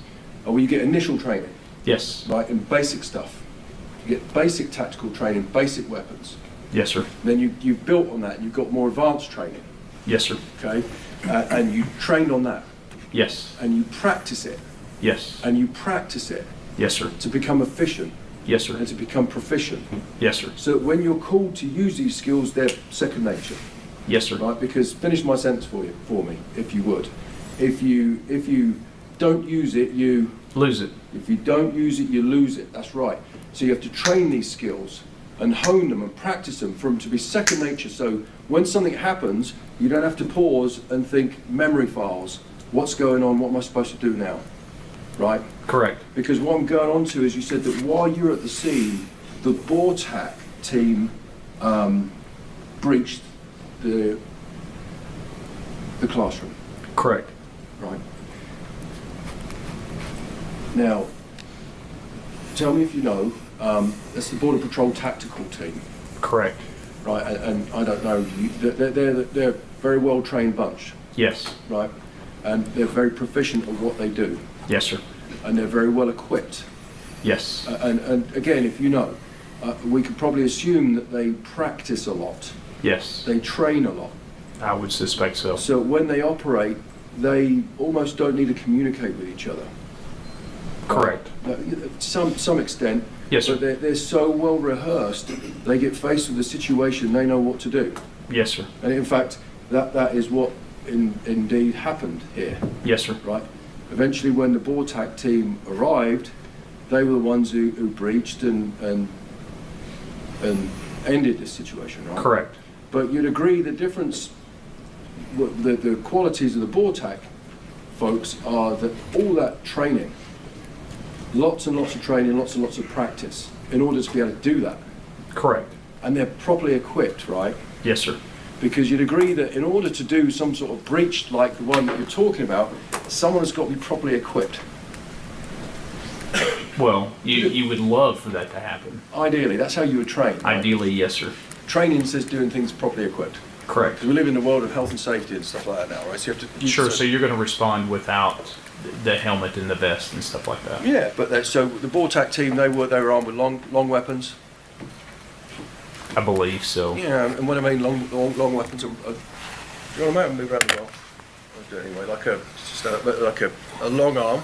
Yes. Like the one you found in, you'll find it in a minute, and a pistol. Yes, sir. Properly rated vests. Yes. And a shield. So they're the ones got there and did that. Right. And so that's what happened there. So, and I'm assuming that this has all gone on, and once that's happened and been cleared, that's when you can move over to your duties of collecting evidence and documenting the scene and stuff. Correct.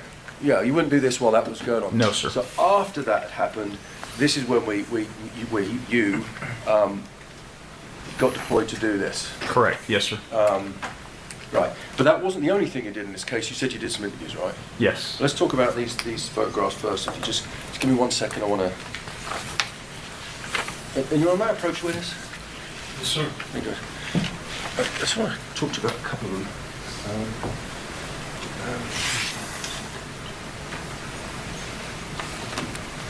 So we'd mentioned, I'll go get my notes, that you took a photograph. There was some evidence inside the vehicle that indicated an ownership, right?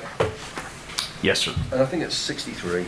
Or who had insurance of the vehicle? Yeah, well, maybe possession of the vehicle, right? And let's Yes, find the sir. 63. Did you confirm that was? Through the photographs.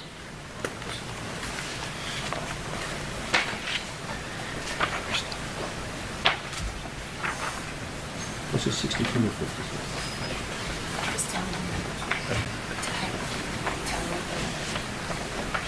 Oh, there you go. State 63. I can't read that. Can you read that? You probably can't read one of these. No, I can't read it. Okay, but you tried to ascertain whose vehicle it was, right? Yes, sir, because through the photographs, we could always zoom in if we needed to see who that individual is. We now know who was driving that vehicle, right? Yes. Yeah, who's that? I don't know his name. You don't know his name? No, sir. Yeah. And there's 64, state 60.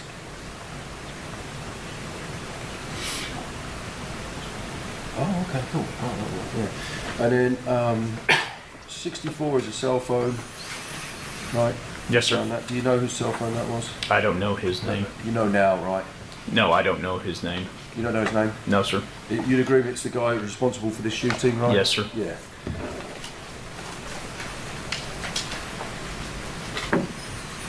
Hold on. I'm just gonna. Might be able to publish some of them on the screen. That would make it easier than me standing there, right?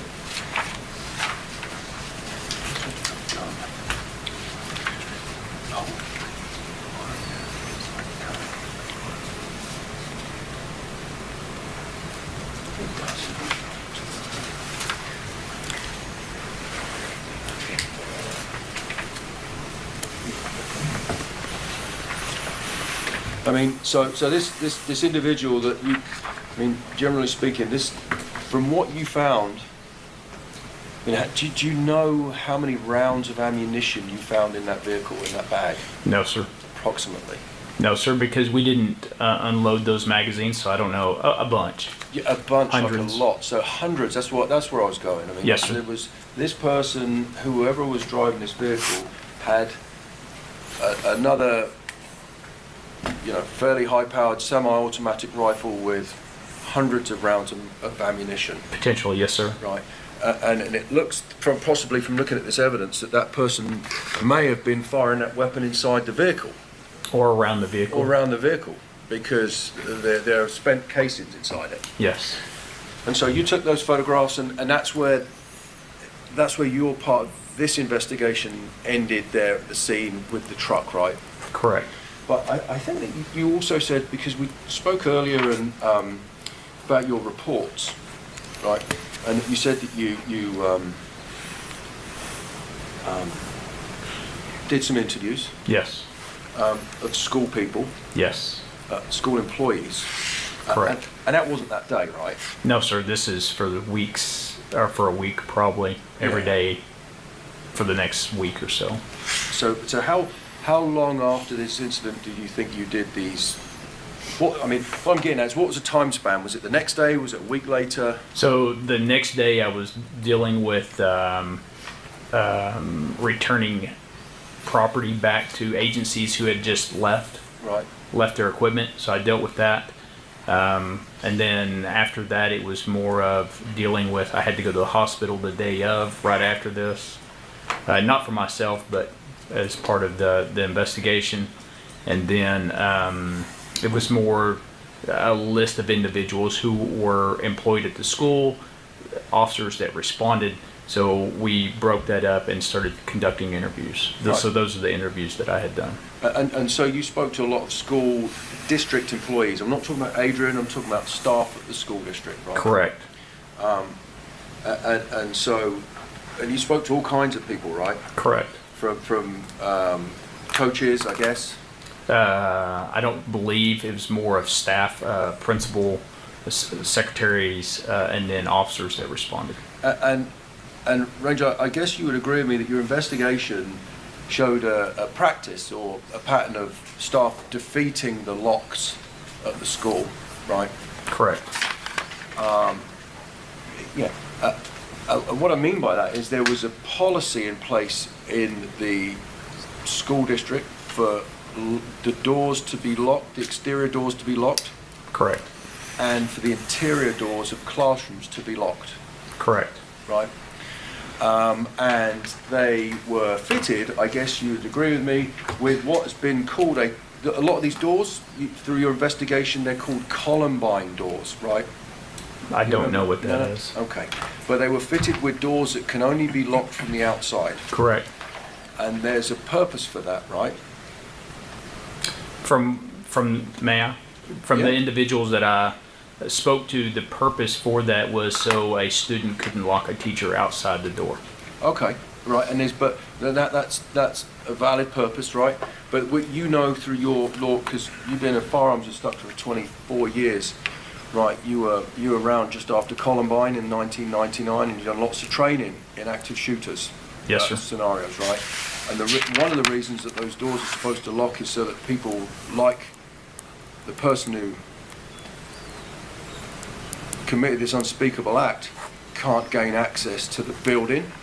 Yes, sir. Because if it's locked, presumably they don't have access to the keys. It'd be harder to get into the school. Yes, sir. Yeah, if it's locked, you can't get in through a locked door without breaching it. Correct. Right, because these doors are pretty substantial. Yes, sir. They're metal. Yes, sir. You've got metal frames. Yes, sir. So if you were to go and you would need, and your team would need special equipment to get into that. Correct. So the reason they're locked is so that a kid can't play a prank on their teachers, right? Sure. But also for more sinister reasons to prevent things like this happening. Correct. Right. And that's just the external doors. Yes, sir. I was internal. speaking about the ones inside the classroom. But or at the external classroom. and internal, right? Yes. But your investigation showed a pattern of staff defeating these locks. Based on the interviews I had done, yes, sir. There were staff that wouldn't always lock the inside doors. Yeah, and I appreciate that. But your investigation showed that the school had magnets that they could place on the doors to defeat the locks. Correct. And they would give them out to staff. Now that I don't know.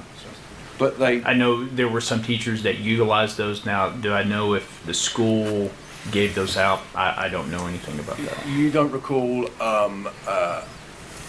being told that these magnets were given to substitute teachers because they wouldn't be able to get in and out with passes? Very true. Yes, sir. But your normal staff, no. But substitute teachers, so because they weren't given a key to the classroom, they would be given those. And I know I think you're probably aware there was a policy that was against the school policy. I would suspect so. Yeah.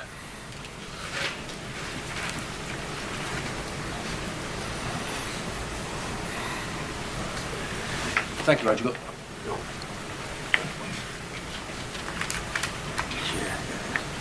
Yeah, and so just, thank you, Jason. So just to confirm that your investigation revealed that there was a pattern of leaving these doors unlocked. Yes. There was a pattern of defeating the door locks with magnets. Yes, sir. Right. And on this day when you were there, you now know that these doors were in fact all unlocked.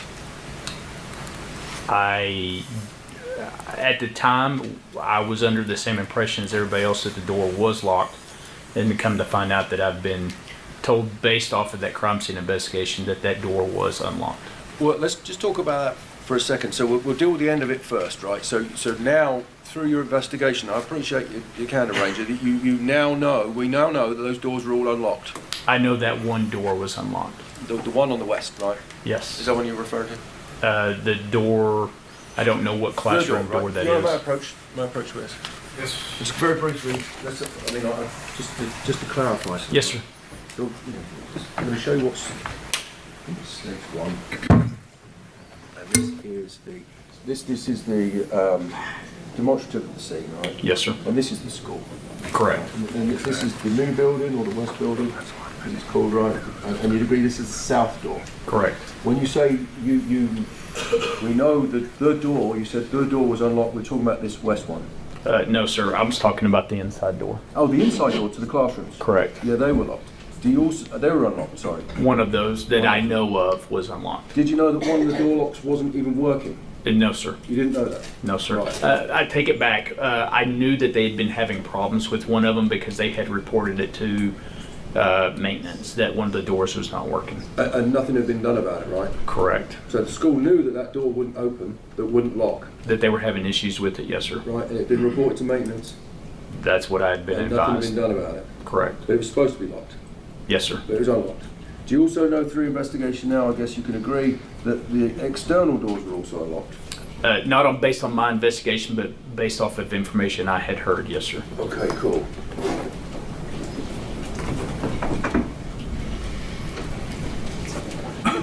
Thank you, Ray. Appreciate it. Pass the witness, Judge. May I, Your Honor?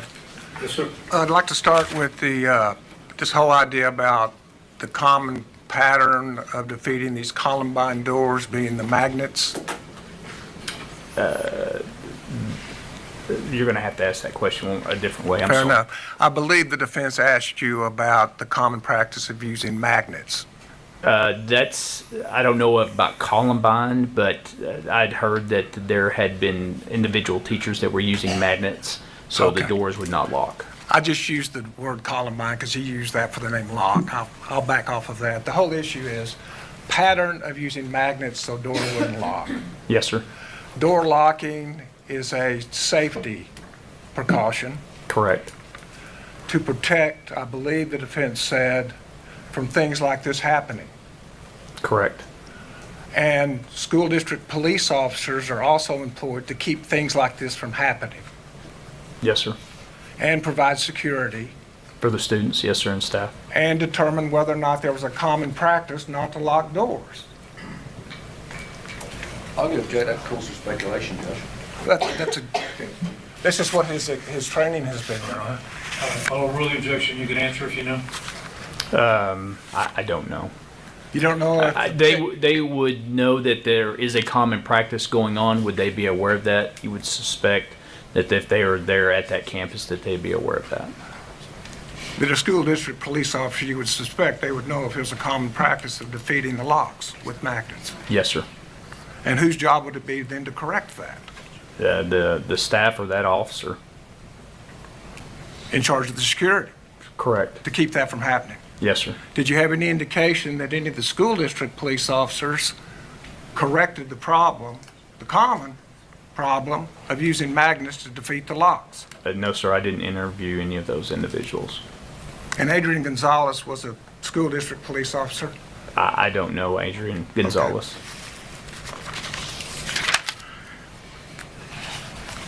I'd like to also speak to you about the casings you found inside the car. Yes. And just to be clear, the casing could end up inside the car because the weapon was fired inside the car It could. and the casing ejected. Yes, sir. But if a window is broken out, can a casing escape a weapon outside the car and enter the car? Sure. Yes, sir. And was there a window broken out in this case? Yes. In this vehicle? Front passenger window. So it would be completely consistent with being just outside the car for two casings to end up inside the car? It could. Yes, sir. And I wanted to talk to you also about the suggestion about to do anything about it, you need to see it, right? You would have to be present. Present. You were in Del Rio. Yes. You couldn't do anything about it in Del Rio. Correct. So what did you do? Responded. What does responded mean? I went to that location. To do something about it, Yes. if needed. Yes. And you got to that location, Yes. and fortunately you weren't needed at that point. Correct.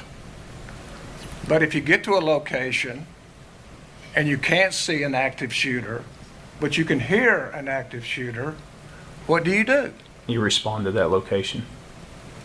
Go to see it? To work, not just to see it, but to respond and to initiate whatever you can do to stop it. So an active shooting, and you hear shooting, to do something about it, you go to it. Correct. You don't look for cover. Correct. But we talked about equipment. If you don't have your helmet on, then it's okay to look for cover, right? No, sir.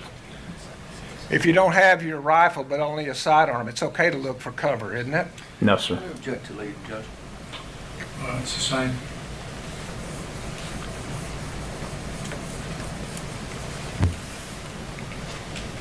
What are the limitations, if you explain to the jury, what are the limitations about going to shots fired in an active shooter situation? There's not a limitation. There's not a limitation? I wouldn't say so. The rule is what? To engage. To stop the killing.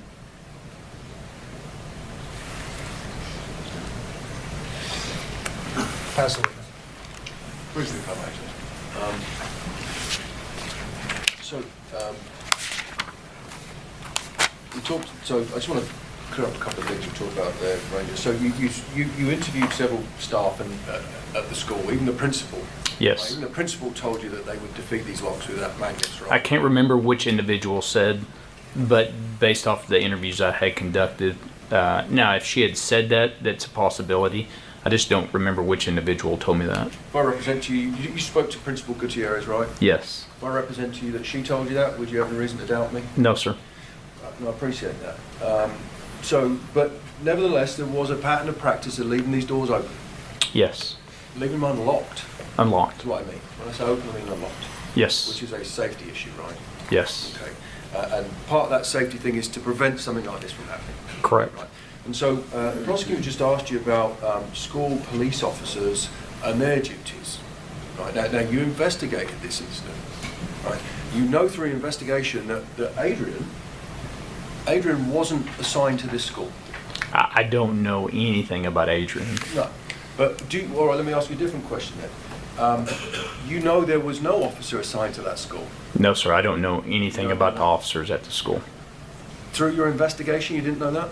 No, because mine was compartmentalized to specific things. Right, okay. But if there wasn't a school resource officer assigned to that school, then it'd be difficult for that non-existent school resource officer to report things to the school, right? That makes sense? If he had never been there, then no, he wouldn't know that. Right.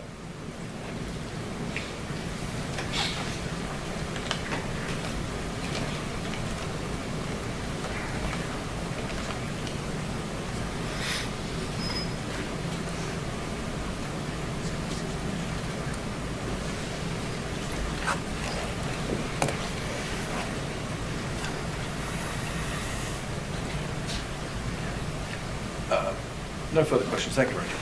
No further questions? Recall, either side. We don't need to recall him, Your Honor. Subject to recall, please, Your Honor. Okay, Ranger, the rule's been invoked. I think you're familiar with that. Please don't discuss the case with anyone. Be available for recall. And once again, when you know the case is over with and the rule is over, you can talk about it. Thank you. We'll see you next time. Thank you. Thank you. Next witness. Justin Duck.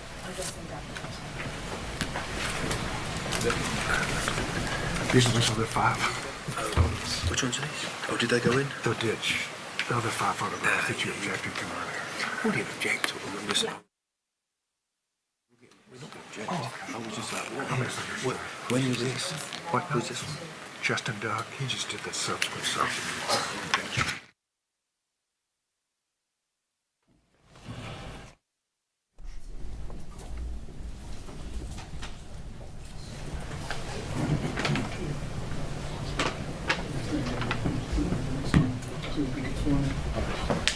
All right, if you raise your right hand, please, you do solemnly swear the evidence of the testimony given in this cause is the truth. I do, sir. Take a seat there and adjust that microphone, make it comfortable, and speak up so everyone can hear you.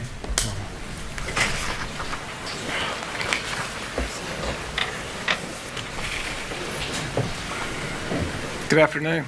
Good afternoon. Would you tell us what your name is? My name is Justin Duck.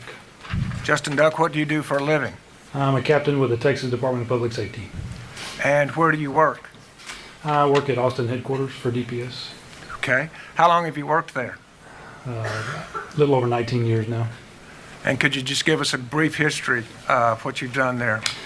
Yeah, so I started in 2006 as a Texas Highway Patrol trooper out of Houston. In 2012, I promoted into the Criminal Investigations Division, where we investigated forgery, fraud, motor vehicle theft, and violations of the Texas Racing Act.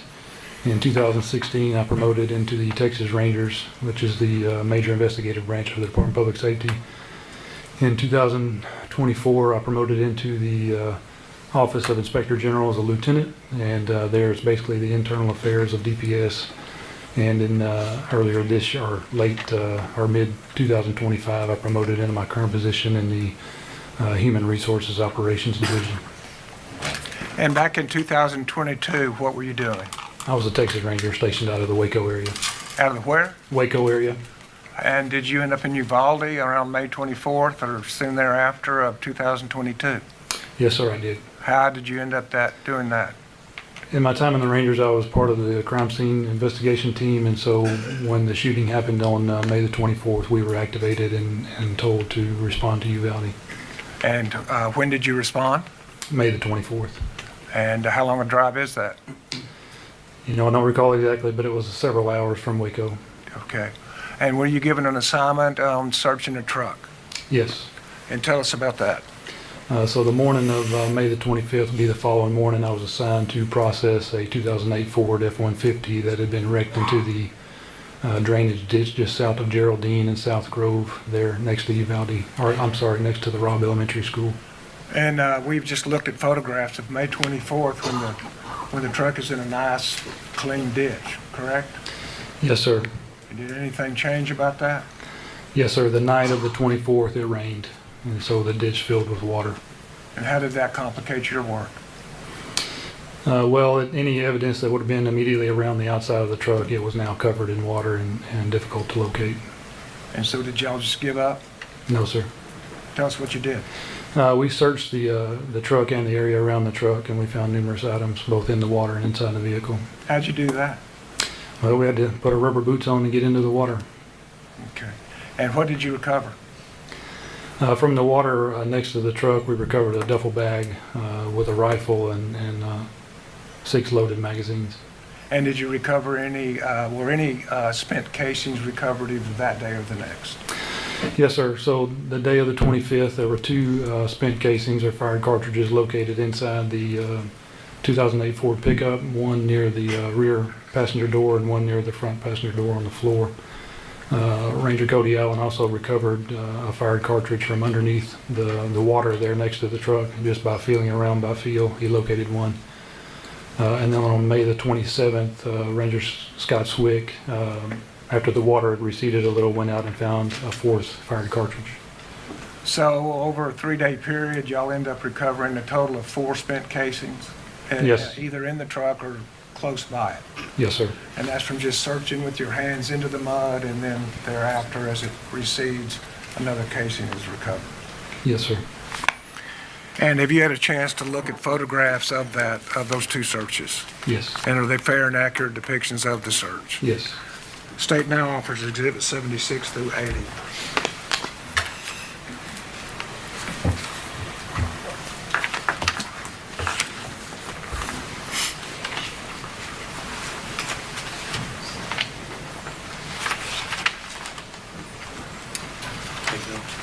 Yeah. You said 76 to 80.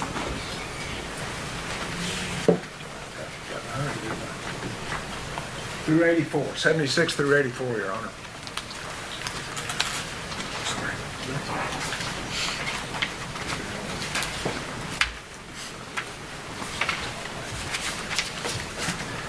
No objection, Judge. May we display those to the jury, Your Honor? Yes. Ranger Duck, if you'll look behind your left shoulder.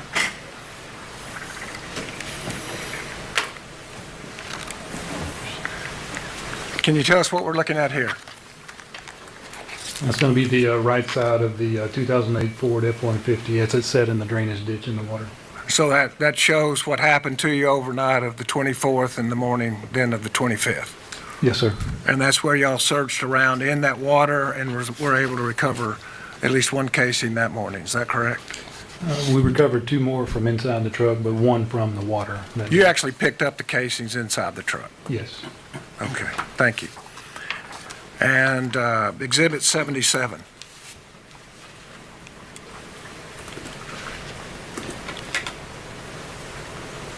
Is that a fair and accurate depiction of the condition of the drainage ditch that y'all searched?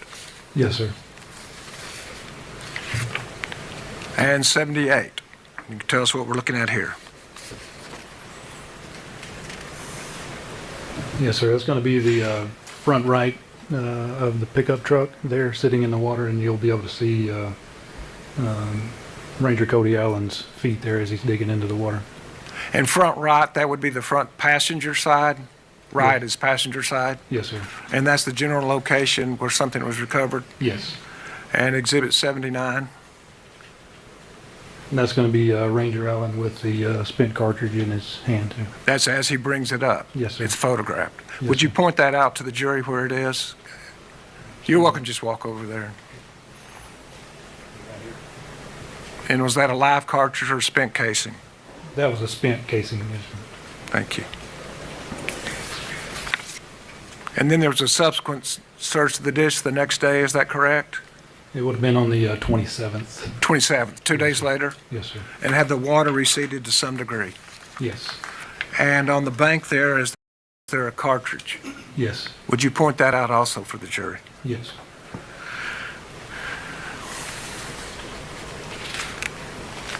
Thank you. And then the photograph zooms up on that, and it's a little bit more evident that it's a cartridge, is that correct? Yes, sir. And y'all attach evidence tags to cartridges? Yes. And State's Exhibit 2, is that what you're doing here? Yes, that's Ranger Scottswick holding the number 39 next to the fired cartridge. And State's Exhibit 83? It's going to be same photo, just zoomed in. And 84? Same cartridge, just with a picture of the head stamp. And the head stamp is for what purpose? I wanted to make sure that we could identify that later on if we needed to, by brand or whatever. And was that brand LC 223? LC 22 is what it's stamped to, yep. Thank you.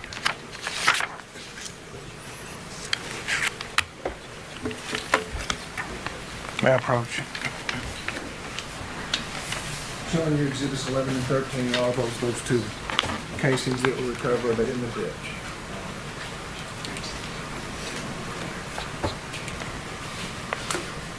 Yes. Tender to the defense and offer no actions. Judge Mack, listen on board, All right, go ahead. Ranger Doug, I'm going to ask you just a couple of questions. How long did it take for you guys to process this evidence? You know, I don't know. We started shortly after 11 a.m. that morning, and I believe we released the truck late that afternoon, around 5 o'clock or so. But there were rangers at the scene the day before. Is that a fair statement? Yes. Ranger Shea? Yes. Was he doing, I mean, and I'm just saying, from this evidence, was this a specific duty you were assigned to do something different with these shells versus what he was doing? You know, I don't know exactly what he was doing out there. But you're saying all day of your investigation, this is the evidence that you retrieved from the truck? No, that's not the only 2 items we received. Okay, we retrieved from the truck. Okay. Thank you. Thank you, Ranger. Exhibits 11 and 13? All right, if no further objection, then they're noted. No objection, Judge. Pass the witness. I should have waited. I'm sorry, Ranger. That's okay. My name is Nico LaHood. Yes, sir. And I'm one of the lawyers that represents Adrian. You've testified before, right? Yes, sir. First of all, you look too young to be on the force for 19 years. Well, right? thank you. I appreciate it.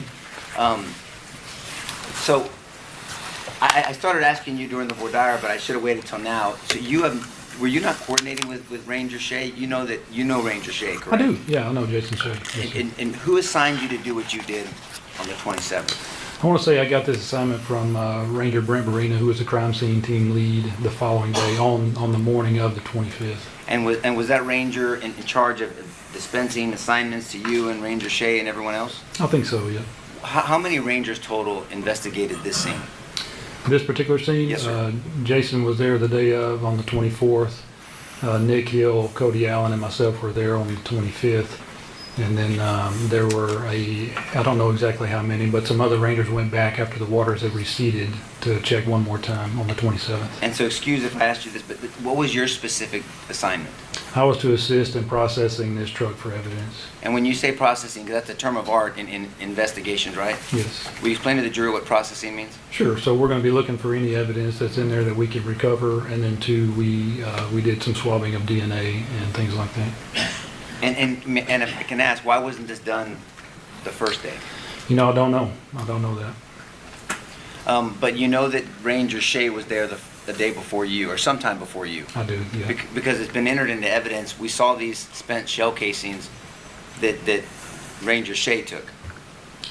I know that he took some photographs the day before on the 24th, yes, sir. What did you review before your testimony today? I reviewed my reports. Nick Hill had a report of all the evidence that we collected, and then I reviewed the photographs that we just went over. And was your report part of a bigger report, or did you have an individual report? I had one supplement or a couple of supplements within a larger investigative file. Judge, pursuant to 612 and 615, I'm assuming, is that all part of the discovery that we were given? Yes. Okay.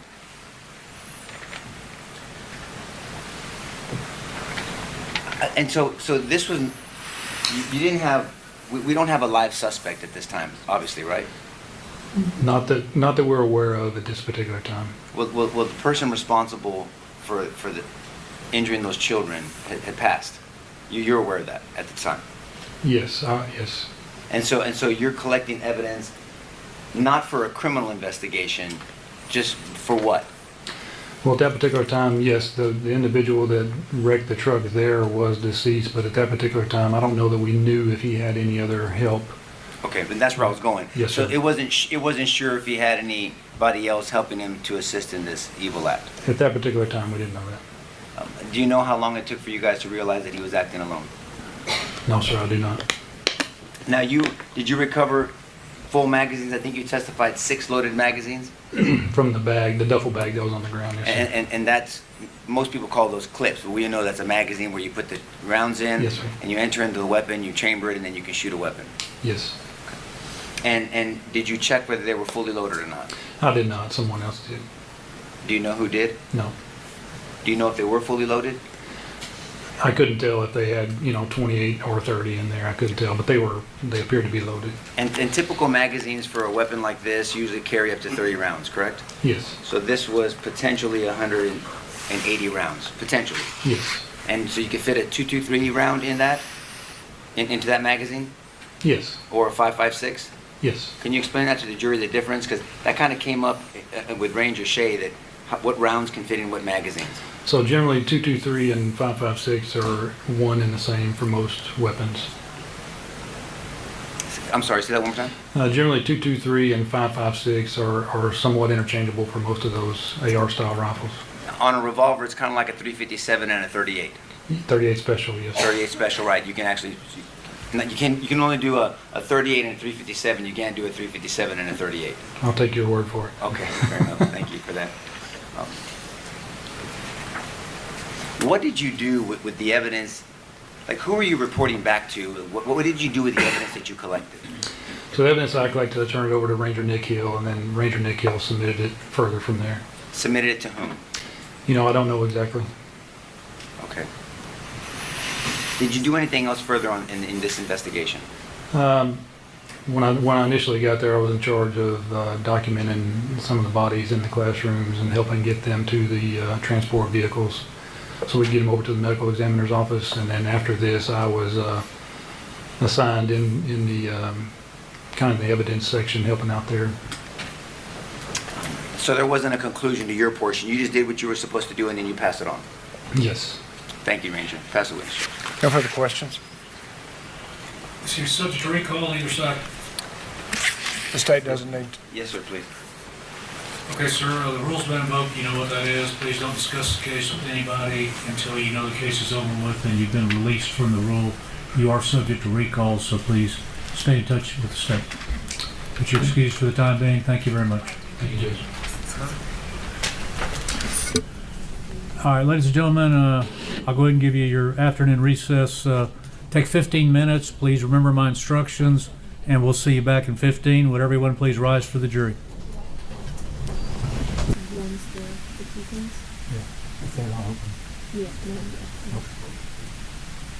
Okay, could you raise your right hand for me, please? You do solemnly swear the evidence and the testimony given in the cause will be the truth, so help you God. Okay, go ahead and have a seat, make yourself comfortable. Adjust the microphone if you need to, and speak up for us. Thank you.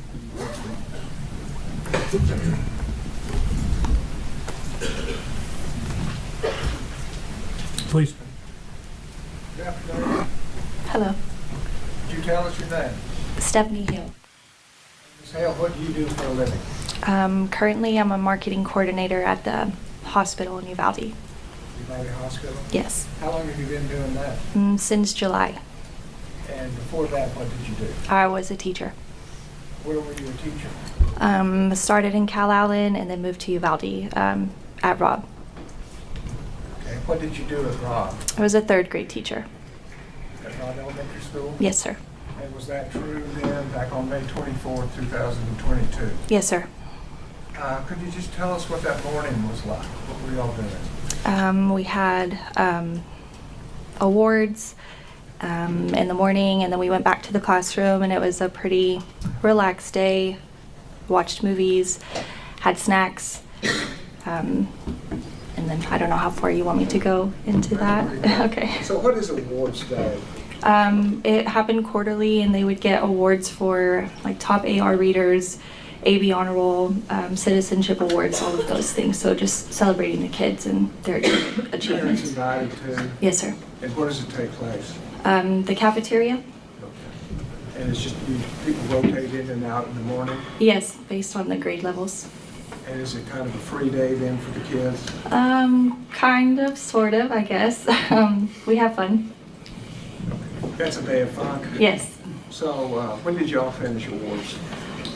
We had ours in the morning. It was, I couldn't really tell you, 9, maybe 10, 9, between 9 and 10, I guess.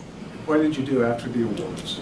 We went back to the classroom for a little bit, and then until it was time for them to go to rotation at the library. So you went to the library after you were in the classroom? Yes. And then next, what did you do? After I dropped them off, I went to a math interventionist room in the 4th grade building and looked at some math manipulatives, and then until it was time to pick my kids up from the library, and I actually picked them up about 10-15 minutes early that day so we could have extra recess. So you got them out early to go have recess? Yes. Where's recess? On the playground, I'm going to say maybe the south side of the school.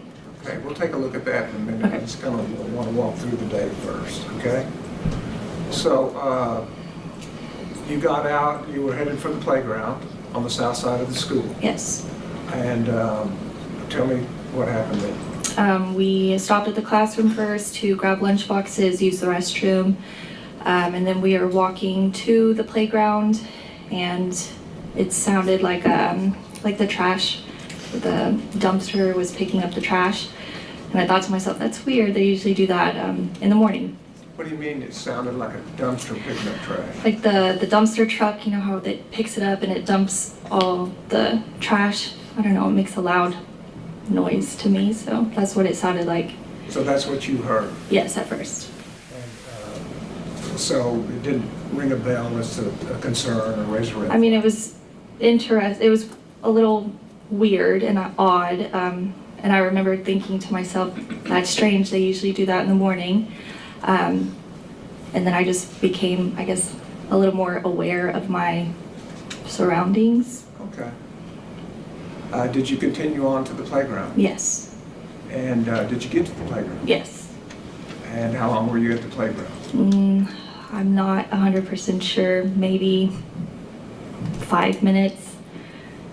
A short give or period of take. time? Yes, a short period of time. What is it that disturbs your playground activity? We heard sounds, and to me, I thought they were fireworks. That's what it sounded like. And then another teacher also said, that's kind of strange. And then I walked to, they had like bleachers in the middle of the playground so I could see my kids, and I didn't make it there until Coach Gonzales picked up his radio and started yelling for us to get inside. Okay. So the combination of hearing these fireworks and Coach Gonzales, did you draw a conclusion from that? Yes, And what was that? that there was gunfire. Okay. That something was wrong. You So could see by his fireworks face. and Coach Gonzales makes you think, not fireworks, guns. Yes.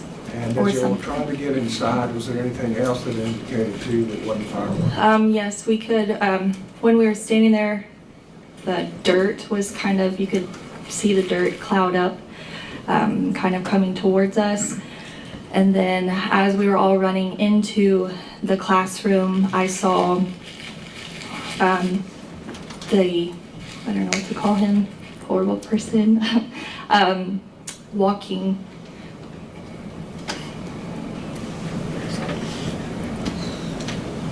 Just take your time, we can hold on.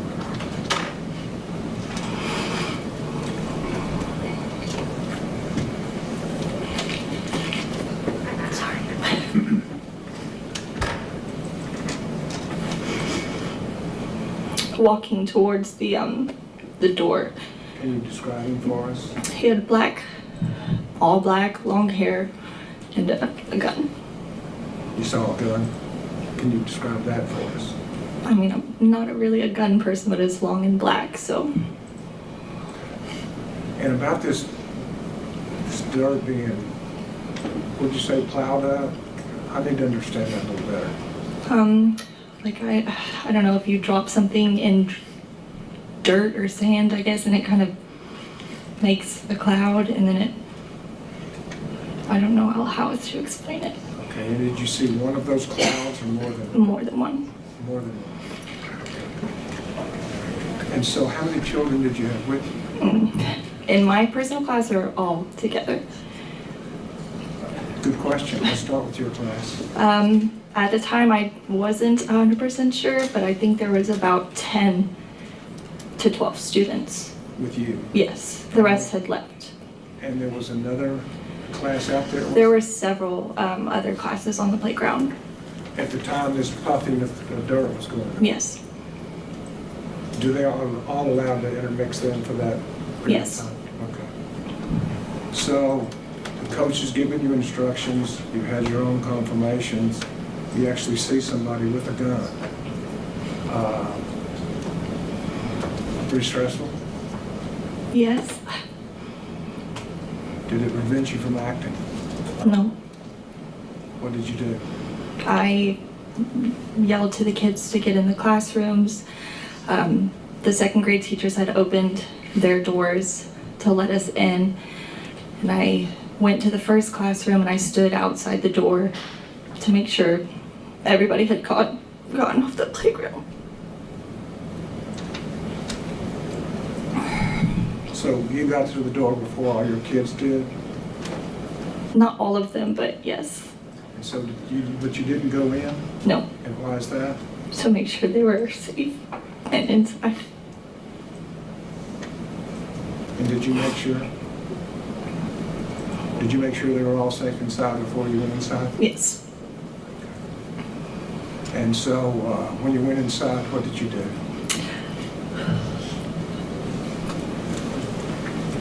I went to the corner of the teacher's classroom and at that point noticed I had only about 2 to 3.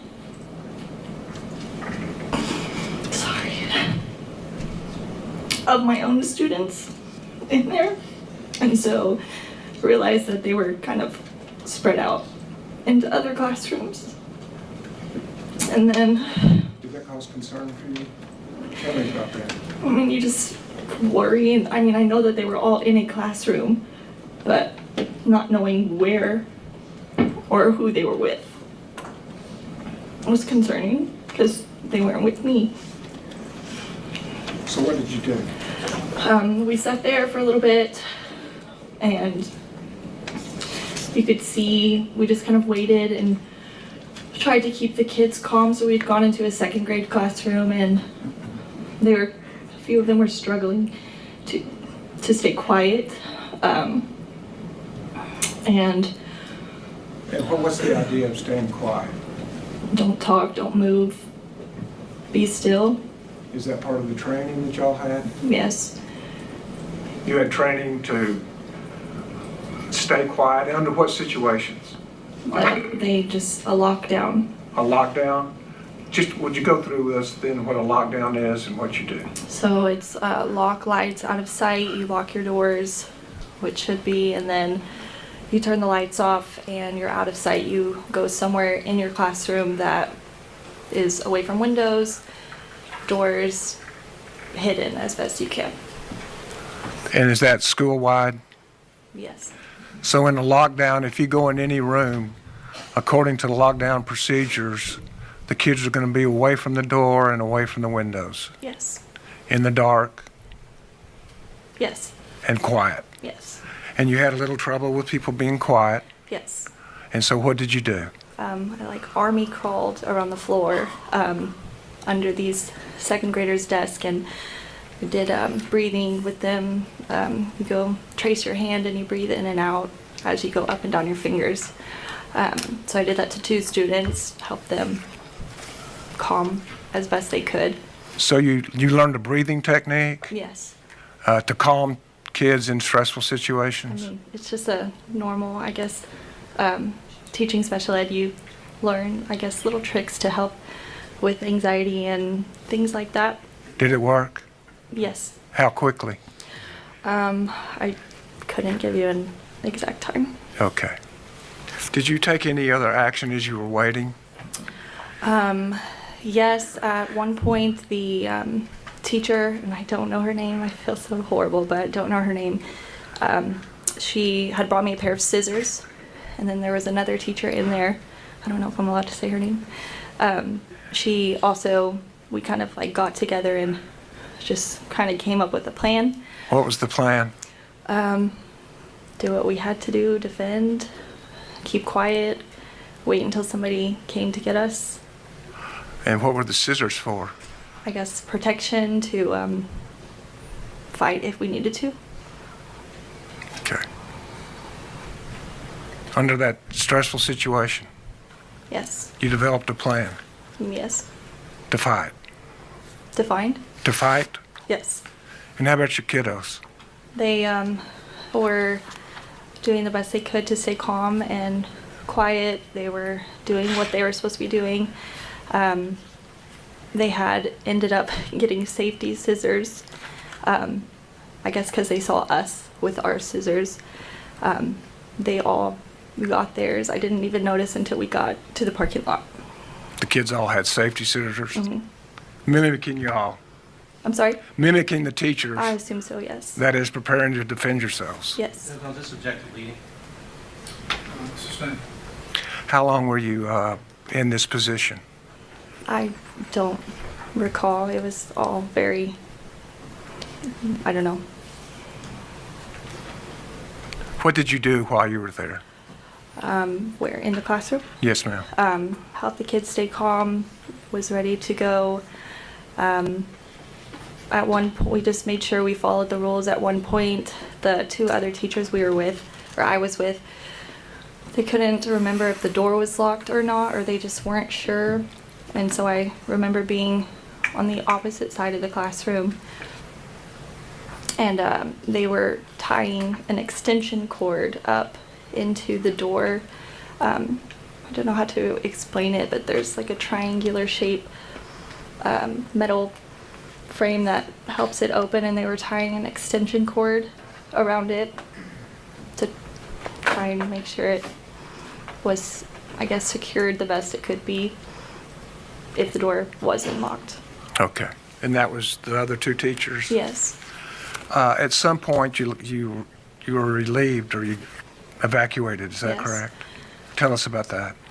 We kept hearing knocking on the door, and we were taught, don't answer the door, somebody will come in and get you. But after several knocking, like times knocking,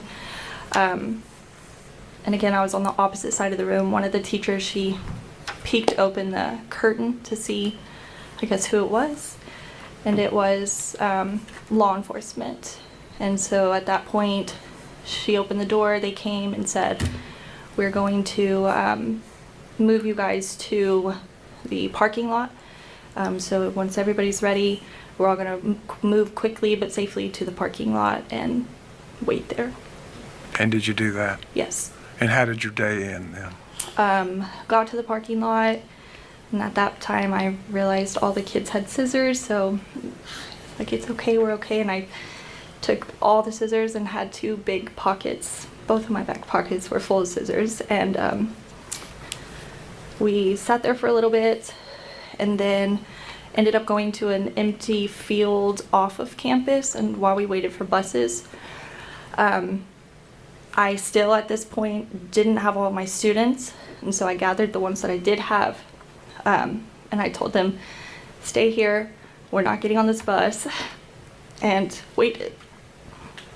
For what? For the rest of my kids. And did you get them? Yeah. And then where did the bus go?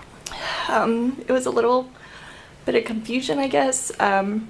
We went to the high school, or we were supposed to go to the high school, and then on the way there, the bus driver was just kind of going in circles, and then we were told that the high school was on lockdown, so we wouldn't be going there, and then we ended up going to the Civic Center. The what? The Civic Center. Okay.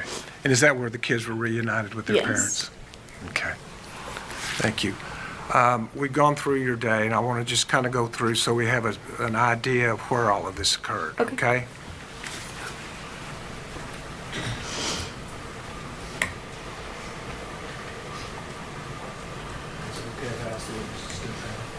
Yes.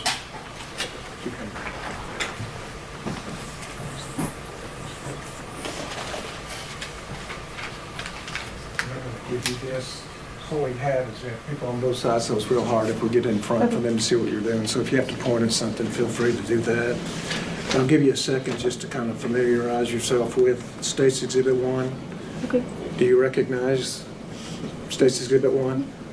And could you show us the perimeters then of Robb Elementary School? Okay. And so when you went to recess, where did you start? I started here. Well, I was originally at the very beginning here in one of these classrooms, and then this is the library. So this is where I pick my kids up at. Okay, let me ask, is the 4th grade wing there? Yes. Would you point out the 4th grade wing? Here. And the library just The holds. 4th grade wing, you point to it, it has 3 X's on it, is that correct? Yes. And then there's a building north of that, or is it still part of the 4th grade wing? It's connected. Excuse It's part of it. It's connected. Okay, and then so y'all had been in the library? Yes. Is it still somewhat part of the 4th grade It wing? is in here. It's right here at the other entrance. And you have to speak up a I'm little, sorry, because at now the you're other facing entrance. this way. So the library is where y'all had been, Yes. and then where did you go? We walked, my classroom was on this wing right here, so we stopped. Is that the second wing from the top? Yes, it's wing B. So here's the main office parts, and then here's wing B. So we walked down this little sidewalk, went to the classroom, dropped stuff off, got our lunch boxes, and then followed the sidewalk all the way down. And it was about here that I heard the dumpster, what I thought was a dumpster. And then this is the playground. This is where we ended up at. At that playground? Yeah, and it's like this entire thing. And is there another building right there at the bottom of the photograph that you were talking about? Down here? Right here? That's the pavilion, the PE pavilion where they have the basketball court and where the kids would. Pavilion or pagoda? Pavilion, I guess. Okay. You call it a pavilion. And so where were the kids playing?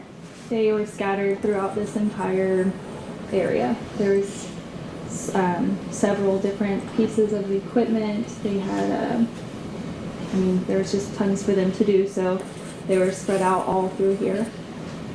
All through and even behind the pavilion? Oh, not this far, I would say they probably stop about here. To the right, if I'm facing it? Yes. Okay, so could we go back then to where the Hillcrest Funeral Home is? It's over here. Right here? Yes. So from this position, what would be the line of sight to the pavilion? From this Yes, right here. Correct. to that pavilion? Yes. And so could you see the children playing where y'all were playing? I'm sure if you were standing in the right spot, yes. And so is that likewise where the puffs of dirt came up? Possibly. Okay. So were there shots being fired toward the pavilion area? To my knowledge and experience, I thought so, yes. So some suggestion that there was no evidence of shots being fired toward the pavilion is contrary to what you saw that day. Could you? Is that correct? Could you rephrase that? Sorry. Could you Louder. Could you repeat your question? Sorry. So some suggestion that there was no evidence of shots being fired toward the pavilion area, that would be contrary to your experience and what you saw that day. Overruled. You can answer if you understand the question. Yes.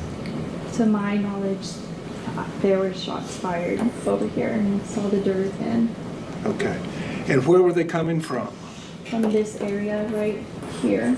Like they would be coming, and the dirt was flying up about this area. And where did you go when these things started happening? The second grade wing is right here, closest to the playground. I ended up in the first classroom.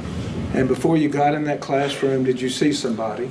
Yes, on the way to the classroom, I saw a person in all black and a long weapon. And do you remember where he was? Yes, he was over here, closer to he was around this area.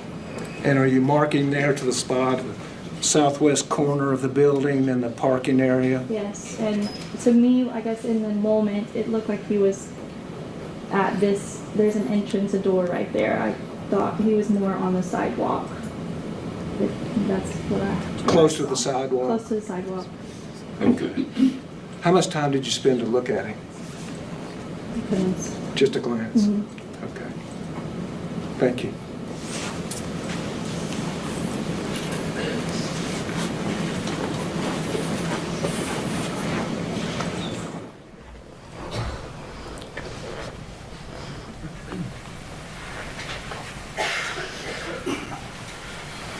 Pass the witness. Back across. Please. Thank you, Judge.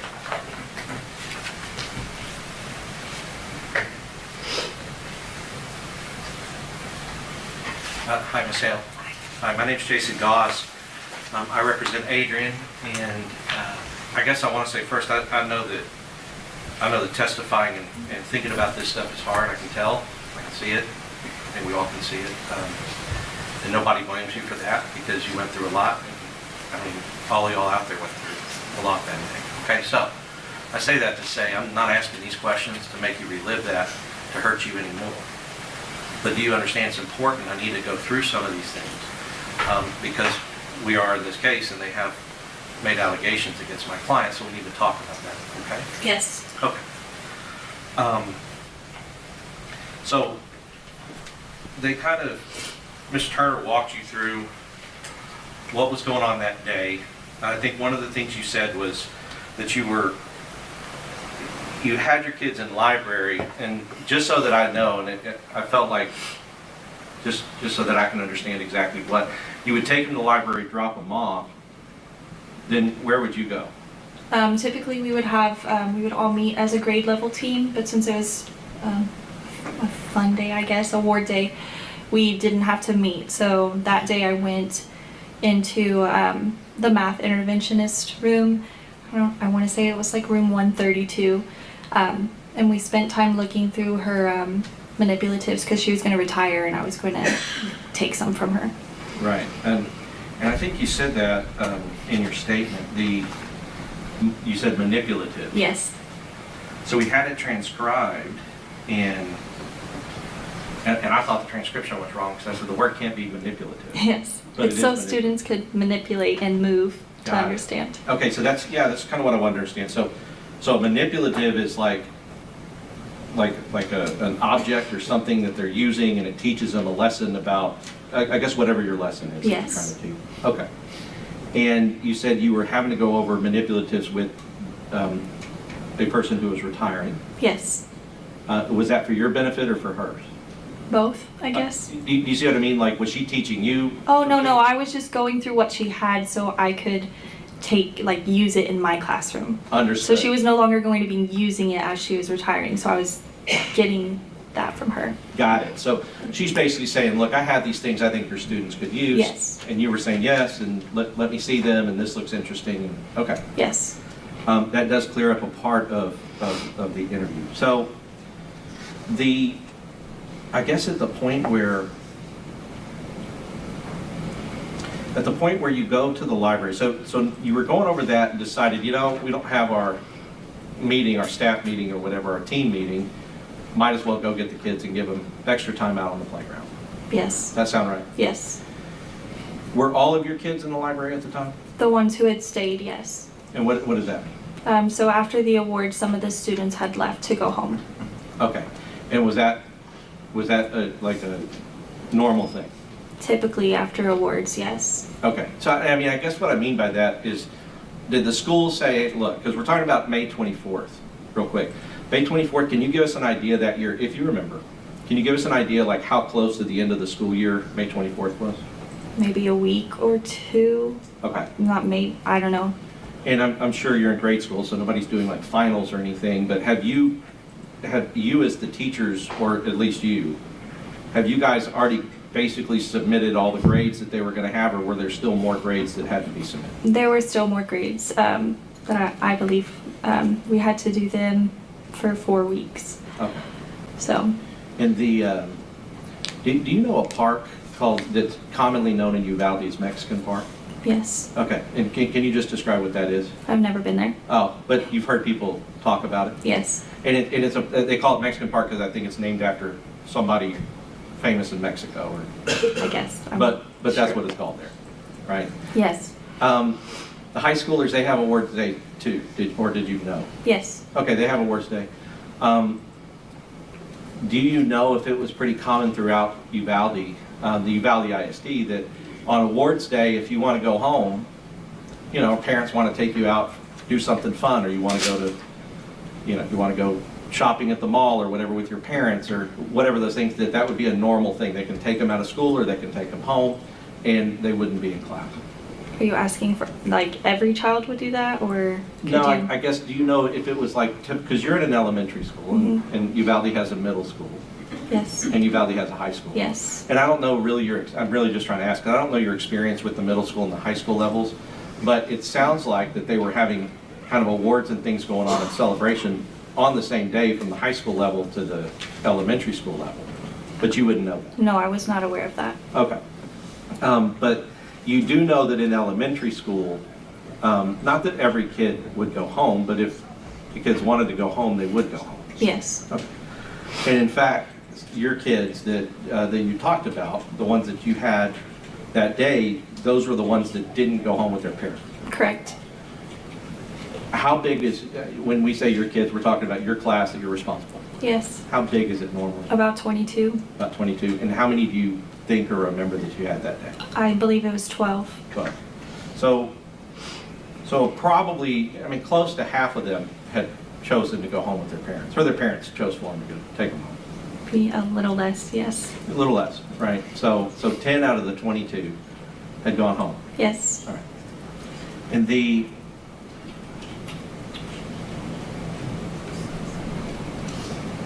have you been a teacher anywhere else? Oh, you said Cal Allen. Cal Allen. When you're at Cal Allen, was there something kind of a similar practice? Yes. Is it pretty common that, when you have the fun day or whatever, kids go home, and then some kids who stay watch movies, right, in the classroom, and just generally maybe get more time at recess, a lot of different things like that on a day like that? I guess, yes. Right. And I'll tell you this, it'll seem like I'm asking you questions and you don't know why I'm asking them, because what the relevance is to you. But I'm not asking him, I guess I'm not trying to ask him to bother you with it. Do you understand? But, and I really just want to know, because I don't know. You know, you're the teacher, you're the first teacher that we've heard from here, and I want to know from you what that policy, or kind of what that practice was on that day. You understand? Yes. As far as that goes. So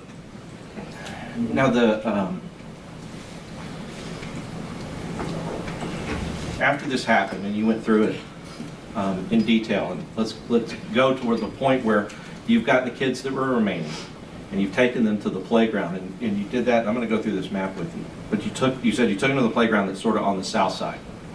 Yes. Okay.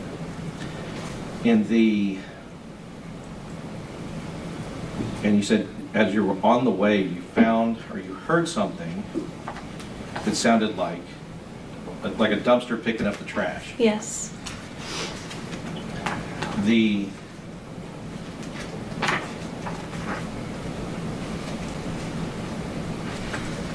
you remember talking to Ranger Benson? I wouldn't remember his name, no. Do you remember speaking to a ranger Yes. on May 28th of 2022? Yes. And that would have been the interview that you did where you sat down with a member of law enforcement and they asked you about the things that happened that day. Yes. In May 28, 2022, how long after this had happened was that? I'm sorry? How long after this, what we're talking about here, how long after you were on the playground with the kids was May 28, 2022? 4 days. 4 days. So you would agree that your memory of what happened was fresh at the time that you talked to the law enforcement investigators? Not necessarily. I mean, could you repeat the question? I'm sorry. Sure. I guess what I'm really just trying to point out is that, as is common with all human beings, in the immediacy or in the immediate days after something happens, our memory about what happened is fresher or it's better than years later. Years later? Years Yes. later. Yes, years later. Sure. And so I kind of want to ask a few questions. And after this, and you know, I'm not saying anything one way or another. I kind of want to know what you've been able to see or learn or read or hear since that time. Okay. Now, I would assume, as somebody who is so closely involved and so closely affected by what happened, that you have looked at and examined the reports that have come out about what happened. No, I have not. Okay. You've never read one? Nope. You've never seen anything on TV? I've seen, yes, but I have not in detail read. I don't care to, see that. I understand. And I think some people would want to know, and then some people may not, and it's fine both ways. So as far as the Texas House report, you haven't read any part of it? No. Or their conclusion? No. The Department of Justice report? No. The Department of Homeland Security report? No. The City of Uvalde report? No. Have you talked to other teachers since about what happened? Yes. Is there any kind of support group that you have with the other teachers or other people who were there where you guys have talked about it together? We did group counseling, but it was maybe 5 teachers 4 times within like 3 months. Sure. And of course, like I said, I'm not asking these questions because there's anything wrong with that. I'm glad that whatever communications that you've needed to do, you've been able to do. But I want to go back to the interview. Because in the interview, do you remember talking in the interview, and do you remember the ranger asking you what happened, what you witnessed and what you saw? I mean, it was a while ago, so I don't really remember the interview. I just remember where it was at. Okay, and I guess what I mean is, did you understand that the purpose of him interviewing you is to ask you what happened on that day and what you witnessed? Yes, I guess. I didn't know if it was, I thought it was mandatory we had to do it. Sure. But I guess what I mean is that obviously when something like this happens and you're in the room with a ranger, a law enforcement officer. The reason you're there is to tell the ranger what you witnessed. Yes. Okay. Because, you know, in that interview, you did talk about, you heard a sound like a dump truck, right? You described it as a dump truck at the time. Yes. You know, you described it here as like a garbage truck. Yes. And trust me, to me, there's no difference. I think it's the same. And what you're describing, I don't know, everybody's probably heard it, and I just wanted to clarify. What you're describing as part of the sound is like whenever it kind of takes up and dumps and like slams it back down and boom, boom, like yes, that kind of sound. Mm-hmm. And was that a common sound for you to hear on the playground? I know you said it was weird for the time, but is that a common sound for you to hear on the playground at Uvalde or at Robb Elementary School? At least once or twice a week, yes. Okay, so do you know what dumpster would have been being emptied, or you just remember hearing that sound? I just remember hearing the sound. All right. And so before you came here to testify today, because you said it's been years since you gave that interview. Yes. Did you sit down with any member of the prosecution and discuss what you would testify about? When? I guess, could you clarify the time frame? Sure. I guess at any time after this event occurred, but before you came here to testify today? Yes. Okay, which is, there's nothing wrong with that. Okay. But what I'm trying to do, yeah, it's fine. But what I'm trying to do now is figure out, at any time when that happened during this interview, did they play for you this interview so that you could hear what you had told Ranger Benson before? No. Okay. So you've never heard any of this? No. So I have some questions. Well, you were there and present when you did the interview, but nobody's ever played it back. No. Because during that interview, you described going into the classroom and that you described the scissors, as you described for us today. But during that interview, 4 days after this happened, you never told Ranger Benson that you had seen anybody matching the description of black, wearing all black and long hair. Okay. I mean, I don't know. I don't remember. Okay.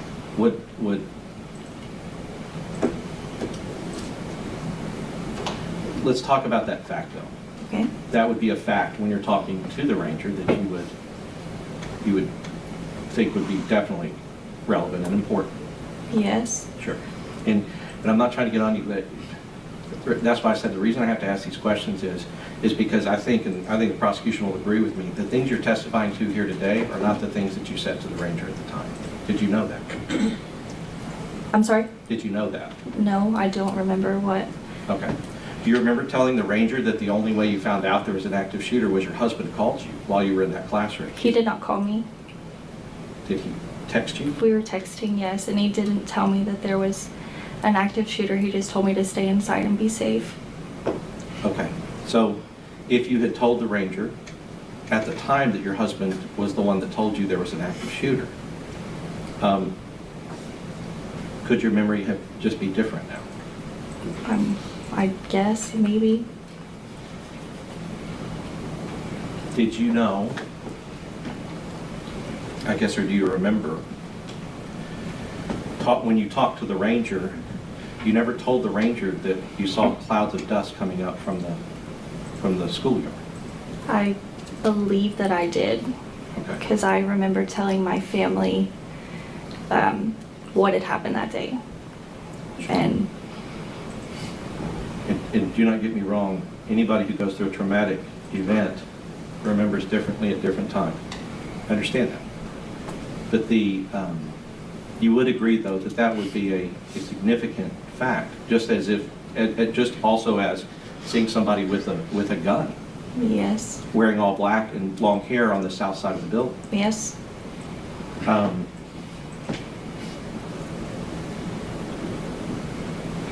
And I think what I'd like to do,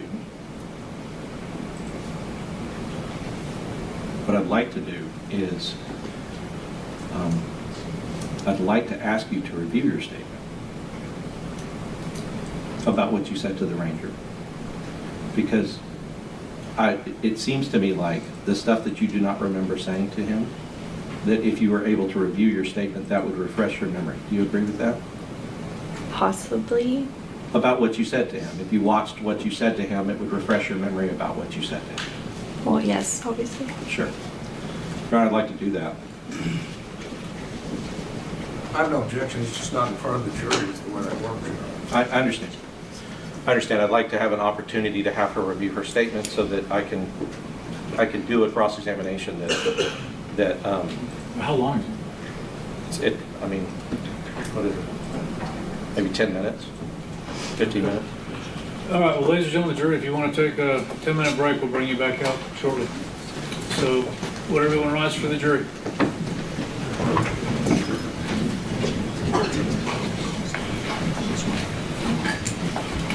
They're saying 10 minutes, but whenever it's over with, we'll bring you back out.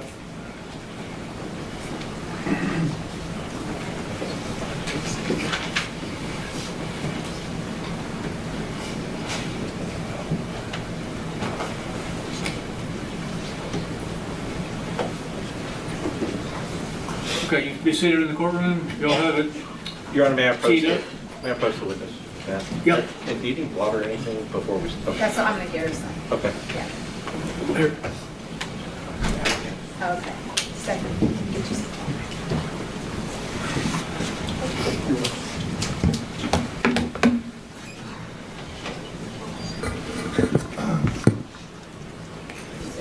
So all I'm asking you is just a position or student.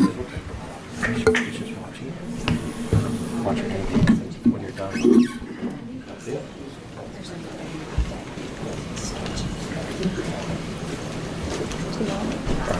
Listen.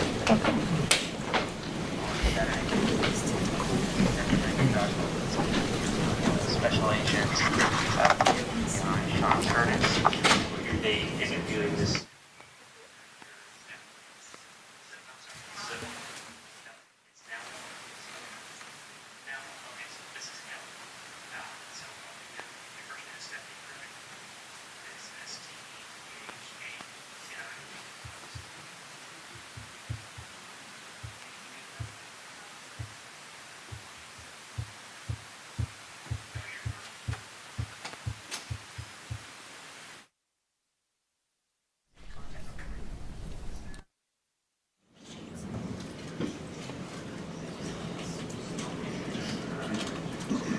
Alright, so as I discussed just a moment ago, I'll walk through which part of which you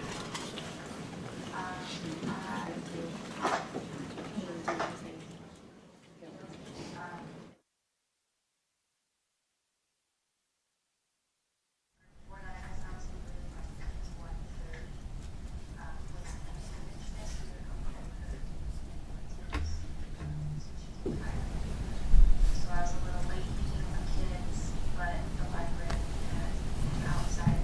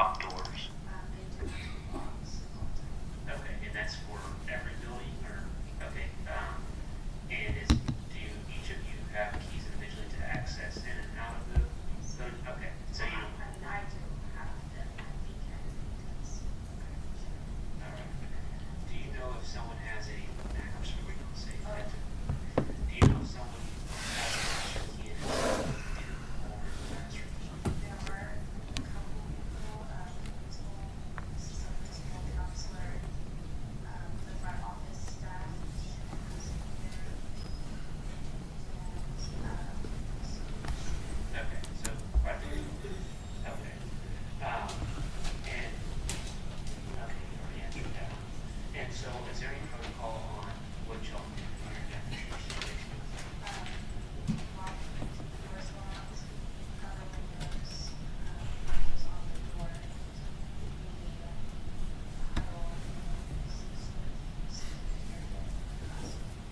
Okay. To your knowledge, were there any issues with any of the doors, both exterior and interior doors, that they were having issues with locks or anything of that nature? Where they weren't, those doors weren't locked when they needed to? I know that there's an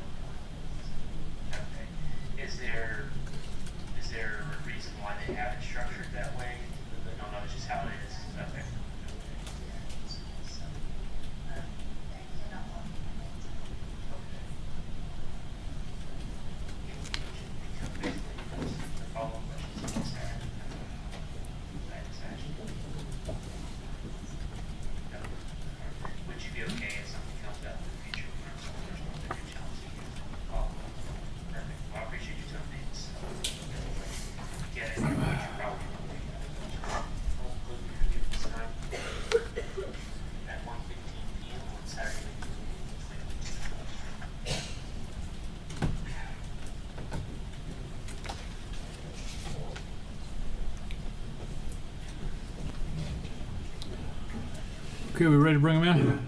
Judge, actually, I do have just a few things I want to clarify on the record before they come in. Okay. Ms. Hale, you would agree with me in listening to the totality of your interview 4 days after that you never tell the ranger that you saw anybody that was dressed in black with long hair and a gun? Correct.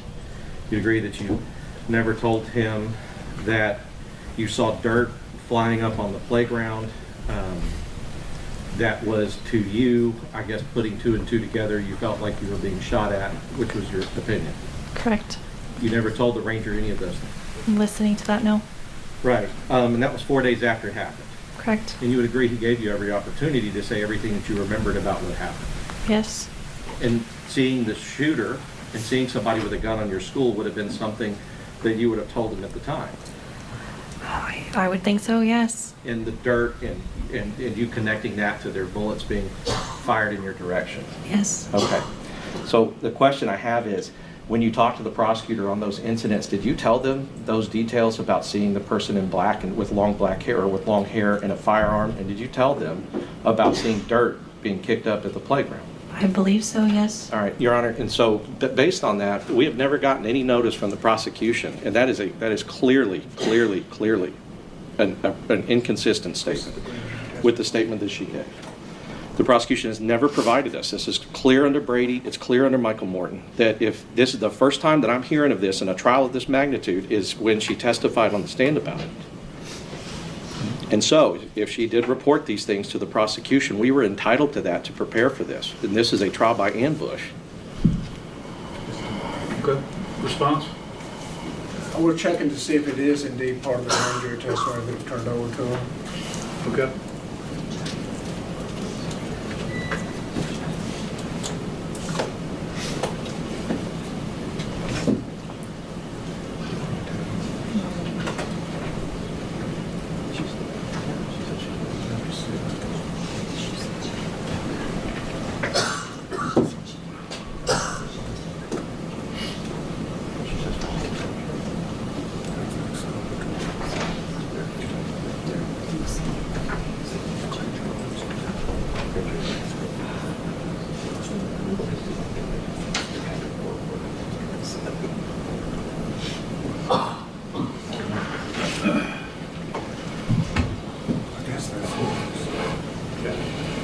Yes. It's provided in the transcript that we provided to them on, well, it's 134. Can I see that? Well, that's a question.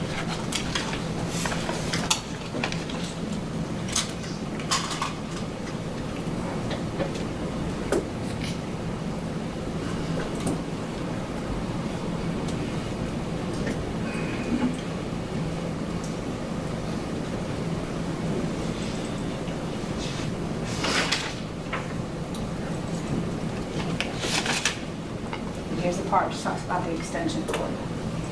I agree that she said that before. I do not see in the I do see in the grand jury transcript there was talk about dirt flying up around the kids. I do not see where she described seeing a shooter, seeing a person with a gun matching the description of the shooter. And apparently she told the prosecution that before trial. I mean, Judge, that's an incredibly important detail that I'm finding out about now in front of the jury. And how's that Brady or exculpatory, Your Honor?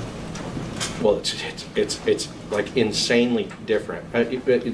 What I want to say is it is 180 degrees different than her prior testimony to the grand jury and her prior statement to the ranger. And it is of a matter of such importance because it has placed the gunman on the south side at the same place where my client was, where he responded to and where he went to. And so if this witness has told, and I understand witnesses testify, they remember things differently, but when the prosecution hears something that the witnesses remember differently than anything that we have, it's their obligation to provide that to us, because that would be what could be used for impeachment. But we provided with the grand jury testimony that had about the dirt, whether or not it was a man in black, they've already stipulated that there's a man in black that was there. I agree, but not at that location at that time. And this is a man dressed all in black, not just all in black, with long hair and a firearm and a gun. Like there was more than one man in black and a gun. But that's At the south end of Robb Elementary. the prosecution. I'm sure is not trying to intentionally miss the point, which I'm sure that the court understands my point, which is it's not about who did the shooting. Of course, we all agree with that. But at what time, when, and where, and how, and what teachers had identified a shooter or had seen a shooter on campus? Well, the location is pretty important, Mr. Turner. Do we have anything that you show in your notes? You turn that over to them? About the man in black, no, Your Honor, I don't. Specifically the location at that particular time? Well, I guess the idea is the witness has testified that she told the state. Does the state acknowledge to the court that they were told that? I said, I believe so. Sorry. What? Yeah. I mean, the thing about it is that this woman was initially interviewed, in a very traumatic event. So there's going to be things that she remembers, for as time goes on. But I agree with Mr. Turner. That's not exculpatory. We all knew there. When saying to them, "Hey, there's a shooter, all black with a long rifle," is not information that they didn't already have throughout this case. In opening statement, they said that Melody Flores said the man that was in all black, but she got the gun wrong. So this is I not think like his new complaint information. is more to the location of the man in black in relationship to where his client was. I don't think she said anything about where his client was, first of all. She put him Second of all, I think the testimony will be that Melody Flores saw him in the same spot that this woman has said it was. There's no new testimony there. There's no new evidence. There's nothing different than what they already know. She never told us the specific location that she saw him, about that south end of the door. She never told us that. Okay. So what are you asking for? Well,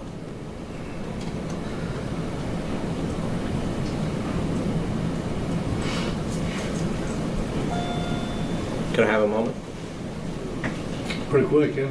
Yeah, just need a little bit to talk to them. Yeah.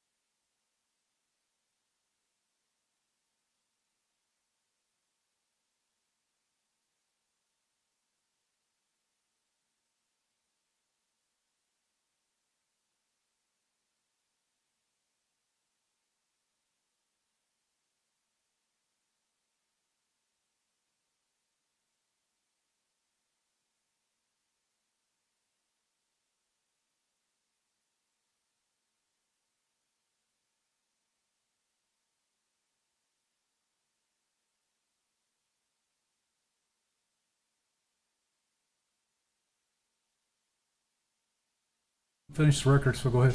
Before they ask for their remedy, we'll go ahead and ask your question.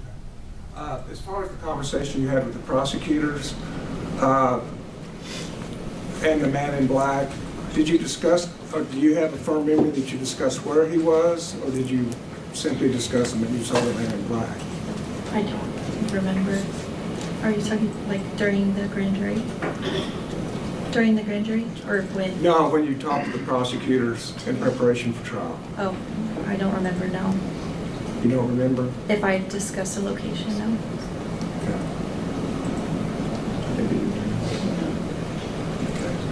And I'd also like to ask Miss Mitchell, do you have any notes that we're discussing where?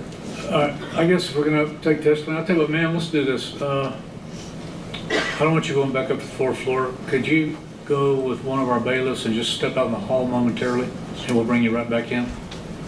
Don't talk to anybody about the case if you do me that favor.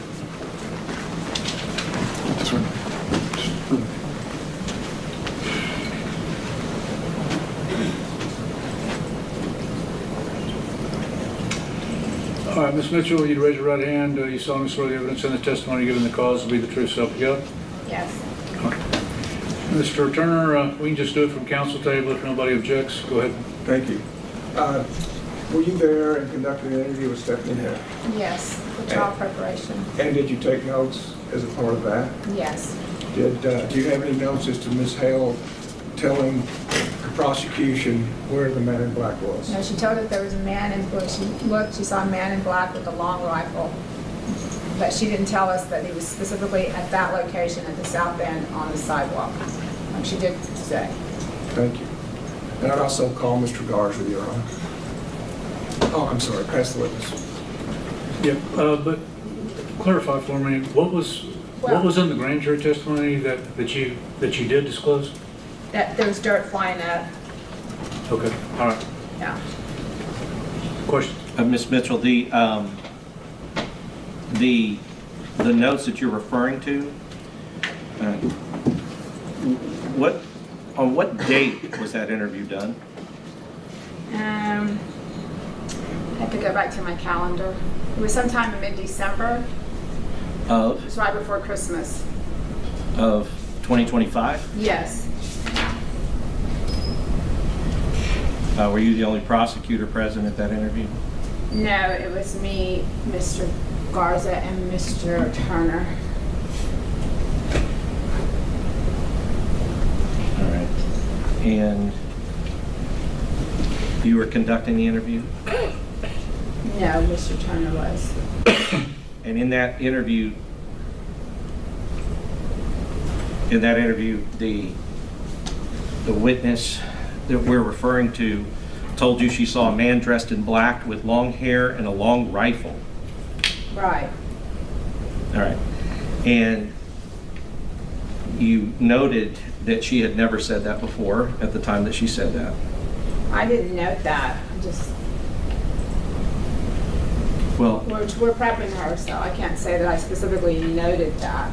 but I mean, you in just the preparation, you would have noted that a fact like that an additional person seeing the shooter at the time before the shooter entered the building outside, you would have noted that as a significant fact.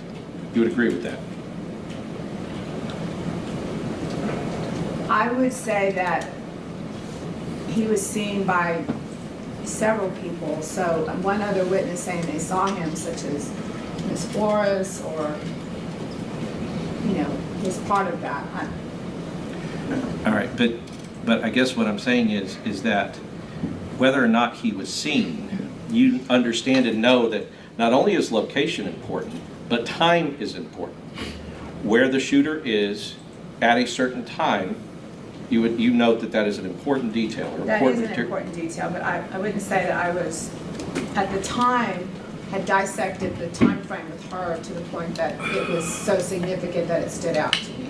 Well, and I guess that you'd also understand that different witnesses at different points in time viewing a shooter in different locations, all of those things are important details as to know not just where the person was, but when in time the person was. And different witnesses will provide different times, right? You understand that as a concept. Right, I understand that. And I'm not talking down to you, I'm just trying to make sure that, I know you understand it. I just want to make sure that it's clear on the record. And so, because this focus on whether or not she talked about the location, if that's the first time that she ever said location, and it just happened to be the location in trial that is where our client was, and now she's put the shooter on the south side of the building, on the sidewalk, looking like he's going into the building on the south side in trial today. Are you saying she never said that to you before? In your notes?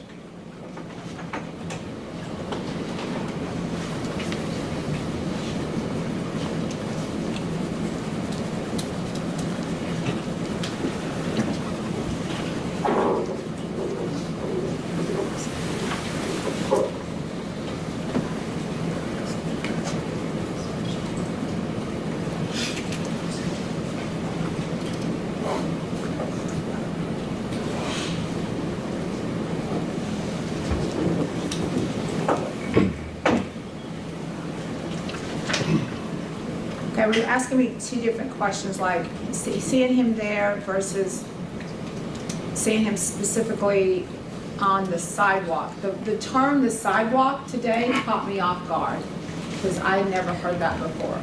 Had you ever heard her say that she had seen him either going into the south side of the building or approaching the south door? No, Did she ever tell you that he was on the south side of the building? no, So nothing in your notes. Now, no. Like I okay, said, so here's my question. At a time when you're talking to a witness and for the first time they're telling you that they saw the shooter, neither prosecutor or anyone in the room thought to ask her, where did you see the shooter?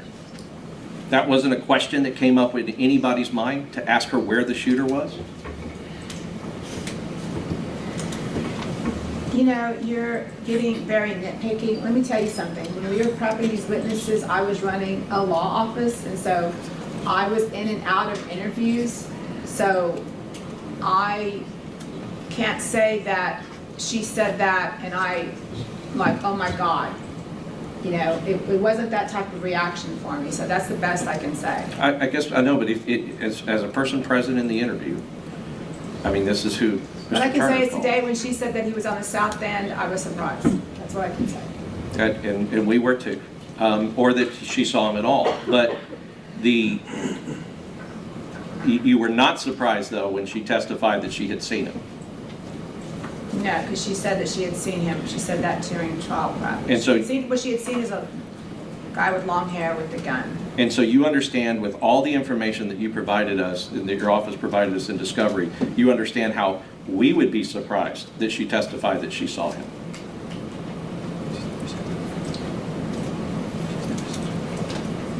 No, because I would assume that y'all knew that, given everything, given all the information that's been provided to y'all, that y'all would know that he's, the testimony, the evidence is that he's on that south end of that building shooting into room 102, right?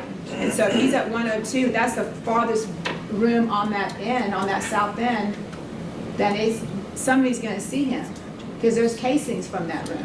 But somebody is going to see him versus a person in a particular place at a particular time saw him has a lot of relevance. It's a whole different thing. And you would agree with that? That's why I was asking that question. Place and time are both important considerations when we're talking about Adrian Gonzales' conduct. What he saw, what he could see, what he could know, what others knew. Those are all important considerations. But we already have other witnesses that say that he was, that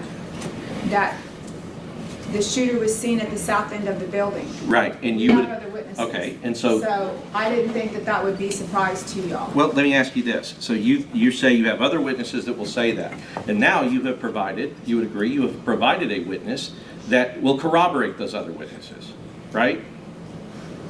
And make those other witnesses seem more credible instead of their testimony standing alone. Right? Right. Okay. And so that would be an important thing for us to know before we started this trial. And to know when you knew it. You would agree with him. I would agree that that was already known, that was out there. Well, That's I'm why not I don't understand why it's a surprise to you. Because you didn't report it when she told you that. That's why. Because you didn't turn it over when she told you that, and it was something she had never said before. And I think you will agree with me that has not been turned over by your office in any shape or form before. Well, I would agree with you that I so asked you to come to my office and review our file. That was on the record. I said, I want y'all to come look through our complete file to make sure that you have everything. And that was agreed to, but then I was never contacted. So I did make our file available on the record before trial. And you understand the prosecutor's obligation is not on the defense. The prosecutor's obligation Now, I belongs understand solely that, to the but I wanted to prosecution. make sure that this is tons of evidence. I wanted to make sure y'all had everything, you know, made our discovery portal available, we gave y'all a server. I wanted to make sure y'all had everything. So I did make that available. I'll pass the witness. I had a few follow-up questions on timing, if I may. Ms. Mitchell, to start with, there are casings not only in front of 102, but also south of that. Is that correct? Yes. And those casings are not attributable to anybody other than the shooter, is that correct? That's right. And both pictures and statements have been given as to that. Is Yes. that correct? And as far as timing, the only timing this witness has said is when she heard firecrackers, she headed to her building and saw the defendant. I mean, the gun, is that correct? Right. Did she say anything about Adrian Gonzales being there or not being there? No. Did she testify to anything about Adrian Gonzales being there or not No. being there? So the timing is simply, that is, she hears what she believes to be firecrackers, and where there are casings, she sees the man in black. Is that correct? Right. And so how does that timing in any way impact Adrian Gonzales? I mean, it's speculation in that sense, because she can't know our defensive strategy or what we're doing. But it's pretty clear, Judge, it's pretty clear that we have these things down to the second. The prosecution presented the things in a big blurb. We have it to the second, and the second matters, and every second matters. And so timing is important to the defense strategy. I'll just represent to the court. I don't need Ms. Mitchell to testify about how important it is to my We have the strategy. timing of when every shot was fired, including the shots at the south end, Your Honor. Okay. We do have Well, examples. let's finish up the evidence that you want. Did you have any other questions of Ms. Mitchell? Any other questions? No, Your Honor. Okay, did you have any other follow-up, Cross, of Ms. Mitchell on? I'd ask you to examine her records in camera, or her notes in camera, to find out if that's the Did you case. want to call Garza or not? Yes. Okay, let's finish the evidence. All right. You solemnly swear the evidence in the testimony given the cause will be the truth, so help you God. I did. Go ahead. Come up here. Yeah, let's do it for the witness stand. You're a little far away.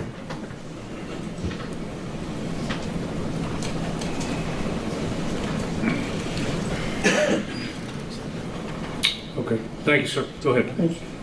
Tell us who you are, My name is Ricardo Garza Jr. and what do you do for a living? I'm an investigator for the DA's office in Uvalde County. Were you present when Stephanie Hale was interviewed? Yes. And do you recall her saying anything about where the shooter was? No. Do you recall her saying that the shooter was in black? Yes.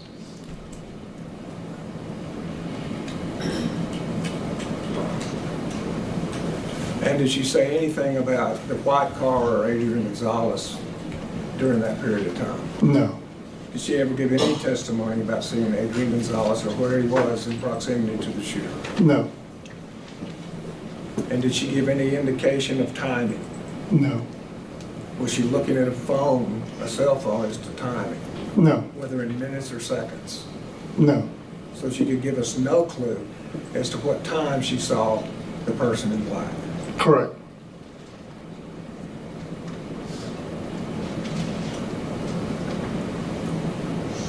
That's the witness. Investigator, so I guess first and foremost, you would be willing to get on the stand and testify that the witness, and she testified, had never said before that this person was on the south side. I don't recall her saying that. Well, that's different than what you testified to, which is that she did not. Well, she did not. Okay. So as far as the person, that her telling you, you've looked through this file, I'm sure. Yes. Yes. And you know that it's significant when people were able to see the shooter from the time that he went in the culvert to the funeral home to walking down to the shots he was firing and who could see him and what was going on at the time. You know those are significant facts. Correct. Okay. And the shooter was apparently, I guess in this December 2025 interview that you were present for, a question was asked, or Ms. Hale told you guys in that room that for the first time that anybody knows that she saw the shooter with a black shirt, wearing black, long black hair, and a and a long gun or a rifle. Yeah. She said that. Right. And you recognize that to be the first time that she has ever said that to anybody. I don't know if that was the first time she said to anybody. Well, I guess to anybody in your investigation that would come over in discovery to us. Correct. You knew that was the first time she'd ever said it. Correct. And nobody in that room thought to say, where did you see him? That was not asked. Okay, so as an investigator, as prosecutors, you have a significant fact that's come out, and you're saying there was no follow-up questions to her saying that she saw a man dressed in black with a rifle and long hair. Nobody followed up. Nobody said where. Where were you and where was he when you saw him? That was not asked. As an investigator, do you understand that that follow-up question would be a common question that any investigator or prosecutor that you know of would ask? If somebody has come up and said a material fact like that. Where were you and where was he when you saw him? Correct. And nobody in that room asked. Correct. I'll pass the witness. No further questions. Okay, you step down, have a seat back at council table. May I address the court on one issue, Your Honor? Yes, sir. I'd just like to point out that the indictment says and accuses Adrian Gonzales of the time that occurred after Melody Flores informed him where the shooter was. That's the time that is relevant and material to this case. Where the shooter was at any time before that has no bearing on Adrian Gonzales or his conduct in this case. Well, we can't delve into their trial strategy, but I'm gleaning that there is some issue in that regard for the trial strategy. So, any other evidence on the matter? Not from the defense, Your Honor. Okay. Arguments?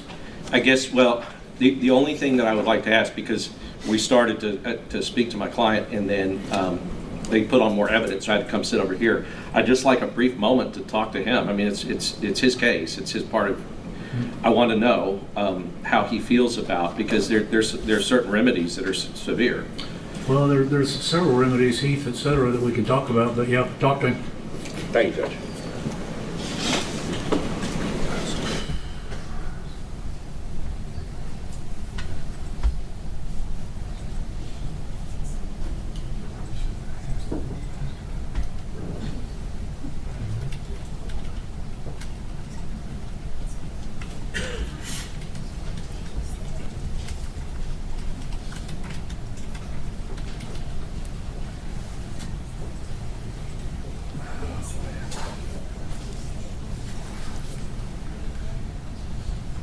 You want to tell them we're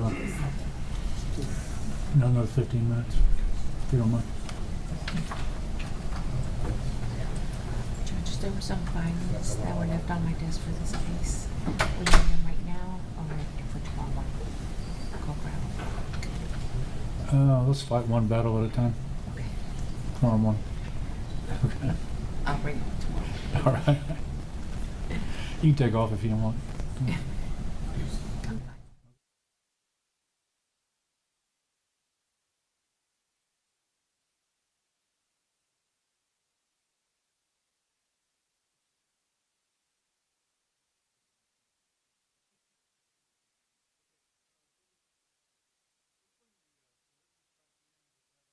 And then I'm going to excuse the jury.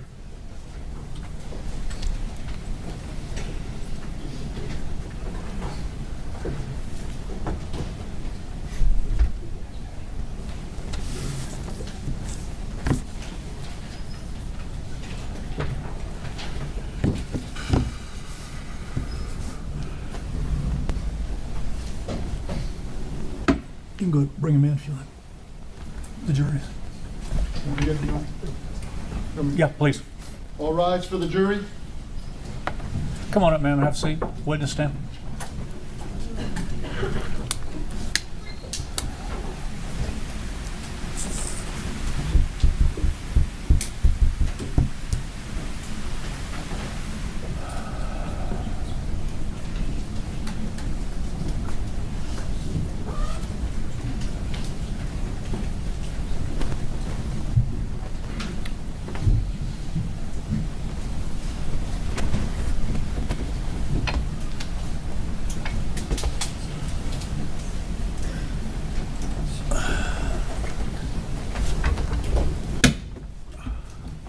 Okay, please be seated in the courtroom.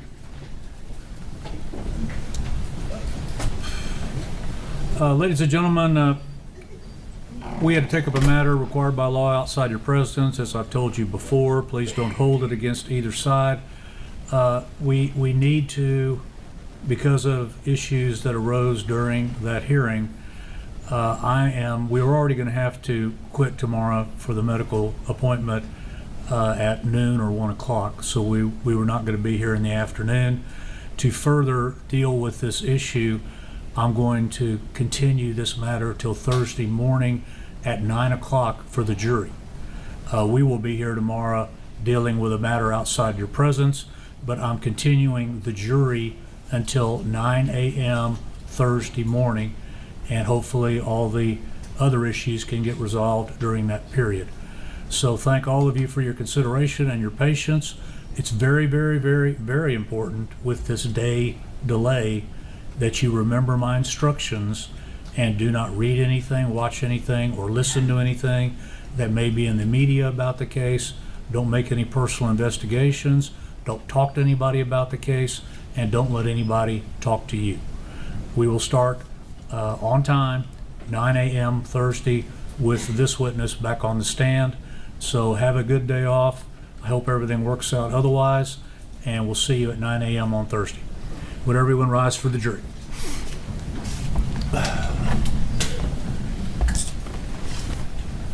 You're excused for the evening. Thank you all very much.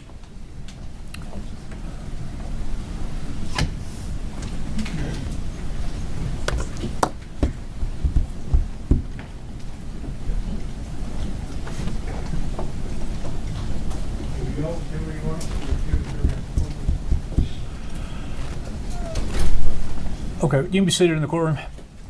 Ma'am, we're doing that continuance because of some issues that arose, and what I'd like for you to do is be back on Thursday morning at 9, but this is very important. The rule has been invoked, and it is a specific rule concerning witnesses, and it means you cannot talk to anyone about the case, about your testimony you gave in here today, or anything about the case to anyone other than the lawyers.